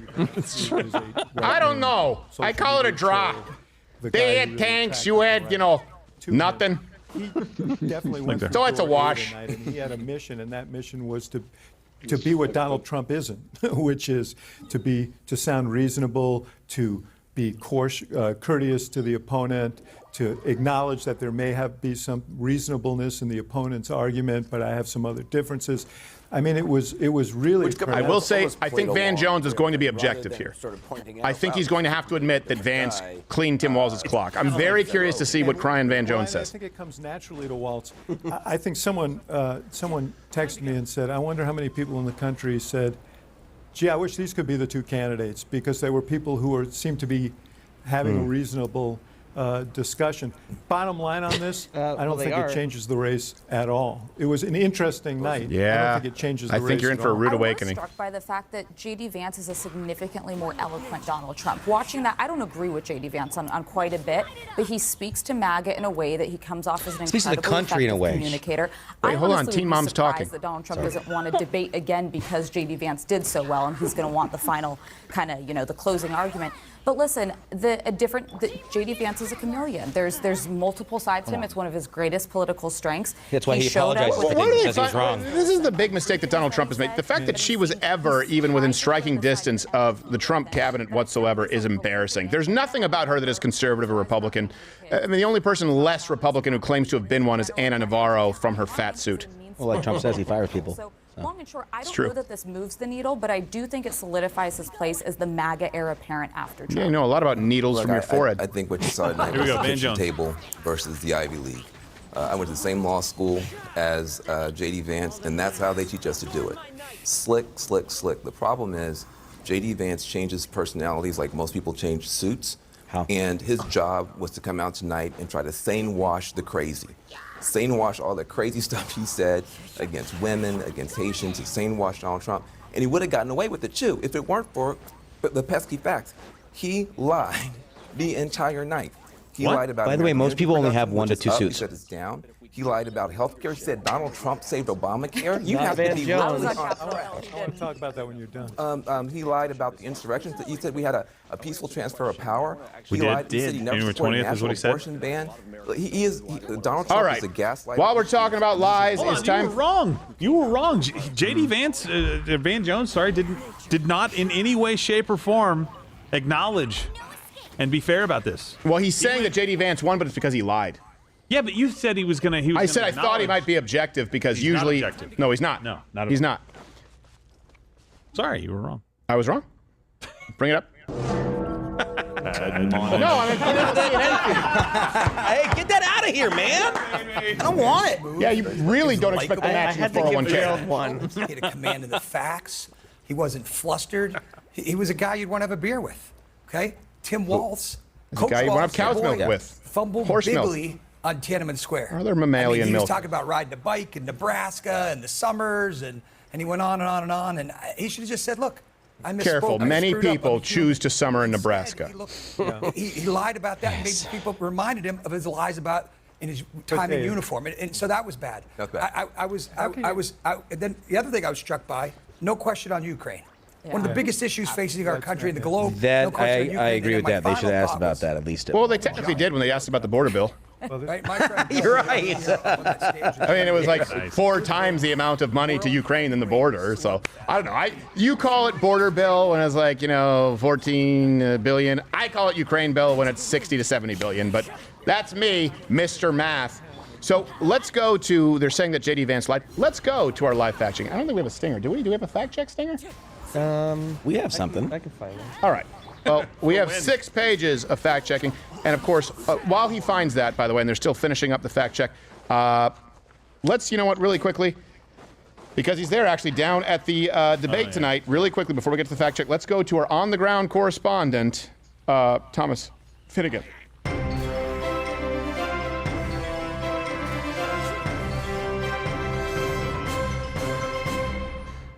All right, Finnegan, we paid a lot of money. It's debate night in New York. What do you have for us? Hi, Stephen. Yeah, so you're in New York, debate night. Are you in a subway? Is that where you? No, I stopped there for dinner, but now I'm in the Underground Railroad. No, that's not what it's called. So you missed the debate. No, I was there. It was actually very interesting to see in person. Yeah, and you didn't stick around for the interview, of course. Okay, thanks.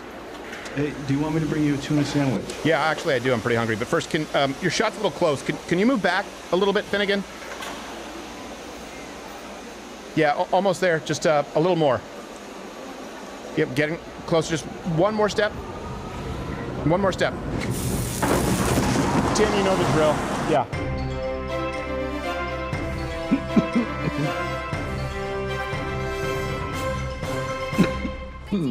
All right, he'll be okay. I hope. Gosh, I don't give a shit. He comes Before back. we go to the live fact checking here, I just want to tell you guys something. This is an example tonight. Look, there can be no doubt this was very one-sided. Okay, and I feel like we've done a pretty good job. Remember, last time when the debates took place, second debate, I was not happy with Donald Trump. I thought, man, he sort of snatched defeat from the jaws of victory. The debate with Kamala Harris, the second go around, I thought it was pretty even, but I thought that Donald Trump gave the media enough to claim that Kamala Harris won. We saw that bump for a little bit. We saw the poly markets change. And then we saw them start shifting back. So I've always, and sometimes you guys get mad with me, but I try and be objective, and all of us do here, so that on a night like tonight, hopefully you can trust us. There is no doubt. It wasn't even close, and that's very, very hard to do when you are the heavy favorite. According to Walz, Harris, and the media themselves, they knew that Vance was going to be a formidable opponent. If you go into a fight as a 20-1 favorite, it's really hard to overperform, right? Even if you win it definitively, you have to win it in a way that is, frankly, historic.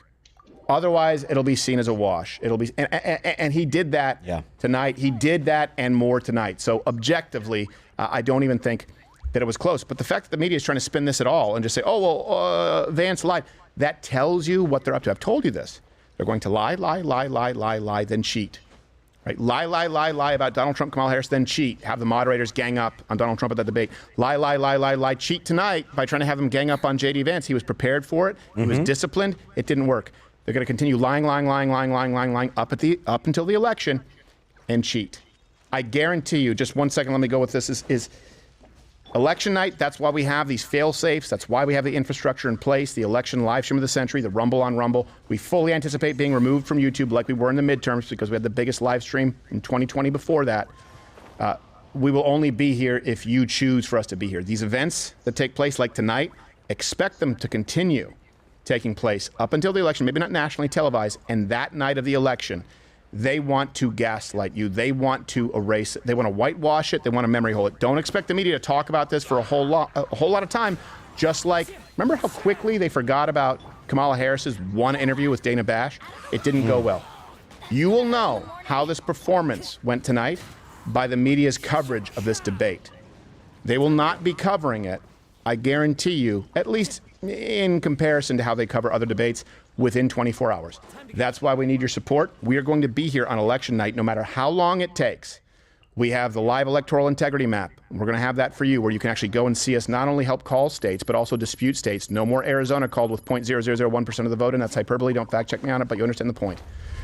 All major swing states, all major cities in those states, we are going to have on-the-ground undercover journalists. We're going to have on-the-ground correspondents, as well as you, a volunteer army, and you will be able to click that map and see any shenanigans that take place. We're going to have real-time data. We're going to have cross streams with every major stream that exists online that you want to see. There's no reason to tune in anywhere else. We have everything the legacy media has and everything that you don't expect to see from them. All of that and more, because we know. I'm telling you this, lie, cheat. Everyone knows it. Be ready for it. And that's what they're doing tonight. They're going to cheat and say that J.D. Vance just lied. Well, because of that, you know what? We got something for you. Let's go to a live fact check of the entire night. Tweet check. Fact Trump. Trump fact check tweet. Fact check. News. It's always fun. All right, Gerald, you and I can both take some of this. Okay. They were talking about electric vehicles in Minnesota, saying that, hey, yeah, that actually brings jobs here to the United States. I don't know if you know this. We brought this up earlier. BYD is the largest electric vehicle manufacturer by a landslide. And, of course, that is a Chinese company, not to mention the batteries and the raw materials. Lithium mining is dirty. And, by the way, they're talking about a hurricane at the time, and he went to EVs. Yes, he went to EVs. Well, that's how you fix hurricanes. Well, they're talking about climate change technically, but still, it was focused on Hurricane Helene. Do you want to know how I believe this? You can go back to 2011 where I went to the Cancun Climate Summit in Mexico and heard Ted Turner support China's one-child policy. Climate change policy is anti-human. When people are dying from a natural disaster and you start talking about electric vehicles from a company who has no respect for international emission standards, you are anti-human. You are anti-people. We like to act as though, people are beholden to lobbyists, as though that doesn't happen with the green energy movement, and it certainly couldn't happen with foreign companies who have a vested interest in our electric vehicle policies here. The one person who they've actually forced out of their far, far left, deep blue state? Tesla. Probably the most American auto manufacturer out there right now. It's arguable. I think Toyota has. Toyota might be Japanese, more. but still more American, yeah. But Tesla had to leave California for Texas. That should tell you what you need to know as far as electric vehicle policy as a matter of energy. Let's go to a claim that they made tonight. And all references are available. Link in the description, or you can go to louderwithcrowder.com as we do with every single show. We appreciate Mission Control getting all of this to us in record time. To claim that Trump tried to bribe oil executives at Mar-a-Lago. He actually told them that if they helped him get elected, they would see their profits increase. As opposed to green vehicle manufacturers, or, by the way, Wall Street, who helped Barack Obama get elected, or all of media who donate overwhelmingly to the Democratic campaign. He basically said, hey, look, you'll probably see your profits go up if I'm elected because I won't actually slash American energy production because I made us a net energy exporter for the first time in decades, and Kamala Harris has harmed America. So I don't know if you know this, but if the oil executives actually do better, meaning they're able to find more natural resources. I don't know if you know this, but historically, your gas prices go down. And I'm no fan of oil executives. Here's another claim that they made, that it wasn't true, or at least I guess they were trying to say that what he said wasn't true as far as child sex trafficking and drug mules. There were no drug mules. Yeah. That's what Wall said. Well, under Kamala's watch, 320,000 migrant children have been lost in the United States. Yeah. I know that's not a big number to you guys, but 320,000. By the way, those 320,000, that would be zero if our borders were secured and closed. Are you seeing that it's not compassionate to keep open borders? If you need a reason to argue that open borders is not actually compassionate, I just gave you 320,000. It is happening. The mules do exist. They are happening. You can look at I don't know what they call them. Police, they call them spotter report. I'm getting the wrong word. But there's a report. They have reports that come out every month.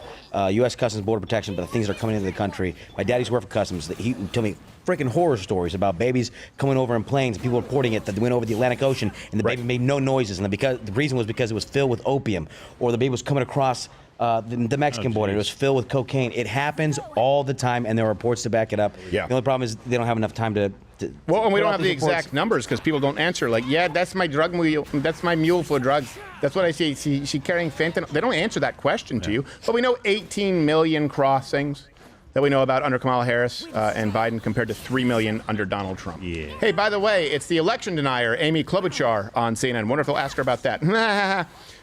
We go back to Springfield, Ohio. They were trying to say that it was a hoax.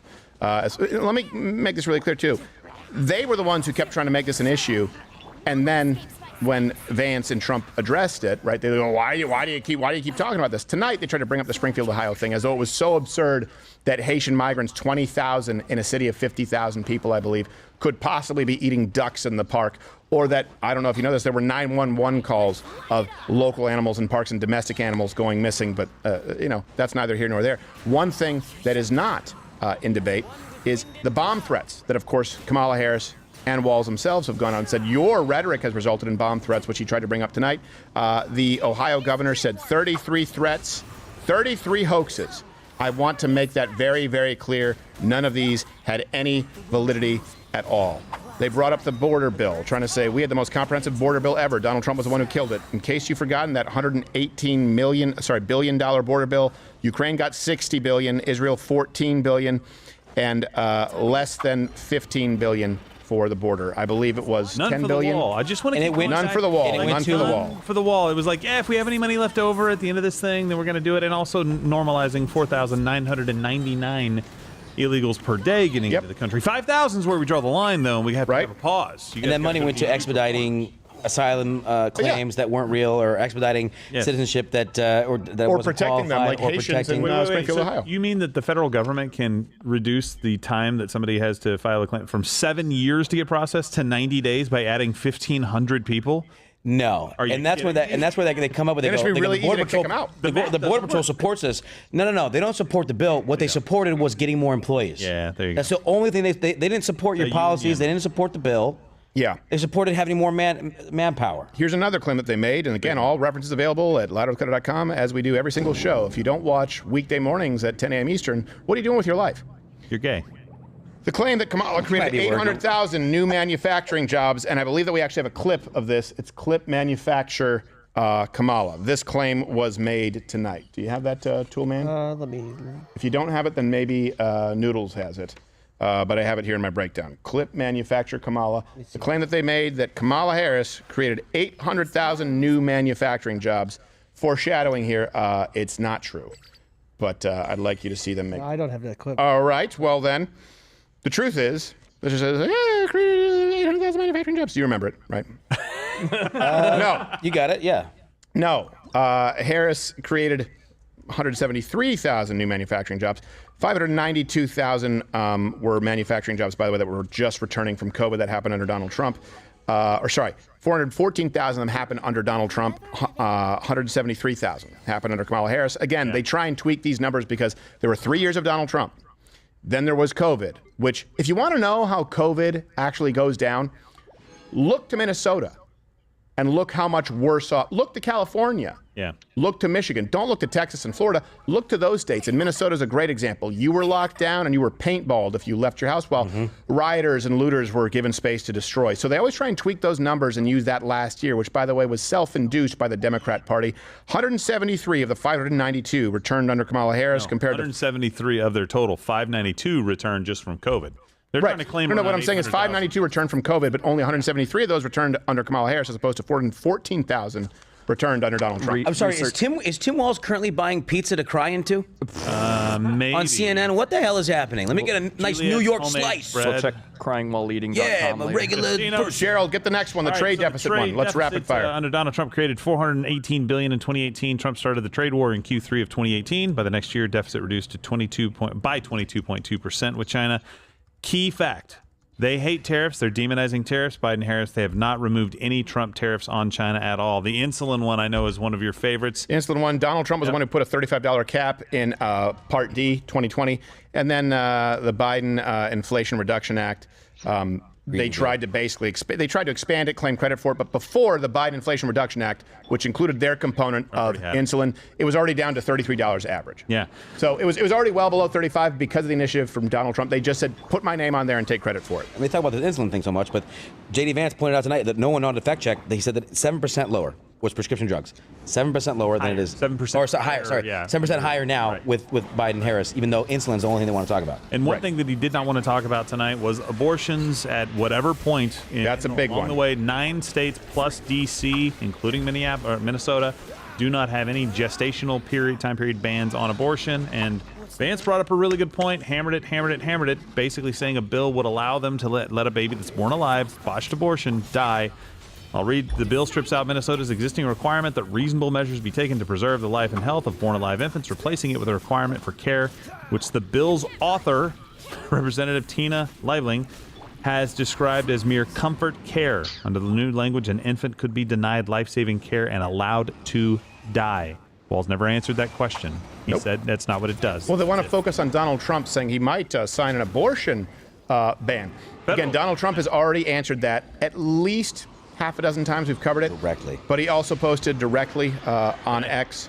And was that tonight? Tonight. This is new. He said, okay, so this is new. So Donald Trump reiterated it. So if you want to say that Donald Trump is lying, okay, fine. There's nothing to indicate on the flip side of the coin that he would, sign a federal abortion ban, because he said many, many times no. He wrote, "Everyone knows I would not support a federal abortion ban under any circumstances and would in fact veto it because it is up to the states to decide based on the will of their voters, the will of the people!" Exclamation mark. People. Like Ronald Reagan before me, I fully support the three, and I believe he went on to say exceptions, which, by the way, I don't necessarily agree with him. But that certainly is more in line with the view of the American public than all the way up until, including an afterbirth period, which is the policy of Tim Walz' state. So good that he has a state of which he was governor, so we can actually look and see what his record is compared to what he says. Ooh, and he pointed to it too, so many times. Gun violence. This is actually fact-checking the moderators, because they said that gun violence is the #1 killer. They used to say of children. You can find those clips of Biden, of Kamala Harris saying children. Now they say children and teens. It's still not quite right, because they include up to 19. We actually found in great pool by research up to 17 and younger, motor vehicle deaths are still #1. That means teen years, 13, 14, 15, 16, 17. Yep. It's only when you go to 18 and 19 gangbangers that it even changes a little. And this is why the press is the enemy of the people. Look, let's assume that you are an alien. Okay, just for a second. Let's assume that you are an alien and you're landing on Earth. Okay, and you have little alien babies. And by babies, in this case, I'll even include ages 1 to 14. All right, I'm leading you along the primrose path here because I'm going to give you a stat. But you're an alien, you're going, oh my God, this planet Earth is cruel and uncompassionate, dispassionate, whatever word you Earthlings use. I have youngins. They are barely able to fend for themselves. They're only 13. Right, because it's 1 to 14 years old. Yeah. What do I do to keep them safe? What is the #1 threat? Click CNN. Gun violence. MSNBC, gun violence. ABC, CBS, gun violence. So if you're an alien, you're landing, you're trying to figure out how to best protect your children, right? You're trying to identify the most imminent threats. Just like if you're in a tribe in the plains of Africa, and you're saying, hey, what do I need to be most concerned about? Is it elephants? Is it hippopotamus? Is it crocodiles? No, the answer is your corrupt government, right? That would be the answer. Of course, that's a hypothetical scenario. You're an alien landing on Earth. How do I defend my children? Those aliens' children, their children would die because they wouldn't be looking at the actual top threats. It's not even close. Ages 1 to 14. Disease, #1. Traffic accidents, #2. 3, cancer. 4, congenital issues. Gun violence isn't even in the top 5, let alone if you go ages 1 through 6, ages 1 through 10, that's ages 1 through 14. The entire stat is skewed by gangbangers who can be tried as adults. And by the way, if you just take out inner cities, it still wouldn't even register on the radar. That's why the press is the enemy of the people. Their only job is to equip you with information so that you can make informed decisions to better the lives of your family and your community. Otherwise, the media serves no purpose. When they lie to you and say the biggest threat you are facing is gun violence, they are making you definitively less safe. And it's even worse than that, because they're making you definitively less safe through stoking fear in a tool that if you're a woman or if you're infirm would make you definitively more safe. At least 2 million defensive uses of firearms every single year. The low end is 500,000 in a year. The high end is 3 million. So you're concerned about this death as opposed to traffic accidents, as opposed to congenital issues, as opposed to cancer, as opposed to accidents in the house, as opposed to the swimming pool, for God's sake. And so you forego a gun, which would, if simply handled responsibly, meaning you have young kids who don't understand how a gun works, you put it in a lockbox, you put it in a safe, would allow you to protect your family. The press is actually harming you on an active level. And they're enlisting the help of the Democrat Party because they've already decided what their agenda is. Nobody on your side will tell you that you don't need a gun. Nobody on your side will say that. No, absolutely not. And you know what? Let's run this clip because they were saying, Tim Walz, this is from X, the gun buyback clip. I believe, Noodles, you might need to bring this up, where they tried to say, or at least I believe it was Walz who said, no one's out there saying they want to take their guns away. No one's out there, except the fact that she did. Except the fact that Kamala Harris has said it many times until she said, well, not exactly, but I still kind of do. Let me know when we have the, do you have the clip? Here you go. No one said they want to take your guns away. Come again, stupid. I'm so passionate about and so looking forward to being president to address. We've got to deal with this. How mandatory is your gun buyback program? It's mandatory. Second Amendment? The Second Amendment, listen, we're going to have to do it the right way. There's no question about that. But we don't have any, we have to get these guns off the street. But I also, you know, I have faith in the American people to know that, you know, that we want to comply with our laws, and that I know that to be true. What? We have another clip too of her saying that she will actually go take your guns away. I'm sure they can find it. The other one here, and this is just, they bring up Obamacare. And I've been around on YouTube since 2008. So remember when this is a discussion, all the predictions were coming from those on the right, saying, well, this is going to skyrocket the costs of insurance, of premiums, of deductibles, because I believe it was 50 million Americans, I said, were not covered. And a huge portion of them were young, healthy Americans who chose not to get health care. And so a big side effect was forcing them to pay for health care at that point, and then forcing health care to cover pre-existing conditions while not telling insurance companies that they couldn't increase the prices. So what you've done is actually increase the risk pool. It was the biggest kickback. Obamacare, let me be clear, was the biggest kickback for the health insurance industry that this country has ever seen. Okay, now let me substantiate that just to be clear. They try and say, oh, Donald Trump tried to do away with Obamacare. Well, why do you think, dummy? Let me give you a couple of reasons. 1/3 of primary care doctors won't accept new patients on Medicaid at all. Okay, so the closer we get to single payer, the less effective it is. Obamacare doubled the costs of health insurance, doubled it. Maybe that's why he wanted to try a different direction. Let me ask you this. If doubling the cost of health insurance when your whole plan is to make it more affordable, if the result is double, when do you say, let's try a different direction? Does it have to be triple? Quadruple? At what point do you say it's a failed system? And here's the point, it's not failed. It's not failed for the left because they want to push onto you single payer. They want it to eventually be socialized healthcare.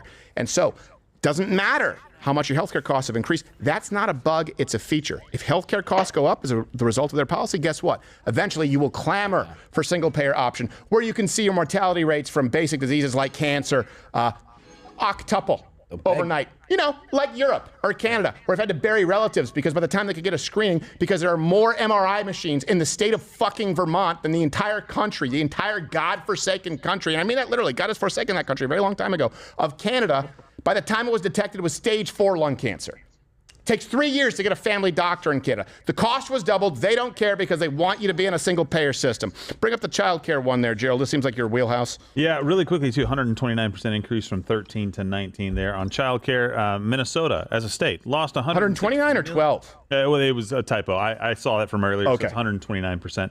Childcare Minnesota lost $106 million. Some would say that's a lot of money in childcare fraud in 2019. I don't think he's going to solve the problem with that. On preserving democracy, this question I thought was very interesting. They always bring this up. Yeah, because they go back to January 6th, and J.D. Vance did a good job going, hey, guys, you know the guy who, apparently cheated his way to stay in power? He left voluntarily on January 20th, 14 days after January 6th, also after saying peacefully and patriotically, and go home in peace and love and safety. 92 cases were filed. Wait, can we pause real